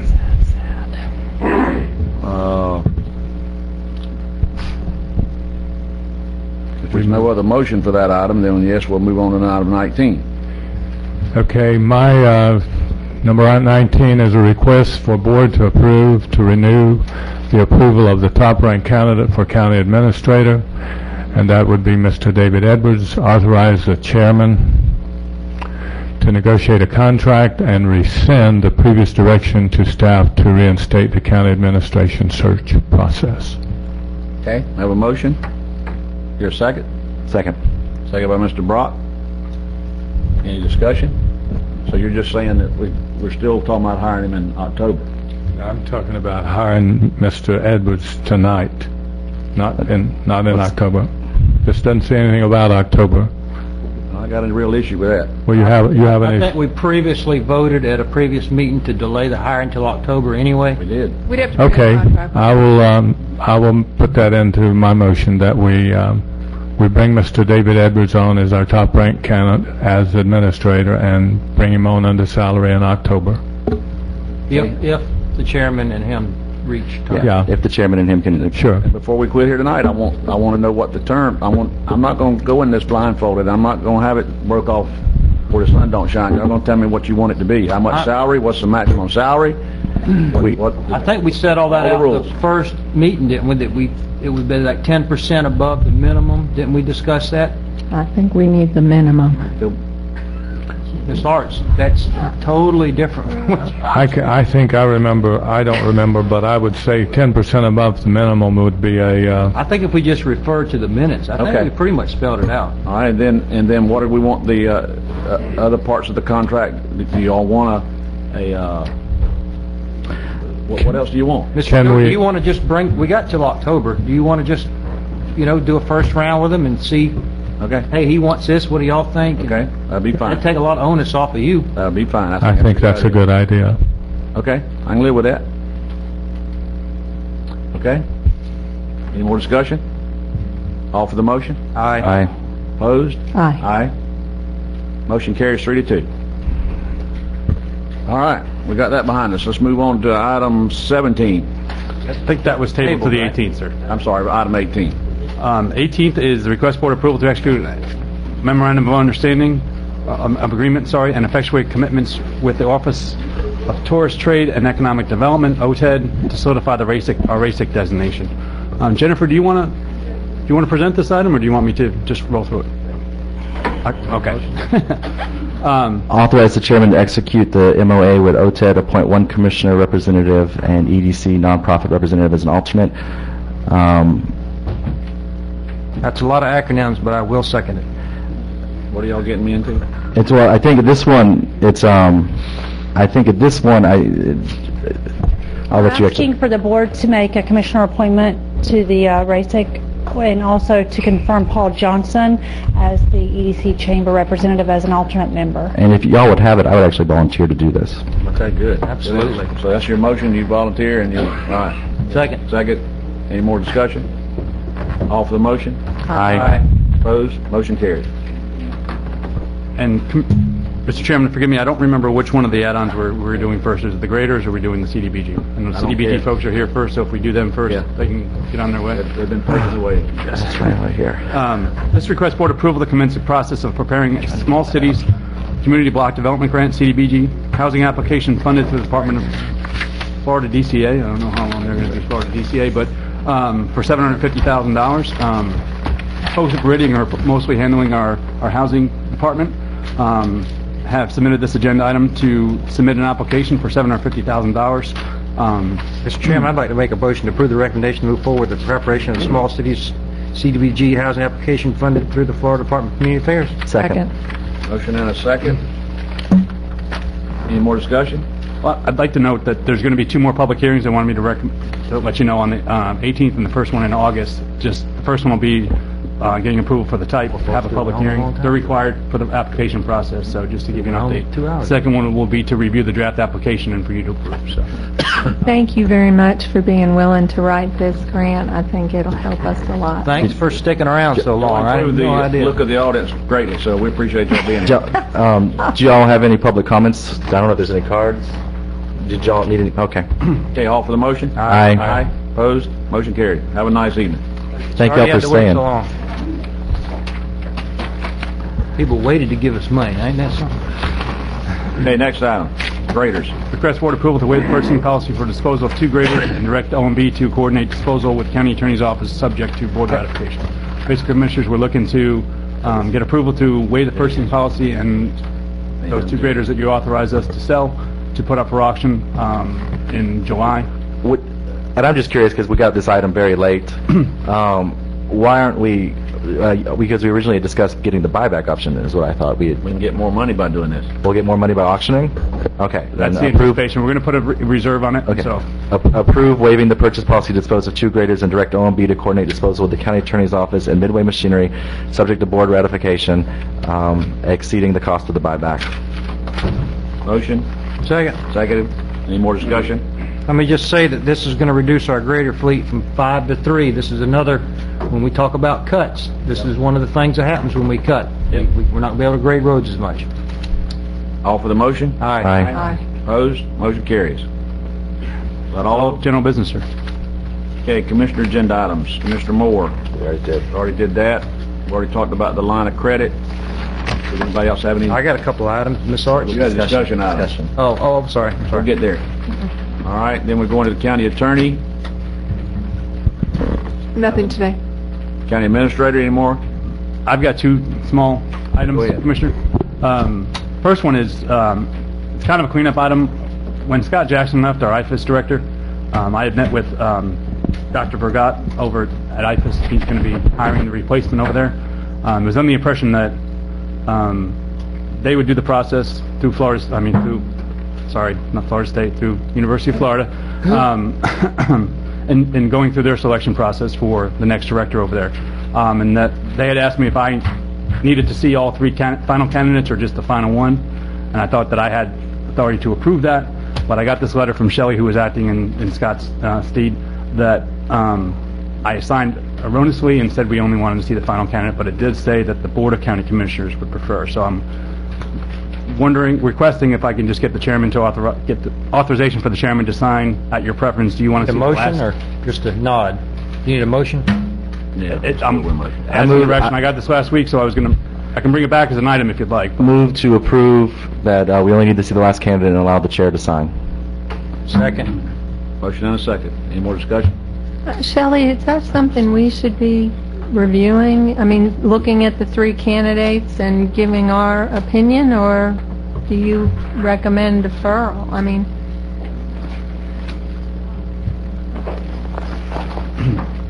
I think that you would be very, very satisfied with the stringent review that the University of Florida puts into these positions. I agree. okay. And that was my thought. I'm sure they got a pretty well vetted process in selecting their All candidates. for the motion? Aye. Opposed? Motion carries. Next item. Yesterday afternoon, I reluctantly, and I think a few harsh words were exchanged, accepted Ms. Lindsay Stevens' resignation from her position as Assistant County Administrator and Planning Director. It's really a difficult process. Lindsay's been a partner of mine, a colleague for the last 4 years. I value her guidance, advice, and I think it's a terrible loss for the county.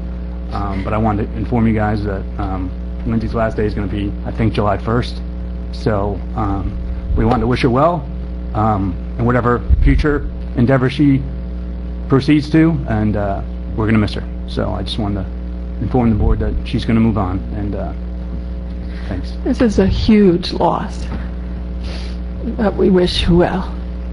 Good luck, Lindsay. Thank you.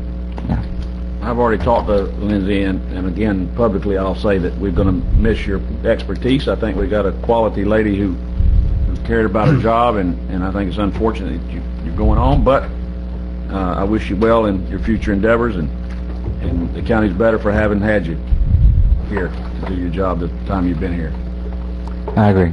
Thank you. Same for me, Lindsay. Lindsay, you're going to be missed.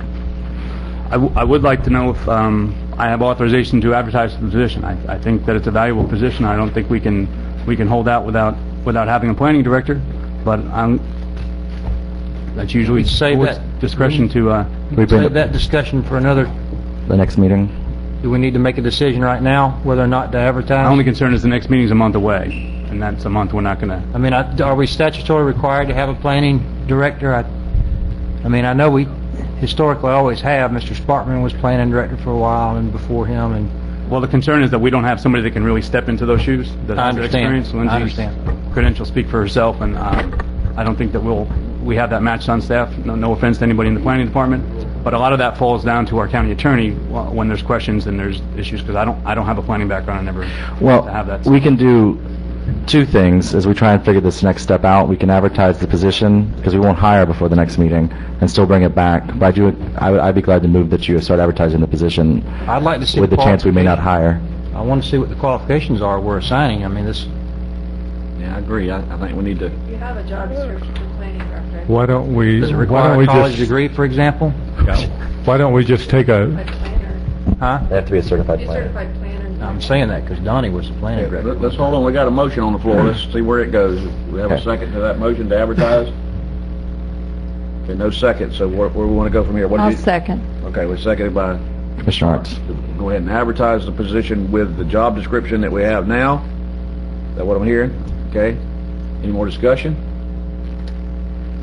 Go ahead, Randy. I want to see the qualifications. I mean, I know they're in the And I agree. book, okay, you know, but I think we need. I think we Donnie need to did a take- good job, and he wouldn't have qualified for it. I think we need to go slower.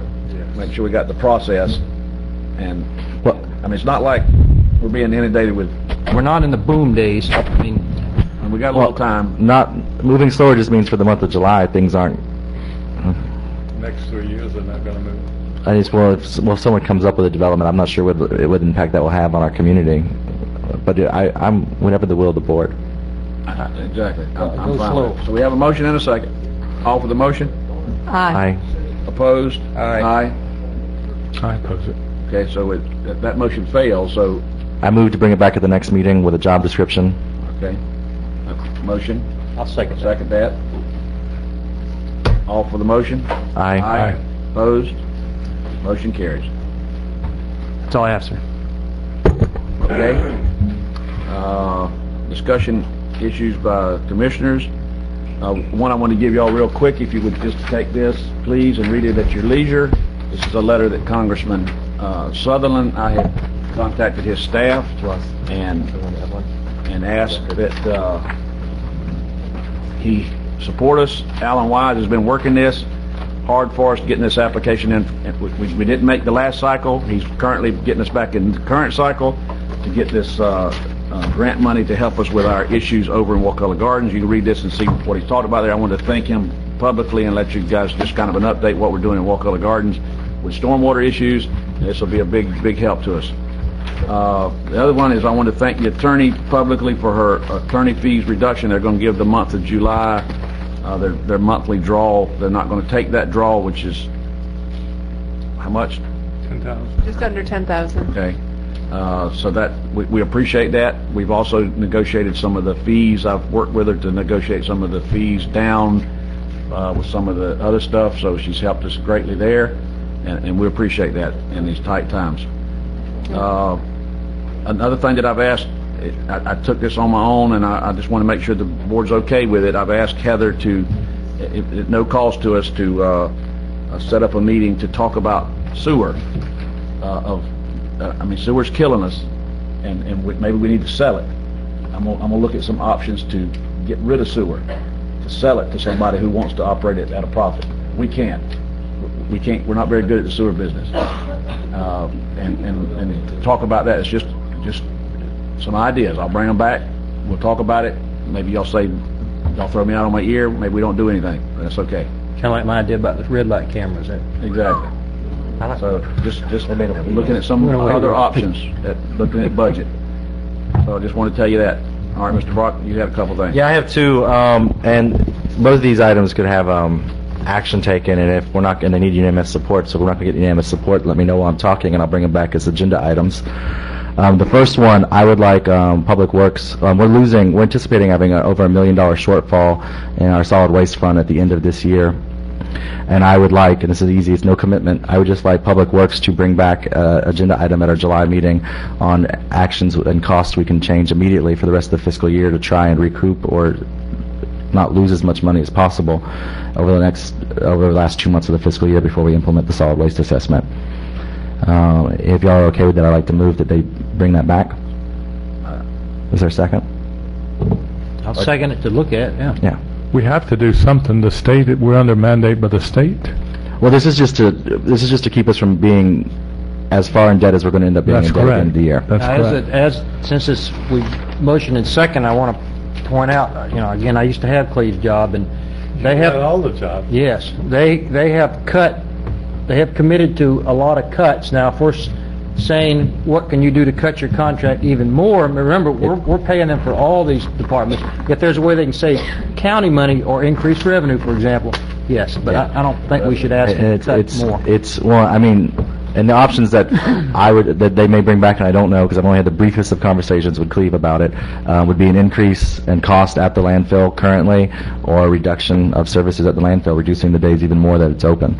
But those are things that they bring back to try and save money. So, and then we'll discuss it at the next meeting. The other agenda item, and this one may not be as easy. The other. Did you all vote on that? Oh, then we did. Oh, we did. So. All for the motion. Aye. Aye. Opposed? Thank you. This next one isn't as easy, so if you're going to start voting no, shake your head no so I can know what to do. I had the presentation about a month ago on library funding and how it works, where to receive library funding matching funds, you have to spend a certain amount of money to get the funds. So by furloughing our library, not only are we cutting off services for the citizens who use the library every day, for the internet to find jobs, for books to entertain their family, for DVDs and CDs to entertain their family, and the ability for the community to use the community rooms there for public space.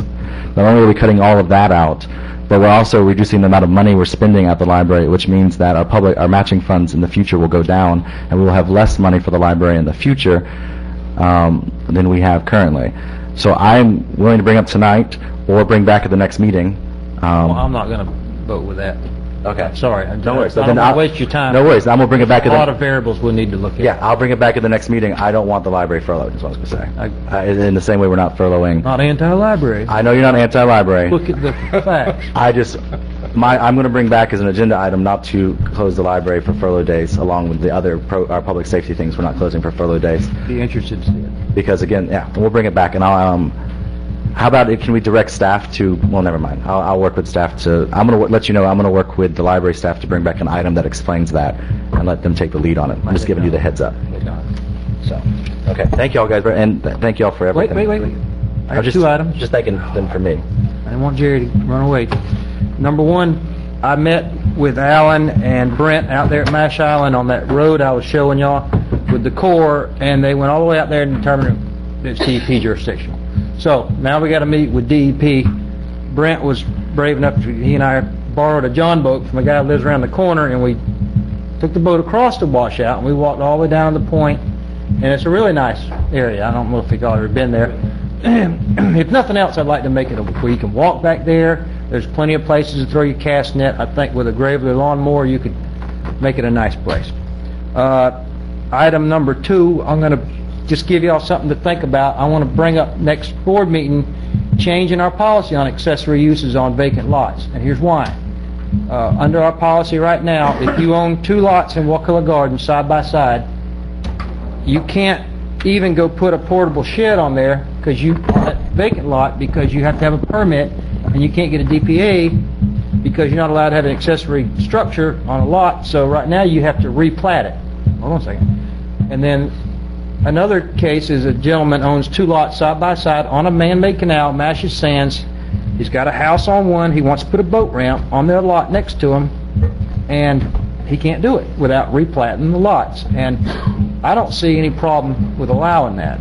If your grandma gives you 4 acres in Smith Creek and you want to build a hunting camp or a garage on it and you're not bothering anybody or degrading their property, I don't see a problem with it.